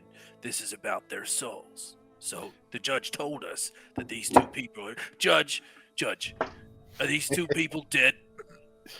Yes, they have both met their demise. Okay, so, Barry, this asshole, he met his maker. That's done. He's dead.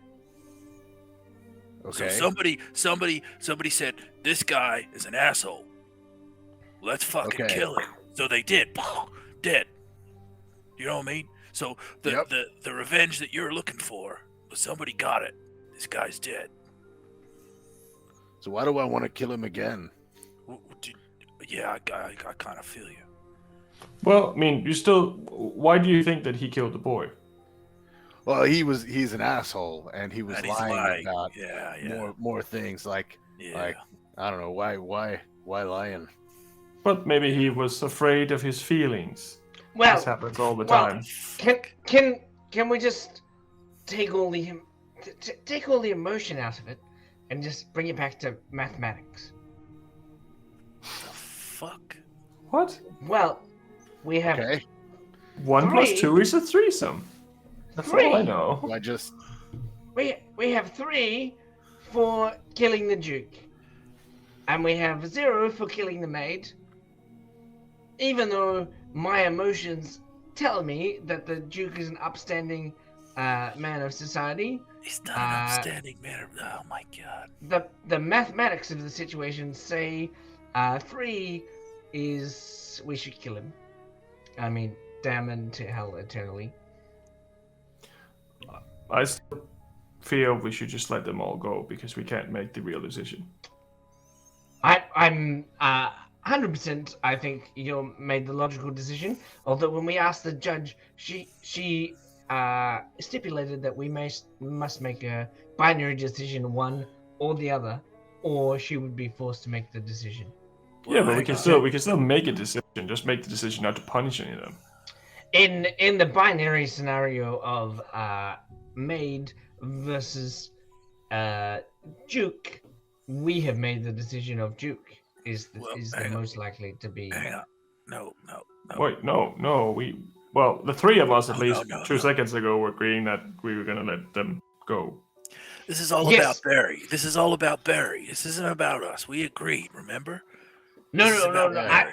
I agree. We agreed. If there's a quadrangle of decisions where one is Oh punish my them God, a both, fucking one is quadrangle. punish one.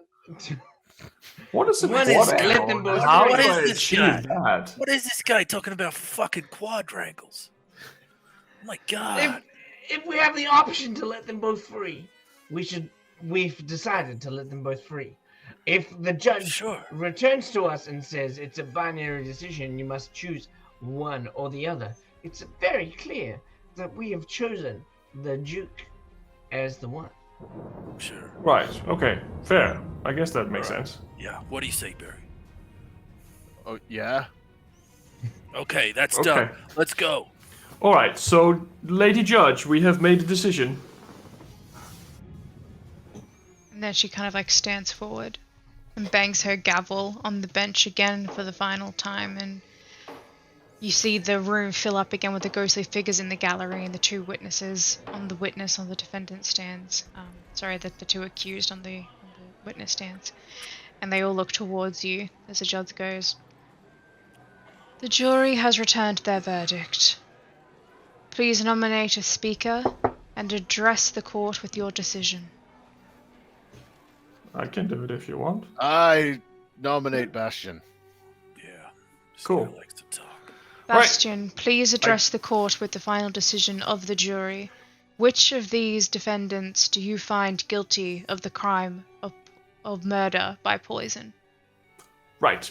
So I'm gonna grab all my paper and I'm gonna go back down again. I'm gonna address all of the people watching us. So we are all gathered here again today, 3 hours in, to figure out which one of these individuals were the ones who killed the son. Am I correct? And I'll try hyping them up a little bit. First, I will address the Duke. The Duke is guilty of being an asshole, but we don't think he necessarily killed his son. He's also probably guilty of whoring around with his best friend, Vincent, or whatever his name is. You hear the crowd kind of going like, "Woo." But that's also not what we're judging tonight.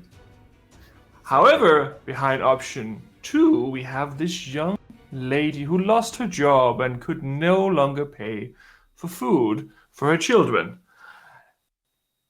And she isn't really sure how she feels about this young boy. For some reason, she does not want to share. So she's guilty of hiding something. So what can we gather from all this? We can't judge any of them because we don't know the truth. So we'll let them both go. The judge kind of like leans forward, goes, "So am I to understand that you are refusing to make a decision as to who is guilty?" Oh no, we are making a decision that none of these two are guilty. Wasn't that one of the options? You were to decide which of these would be eternally damned and which one would be allowed to go and see their loved ones in the afterlife. As Oh, I mentioned cool. earlier, Okay. their soul has already been bought by a demon. And so Right. we cannot return to him empty-handed. We must return one of them to him. So if you Right. cannot make a decision, then I will make one on your behalf. Oh well, kill the Duke. Have a nice day. I'll walk back up to the rest. And she brings down her gavel, and the sound fills the room as the ghostly cheers start, some screaming with delight, others kind of like sobbing and begging for mercy as she brings down the gavel. And then two things happen simultaneously. One is a blazing inferno that rips around the Duke in like a whirlwind, and you can hear him screaming and looking out at you, his eyes kind of like melting and his skin like melting off what was left of his face, as then all of a sudden he's vanished in a puff of smoke. The other is a blinding white light that seems to encapsulate Millicent, the kitchen maid, kind of like encapsulate her, and you can see the light kind of bursting out from her eyes as she opens her mouth, the light bursting forwards from her mouth, and then all of a sudden she vanishes. And then as she does, all the figures in the gallery start to slowly dissipate one by one.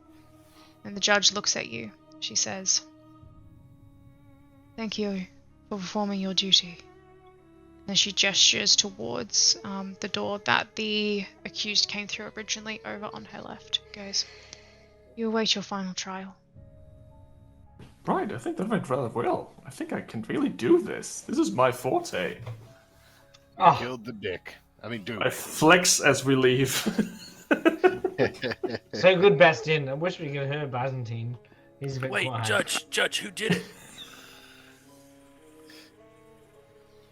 Who did it? Yeah, you said you knew. No, I did not know. Oh, actually, who would you have picked if it was you from Yeah. our questions?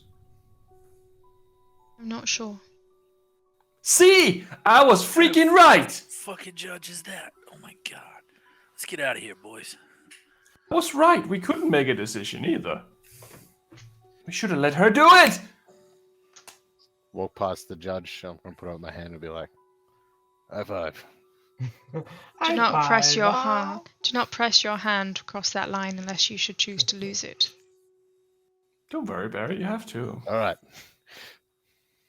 And she will usher you, kind of like, direct you towards the door that the two defendants came through originally as the courtroom settles into silence. That was pretty. I think that was rather good, but that was a weird scenario. Let's be honest. Yeah. That guy was an asshole. Yes, and now he's a decomposing asshole. I'm just sad I didn't get to kill him. I thought we got to kill someone. Well, I mean, you technically did kill him by your choice. He was already That's not dead. fun. Well, I mean, it's less dirty work. Well, let's see what's in this next room. Maybe you'll be able to hit something with your mole. Already off and ready. That mentioned. Oh, I heard they have mini golf. Let's go. So, stepping forward into this final room, you step forward into a chamber. It's about 30 feet by 30 feet in circumference. And as you step through, the door closes behind you and then vanishes, much like the door did in the very first room, vanished into stone. This room is circular, pure stone, no ceiling. Tall walls that again disappear into an inky blackness above you. This room is devoid of anything. There are no windows. There seems to be an ever-present light, though you cannot determine the source of the light.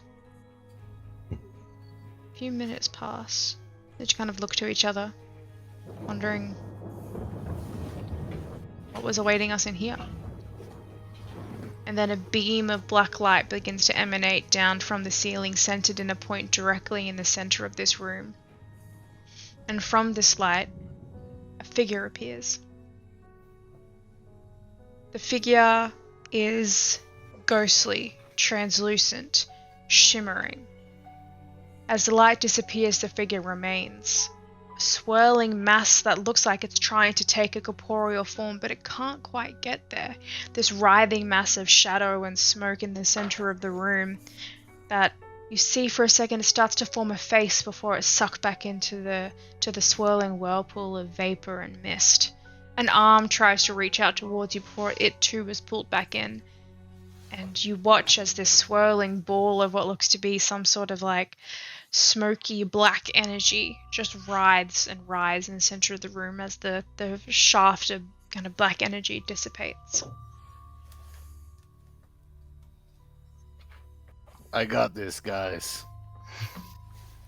And I'm gonna walk up to them. Mhm.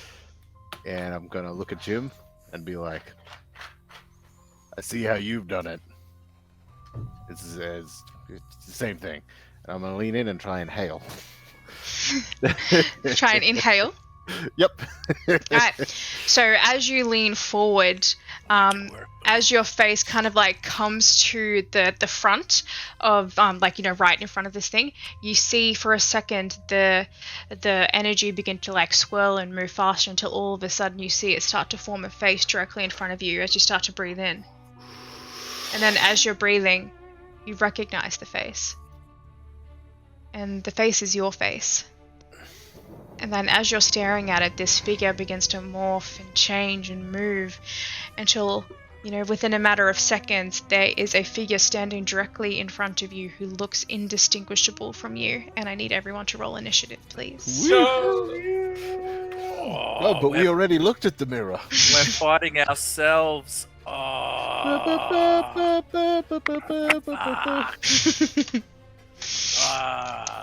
I really wish I hadn't a min-max now. I'm so Roll better glad that I stats. rolled straight 11. I'm so glad I had 3 17s. Mostly in hiding.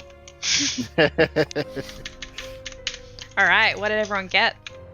17. 6.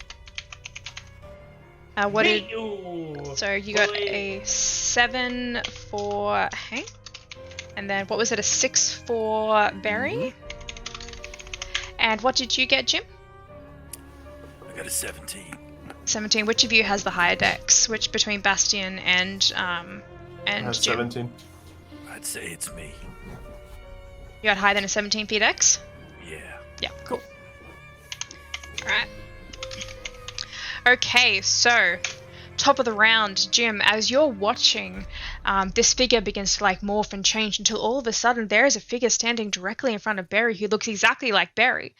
And you kind of like have to keep your eye on the real Barry as you watch this figure kind of like stepping towards him a little bit. What would you like to do? Yeah, well, I'm gonna fucking shoot it. So I will.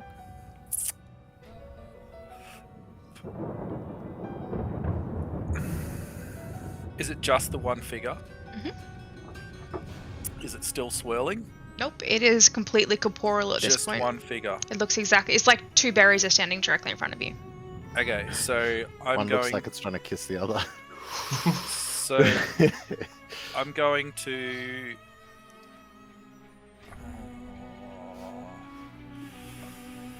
I don't know how to use this. I don't know how to use this yet. Fuck it. I'm just gonna try. I've never done this before, but I'm just gonna do it anyway. Uh-huh. So, is it an action to channel divinity? Yes, I believe. Oh, is it a bonus action? I know for me, I think it's a bonus action to channel my divinity as a cleric. I don't know if it is as a paladin. Can you check, Shirok?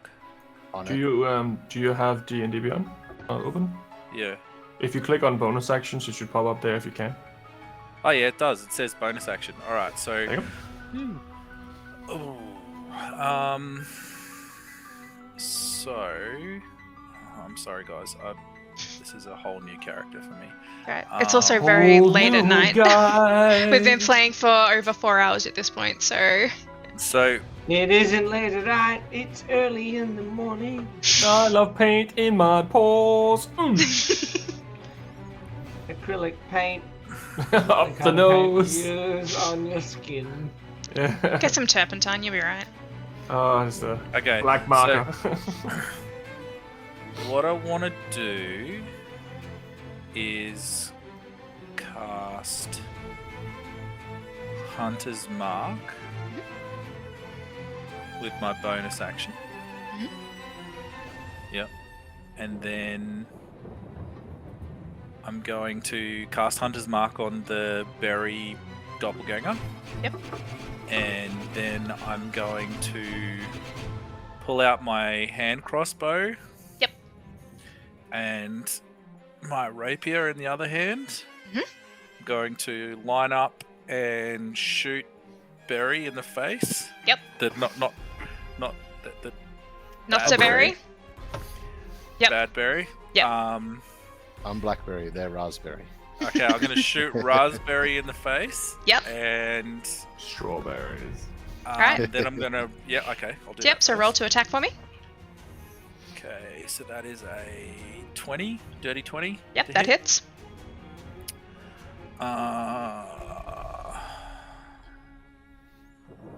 Need more dice. Hang on. Fireball.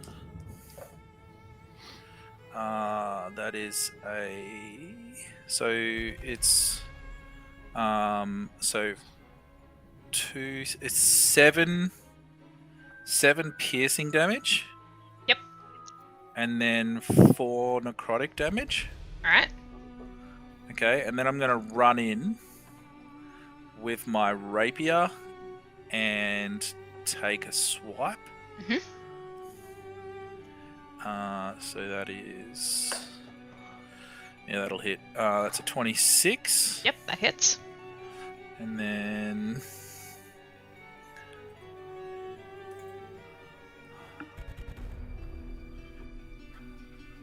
Yep, so then it's a 1d8 and a 1d6.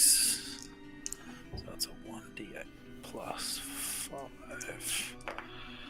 So that's 9 piercing damage. Yep. And 6 necrotic damage. Yep. And then I'm going to shoot him again with the crossbow. Yep. That's a 25 to hit. Yep, that hits. And I'm going to do... I'll do that one first. I'll do these both. So that is 6 piercing damage. Yep. And 5 necrotic damage. Yep. And then I'm going to hit him with the rapier again. Jesus. Okay. So, I get a d20. Oh, that's not so good. That's a 17. Yep, that hits. Okay. Oh, so that is 8 and 5 is 13 piercing damage. Yep. And then 1 necrotic damage. 1 necrotic damage. Beautiful. And how far away from me was he? It's a 30-foot room. Yeah, so Probably it's not that far, right? No, so if he was in the very center of the room, if you'd just stepped through the door and kind of waited for Barry to get there, he's 15 feet. Okay, so I'll move my 15 feet back out again. Yep. Do I take an opportunity attack? Nope. Okay. So as you kind of like pull out your rapier, pull out your crossbow, rapid fire shots, you watch this this like corporeal version, like the doppelganger Barry, as he's like taking these blows, you can see this like black smoke emanating from the wounds that you make in him. And across the rapier, this like black smoke seems to like billow outwards and up back towards the ceiling and kind of like forming this other swirling mist directly above this other Barry. It's kind of like this black ball of energy, like directly above his head, kind of like swirling over him. So, Bastion, you're up. I'm gonna take Jim's lead, and I'm gonna pull out my great sword, and I'm going to smack the fake berry. And use defensive flourish, I guess. Yep. To do extra damage in case I do hit him. That's a natural 1. Yeah. So you don't hit. You don't take any damage. You don't, like it doesn't skid off the stone floor and slice off your foot or anything like that. It's just kind of, it's really weird as you kind of like step through. This black smoke seems to like lunge at you from above his head, where it's kind of like swirling and clouding your vision. And as you go to strike, you're just kind of like striking midair. No, stand still, for God's sake. That is probably me. I don't think I have anything else I can do as a bonus action. Nope. Right, so Barry, as you're standing there, you're looking at Jim attacking this other version of you. And this other version of you kind of like turns and looks directly into your eyes and goes, Weak. You've always been weak. I need you to make a wisdom saving throw for me, please. Cool.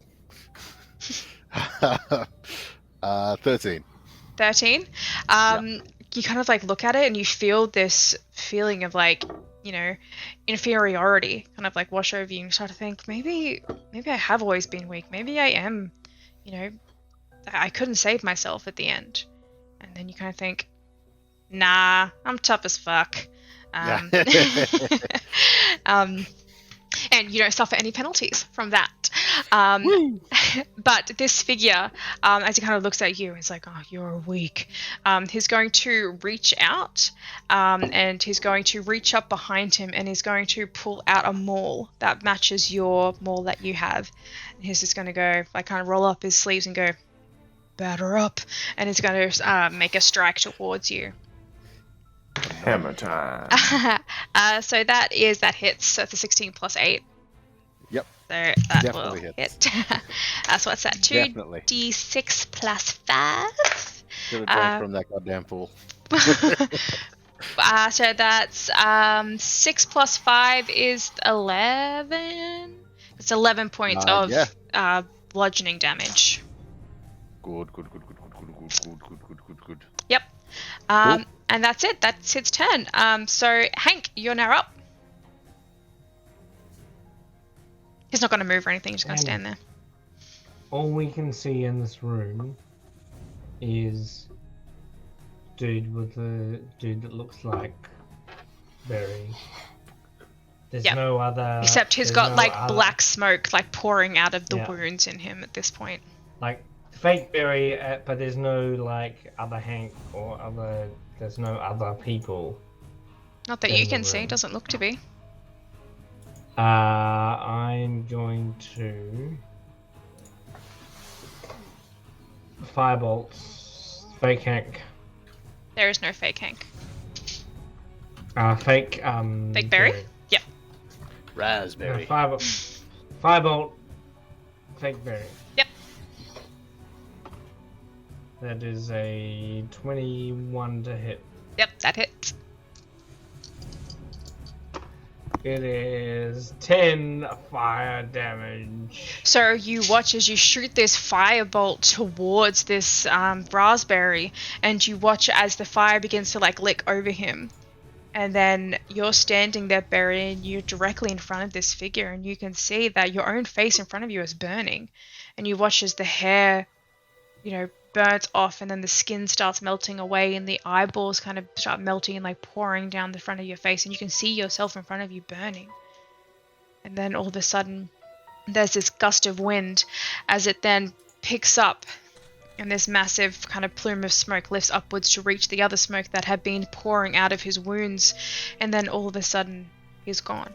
And there's just this swirling black mist sitting up in the air that then gently lowers down and then turns back into that whirlwind that looks like it's trying to take a corporeal form again.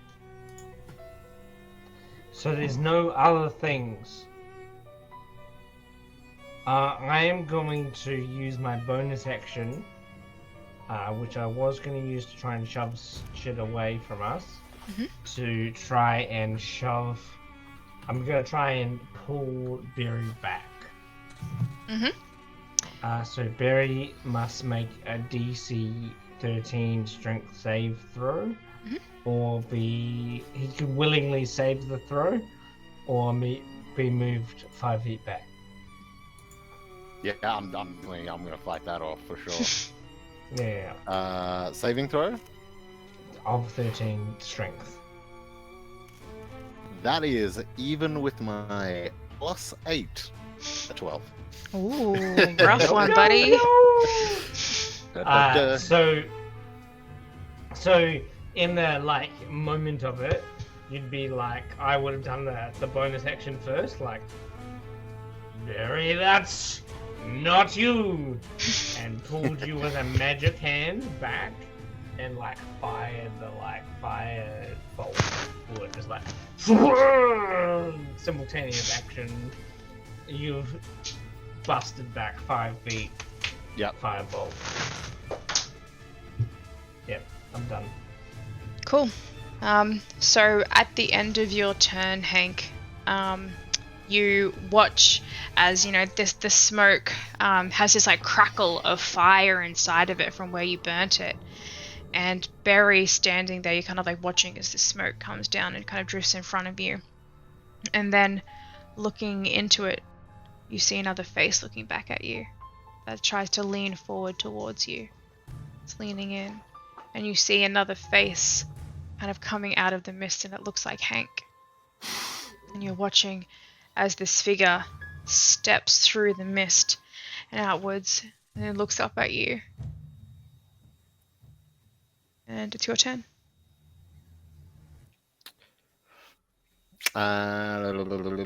Cool.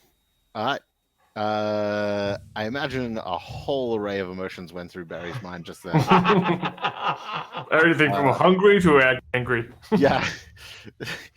Yeah, it would have been like, oh, another bugbear suddenly attacked, and then just like, hey, you don't get to attack me, only I get to attack me. And then it called him weak, and then immediately it was just like, oh, cool, fuck you. And then suddenly disappeared. And then when it comes back as Hank, he's already got the hammer out and taking a step forward, moving towards it as he goes to take a big swing of it. Yep, go for it. You kind of watch like the face of Hank like looking up at you with like wide eyes.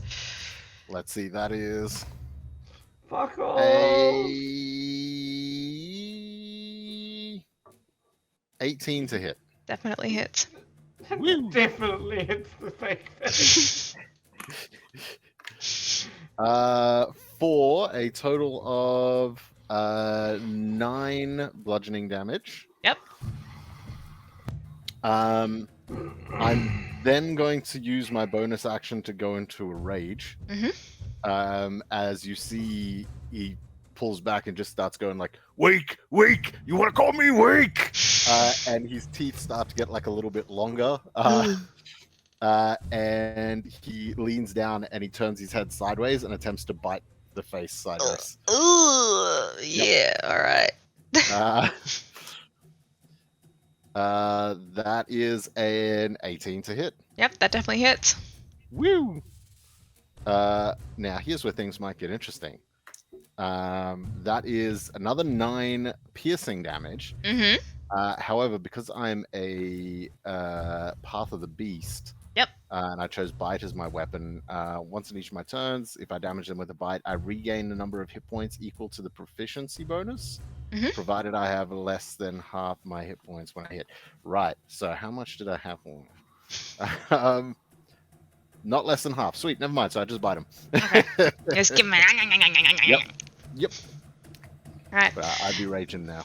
So you're watching as this Hank in front of you kind of like became corporeal, and you go and you hit him. You kind of go into his neck and like rip out a chunk of flesh from like the side of his neck, and you watch as this flesh turns into smoke in your mouth, and then it just begins like drifting up out of its neck, and kind of like turns and like looks towards Hank, and it just looks at him, and it just starts kind of like moving a little bit, not too fast, just stepping towards him, eyes trained on him, like he doesn't even react to you standing there.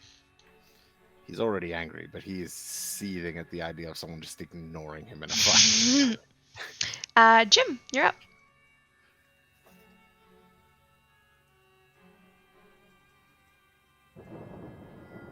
Jim is very quiet. I was gonna say, is it? No, never mind. This is Quiet. really fucking weird.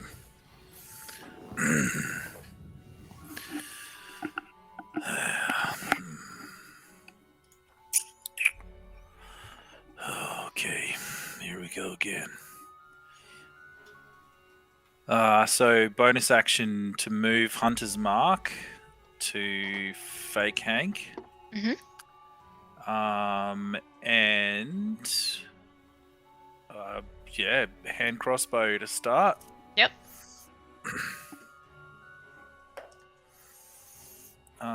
It's only a 16. That hits. Oh. Okay. Fake Hank is still a wizard. Okay, so that is a 4 plus 5 piercing and 6 necrotic. So he's gone. So as you watch, as you like go and you point this thing towards him, and you let off one bolt and it shoots directly, almost in slow motion, directly towards his forehead. And then as it goes through, it kind of looks like it disappears. Like the crossbow bolt seems to like pull the smoke out from the back of his head, begins to fall. And then the smoke begins swirling and whirling and rising. And Hank, it starts to drift over towards you.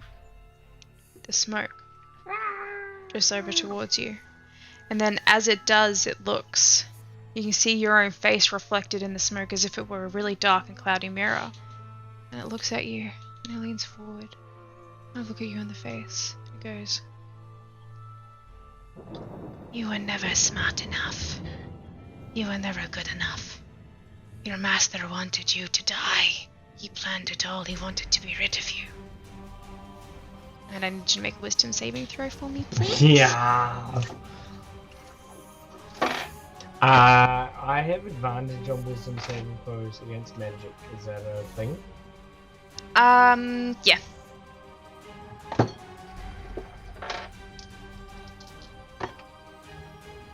Not useful at all. 11. So you are overcome with like guilt and sadness and like self-doubt, and you can feel it like clouding your head. And your next roll that you make is with disadvantage. That's it.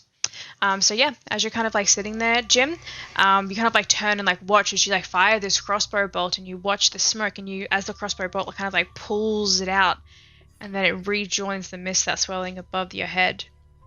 And it kind of like swirls around Hank and then comes back, and it's kind of like placed directly in front of you. It's just waving in front of you. And then you watch as like a hand reaches out and then gets pulled back in, as if it's like being sunk in by its own gravitational force and its own pull. It's like collapsing in on itself. And then you watch as a head emerges, faceless and featureless, just kind of like looking at you, staring. As it stares at you, feel its eyes boring into you. Then they begin to reflect your own eyes. Then you see your own face appearing out of the mist as it pulls back. With a few shudders and a few shakes, this form becomes again corporeal, and standing directly in front of you is a true reflection of your own self, and it looks at you. It says, "I always knew this is the way you were gonna go. Too weak to face anything. Too weak to even save yourself." And you still have any actions or bonus actions that you had previously.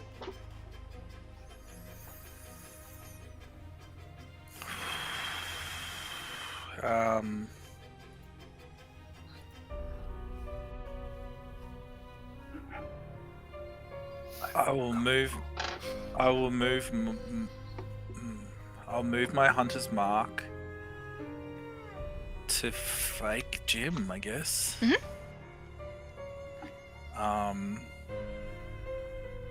It's weird to kill myself.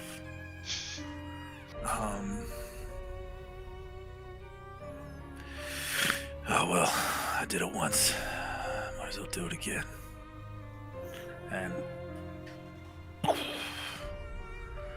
straight to the face. Make an attack roll.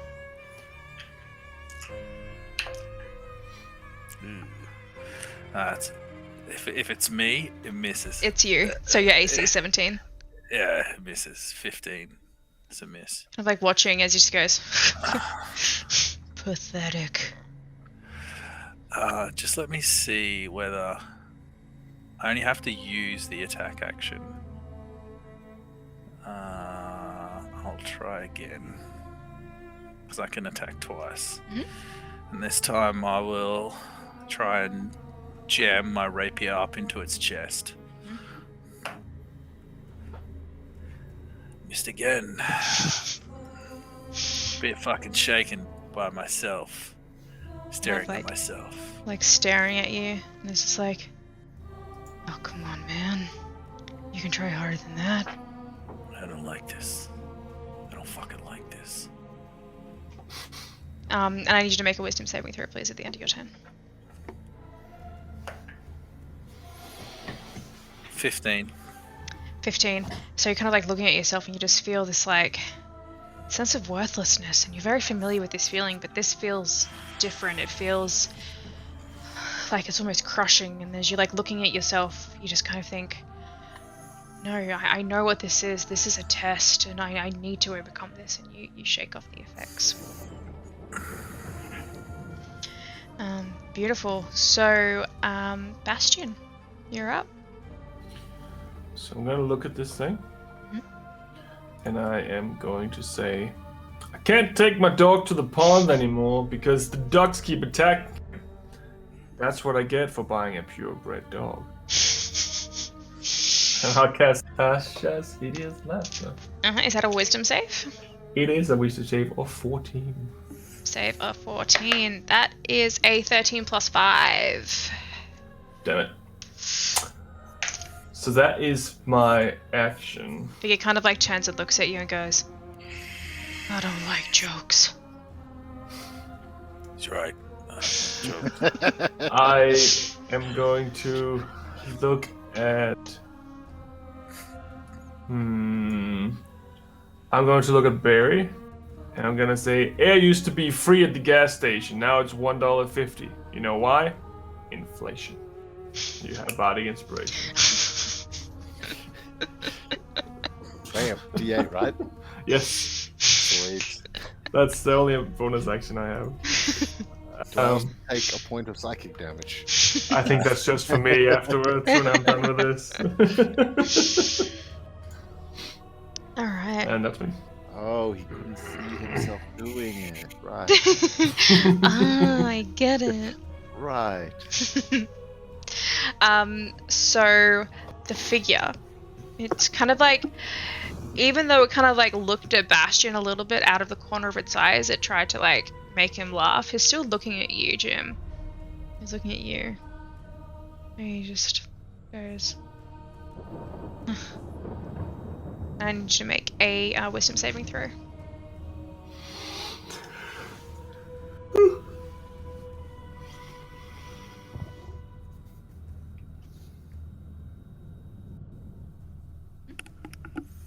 It's at 11.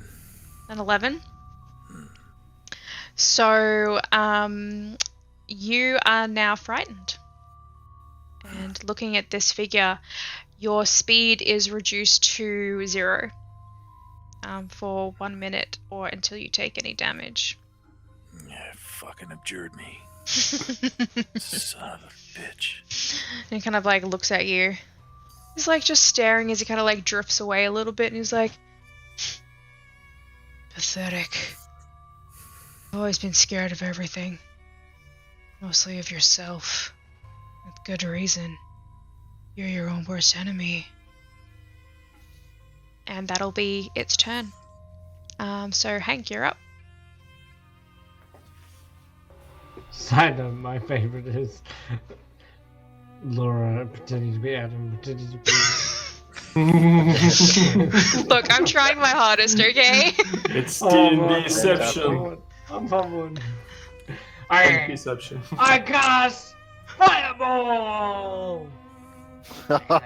There's no roll from my end. Alright, so it's a saving throw?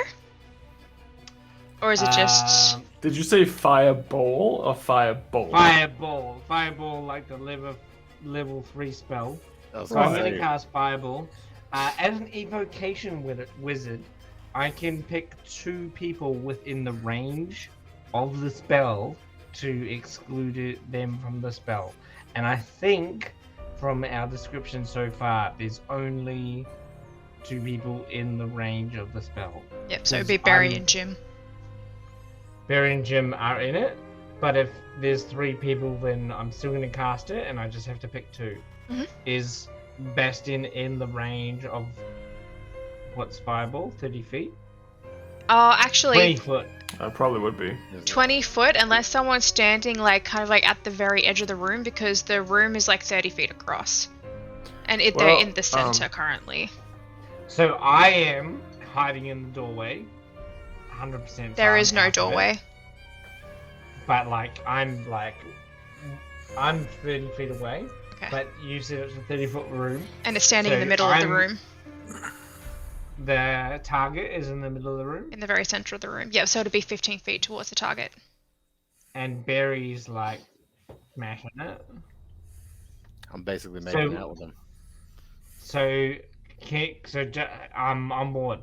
I'm casting fireball. Mhm. How many people are in the range of the fireball? If it's It'll be all three if it's of us. 20 foot, then it'd be everyone. Because it's only Everyone, 15 okay. feet away because it's in the center of the room, and the room is only 30 Yeah. feet across. Okay, so I'm out of the fireball range, and Bastion's out of the fireball range, and No. Barry and No, Bastion. Yeah. I'm not. Bastion's in the fireball range. I'm taking Yeah, the yeah, face yeah, to yeah. face with a thing. So Laura said everyone's in fireball range. Except for As yourself. an evo. Oh, am I out? So if you're up against the wall, you're 15 feet away from the figure who was in the center of the room. Yeah, it's a 20 foot radius, so everyone gets fucked up. So it would be Okay. everyone. So I'm gonna keep so as an evocation wizard, I can keep 2 people out of the flames. Yep. So I'm gonna keep myself and Bastion out of the flames and just fuck everyone else up. Okay. Yep. Cool. Maybe not me. Cool. I'm already rolling. Oh, because you're a tiefling that's resistant to fire damage. Nah. Just do Roll. the thing. It's already happened. Alright, so what's the saving throw? Is that a deck save? It's a a dex dex save? It's a deck save. Oh, 15 plus 5 is a 20. Yeah, okay, so they take half damage. 18 for me. It's an 18 from me.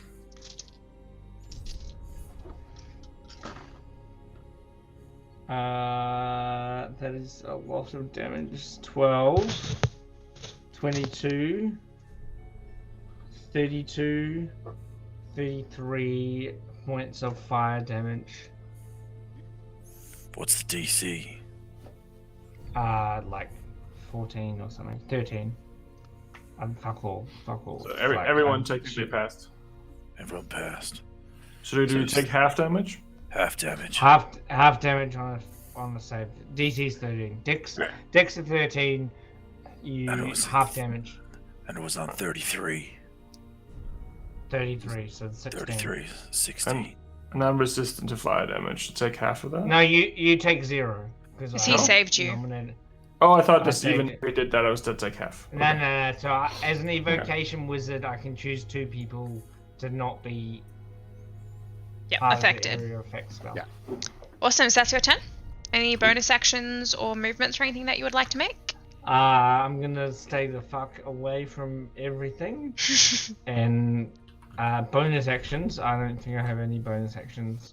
Let me just check. No. Okay. Bonus action. So last turn I brought Barry back 5 feet. This turn I'm gonna try and shove who's our new fake person. Whoever the new fake person is. Jim? I'm gonna try and is it fake Jim? Fake Jim. I'm gonna try and shove fake Jim away. Yep, so that's strength saving throw. Of DC 13 away from us. So that's an 18 plus 2. Yeah, Is that 20? fucking nothing. That's right. Kind of like, just standing there. Kind of like, looking at him. like a tickle. And also you are no longer frightened as well, Jim, because you took damage. But you probably already knew that because it's your character. Barry, you are up. Alrighty. I'm going to run up on that son of a gun.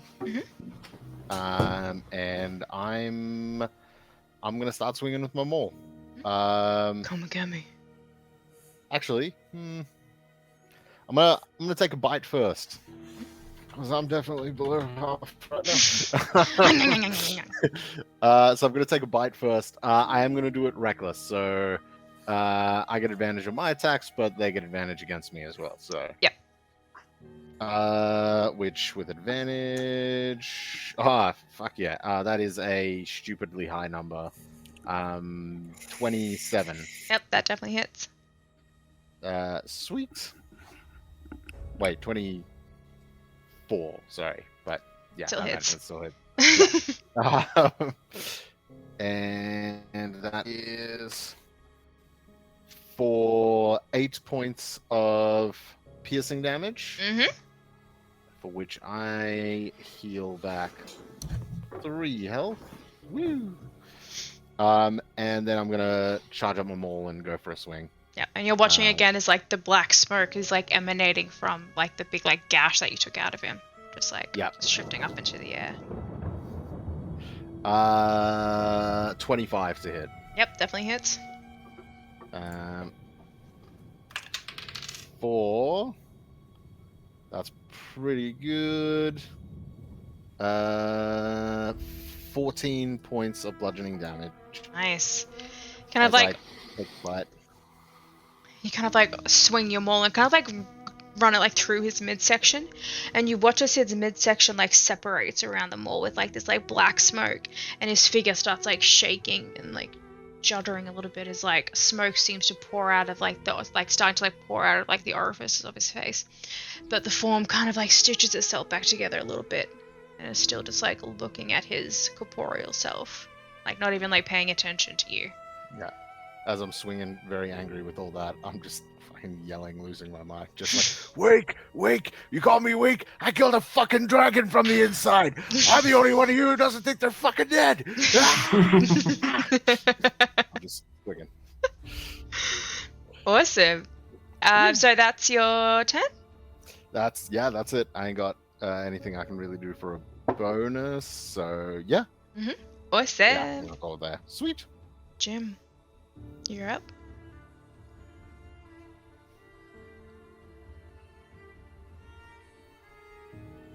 I think you might be choking on smoke.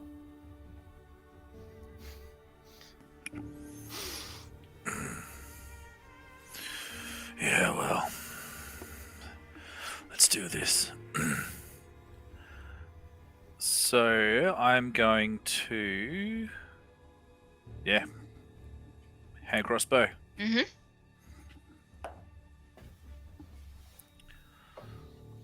Oof. Fuck.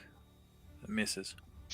Fuck, Jim. He's just like looking at you, just like, come on, man. You can do better than that.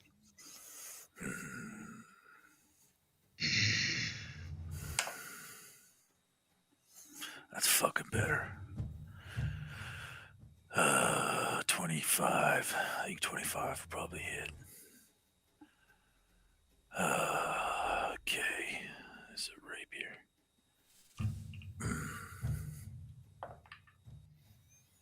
That's a 7 plus 5. That's 12. So as you drag your rapier, you're just like looking at yourself and you're just like, you've had enough. Like looking at it, you've missed twice, and it's almost exhausting having to look at yourself like this. And as you just kind of like bring your rapier forward and then just like slash it directly, kind of like cutting from shoulder to navel as you bring it down all the way through, and then you just watch as the smoke splits then begins forming into another ball and just swirling in front of you before it starts rising up.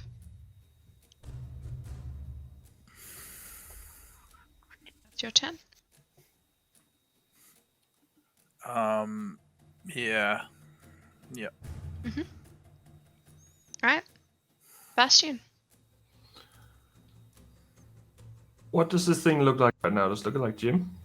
It is a swirling ball of black smoke and vapor and energy just kind of hovering in the center of the room. Right.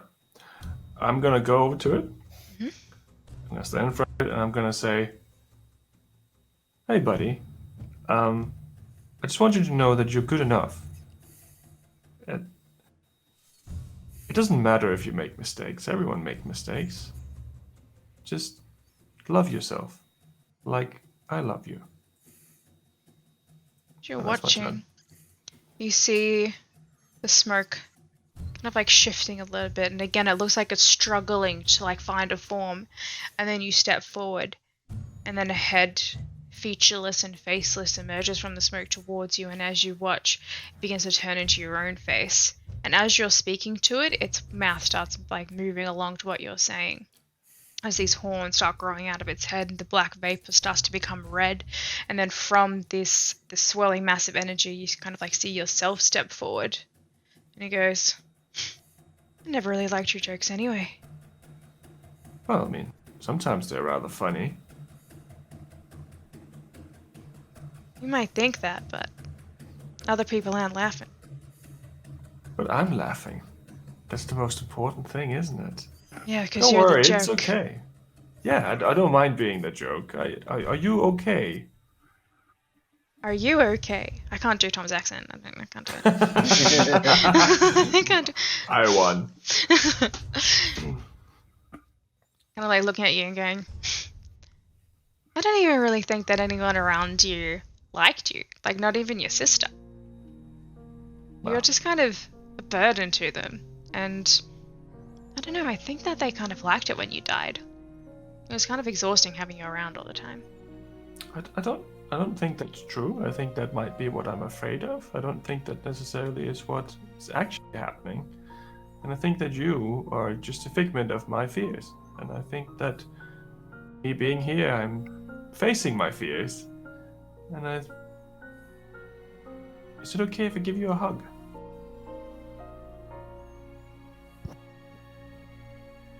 Okay. Myself a hug? And he hugs you back and kind of like squeezes you. And as you do, you kind of feel the figure dissipate as you're kind of like hugging until you're just hugging yourself. And the vapor kind of like drifts upwards into the air and dissipates into nothingness. And you're left, all four of you, standing in this room, alone. You're like looking around. I guess that's the power of love. Don't need money. Turn into Bastion next. Turn into Bastion next. Are you the real Bastion? Tell me now. Tell me now. I can tell you right now. Give me 2 seconds. What concert costs just 50? What concert costs just 45 cents? 50 cents featuring Nickelback. So am I the right me? He's saying the words that don't make sense again. All right. I think we should just fucking shoot it. So as you're having this conversation, you feel the room jerk. You kind of like Ooh. looking around, and then all of a sudden, the stone floor underneath you begins to sink, and it looks like the stone above you is rising as you move, until it's no longer stone, it's dirt. And it's like you're sinking deeper and deeper into the earth, and you can feel the air around you getting hotter and thicker. You don't know how deep this goes. I mean, you already dropped however many 100 feet it was before, and now you're sinking further into the bowels of the belly of the earth itself, and you're sinking down and down until eventually the stone floor hits something solid again.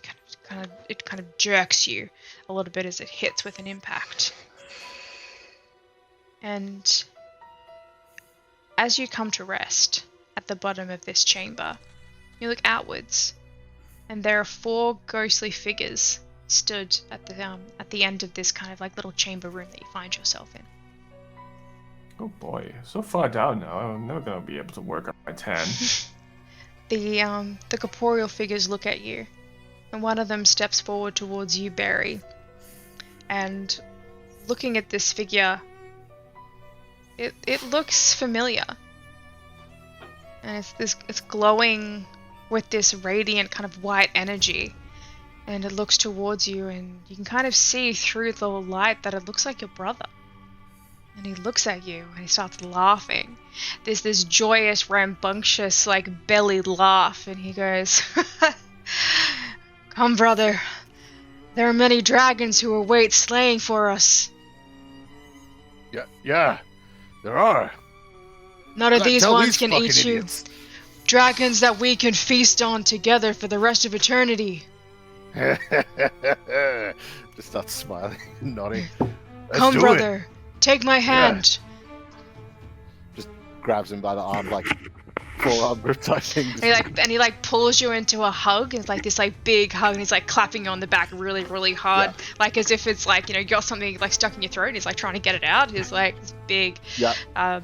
And then from behind him, you see this light, this portal appearing from behind him, And through this portal, and this is only visible to Barry, through this portal you can see fields, massive fields in a bright blue sky. And within here you can see like big dragons and giant monsters, and you can see other people like from your clan and from your tribe and from your home like running joyously like through these fields and chasing these monsters. You can see in the middle of this field there is a giant feast table laden with massive amounts of like meat and ale, and there's like music and laughter just waiting for you beyond this portal as your brother starts dragging you through. Come, brother. I sort of slap him on the chest a little bit and I go, Yeah. Hold on. Check this new thing I found. I'm going to pull out the little bone and put it up to my mouth and be like, Yes. I deduce I was successful. and I fucking throw it and just run in. Right. Let's go kill some shit. And the rest of you watch as the portal, not the portal, as Barry seems to disappear into nothingness, and all that kind of indicates anything happening. Both him and the figure disappear into like this. There's like this bright flash of white light before there's this like warm wind, kind of like washes over him. And the next figure to step forward is an orange tiefling, a woman. Long black hair, it's like really bright eyes, and she kind of like steps forward and she's like, Bastian. Oh. Hello. We've all missed you so much. We've been wondering where you are. Oh, well, I guess I am right here. That's interesting. We tried to revive you that night, but I was stuck in there tight. I think it's still in there. I kind of can feel something like... I'm sure that if we stick something long and thick down there, it'll probably dislodge it for you. No. I don't swing both ways. I just swing. And she kind of like reaches her hand towards you, and from behind her you can see this portal opening up, and it looks like this beautiful courtyard oasis. You can see like peacocks walking amongst these like large ferns and beautiful beautiful marble statuing, and in the center there's this giant fountain, and from this fountain there is flowing what looks to be wine. And within here there are many women and men, some of them playing instruments, laughing joyously. You recognize a few of them from your life, and they kind of like look towards you and wave and kind of like beckon you forward. And the woman starts tugging on your hand. She's like, an eternity of paradise await us. Sorry, guys. I'm out. And I walk in. And she pulls you towards the portal. And again, much like with Barry, as the portal closes around them, the only indication that you have is kind of them disappearing into nothingness, and then this bright flash of light, and this kind of warm breath of air. Before I go through completely,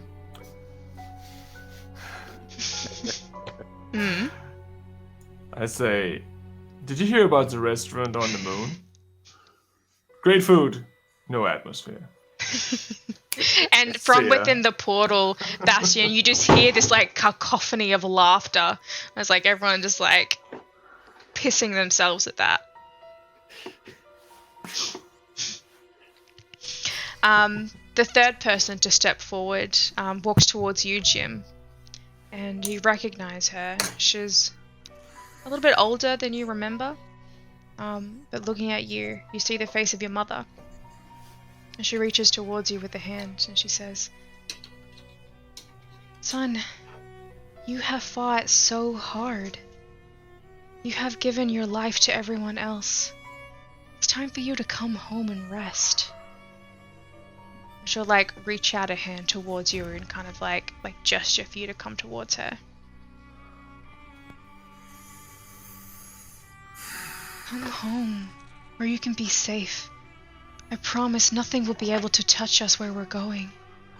Nothing but peace and love and light awaits you.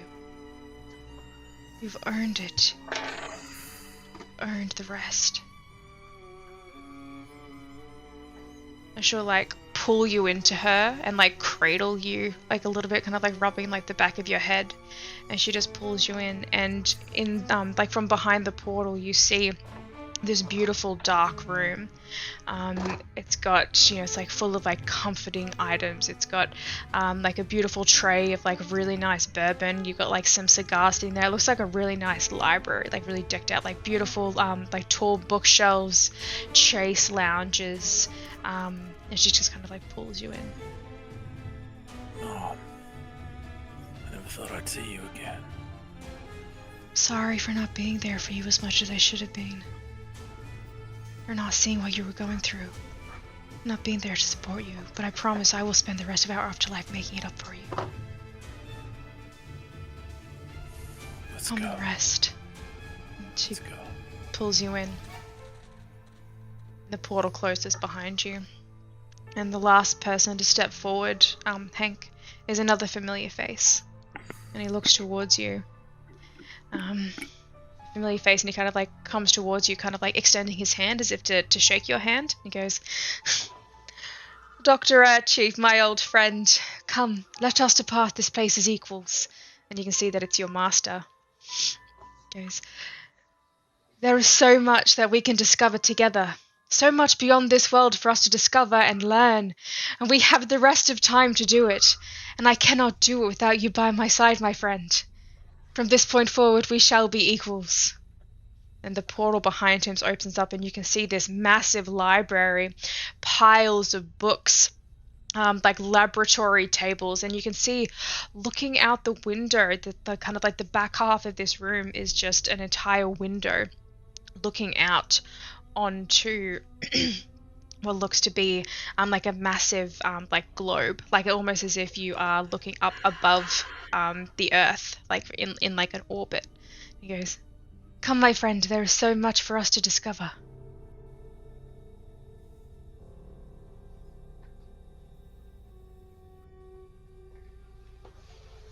I had imaginings of fireballing my new friends. But I think this is a better path. The good thing is that nothing can harm us now. We can fireball ourselves to oblivion should we wish. Let's go. And he kind of like walks with you, kind of like shaking your hand with like one arm around your shoulder. And steps through the portal, and the portal closes behind you. And that's it. That's the one shot. Hey, There you go. that was fucking awesome. Very cool. Thanks, Very Laura. cool. Yeah, I thank just you so realized much. how stupid I am, that's all. Why? Some of these things were so simple, and I just spent hours like, So, well done. yeah, That was fun. That was cool. That was so much fun. yeah. Oh, it was fantastic. fun. Oh, I'm glad. I'm really sorry that first one took so long for y'all to figure out. I did not intend for it to I think take that's our fault, not Yeah. your fault. Yeah. We just didn't. Yeah, 100%. It was a character development thing. Well, I'm sure Tom has this moment like a million times. Like, this is the obvious place. Like, Yeah. nah, I'm just gonna like have a fire and talk about. Well, I mean, it happens all the time that there's things that gets missed, but then they tend to show up later. Hey, Tom, is there a No, way no, for no. me to like refresh a camera in Ninja? Click on Rainbow Puke Fix.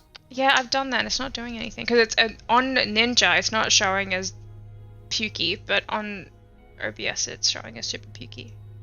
Yeah, the only thing you can do is click on that one. Oh, well, sorry, Sharrock, you are Rainbow Pukey and I cannot fix it. Try disabling the camera and enabling it again, just like on and off in OBS. Which one are you? The little eye. The little eye Oh. there. Nope, that's me.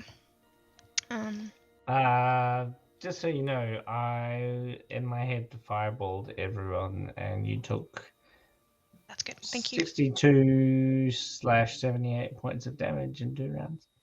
Zane. Great That's assistance. well done. Good thing you're only like killing yourselves. Yeah. So very keen, cool. so keen at the end there, like just run a circle, like. Very cool.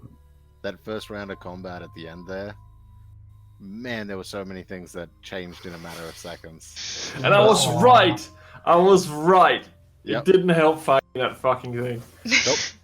I'm just gonna give it a hug.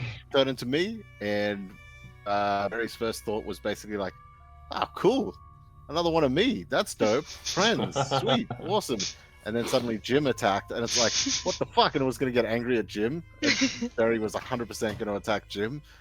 And then before then, it called him weak, and then he was like, "Oh, okay, well, fuck this guy. This is way worse than attacking a friend of mine." And so thus the combat ensued, and Barry would not have stopped, no matter. So I'm glad someone else did something. I'm glad it worked. Yeah, yeah. Fair. Very cool. Cool. Very cool. Alrighty, Thank you well, for that, Laura. You're very That was welcome. I know that it is very late for a lot of us, so we will wrap this up so that our friends can get to bed. Woo. Thank you very much. I really, really enjoyed it. So thanks for playing along. Thank It was you. most pleasurable.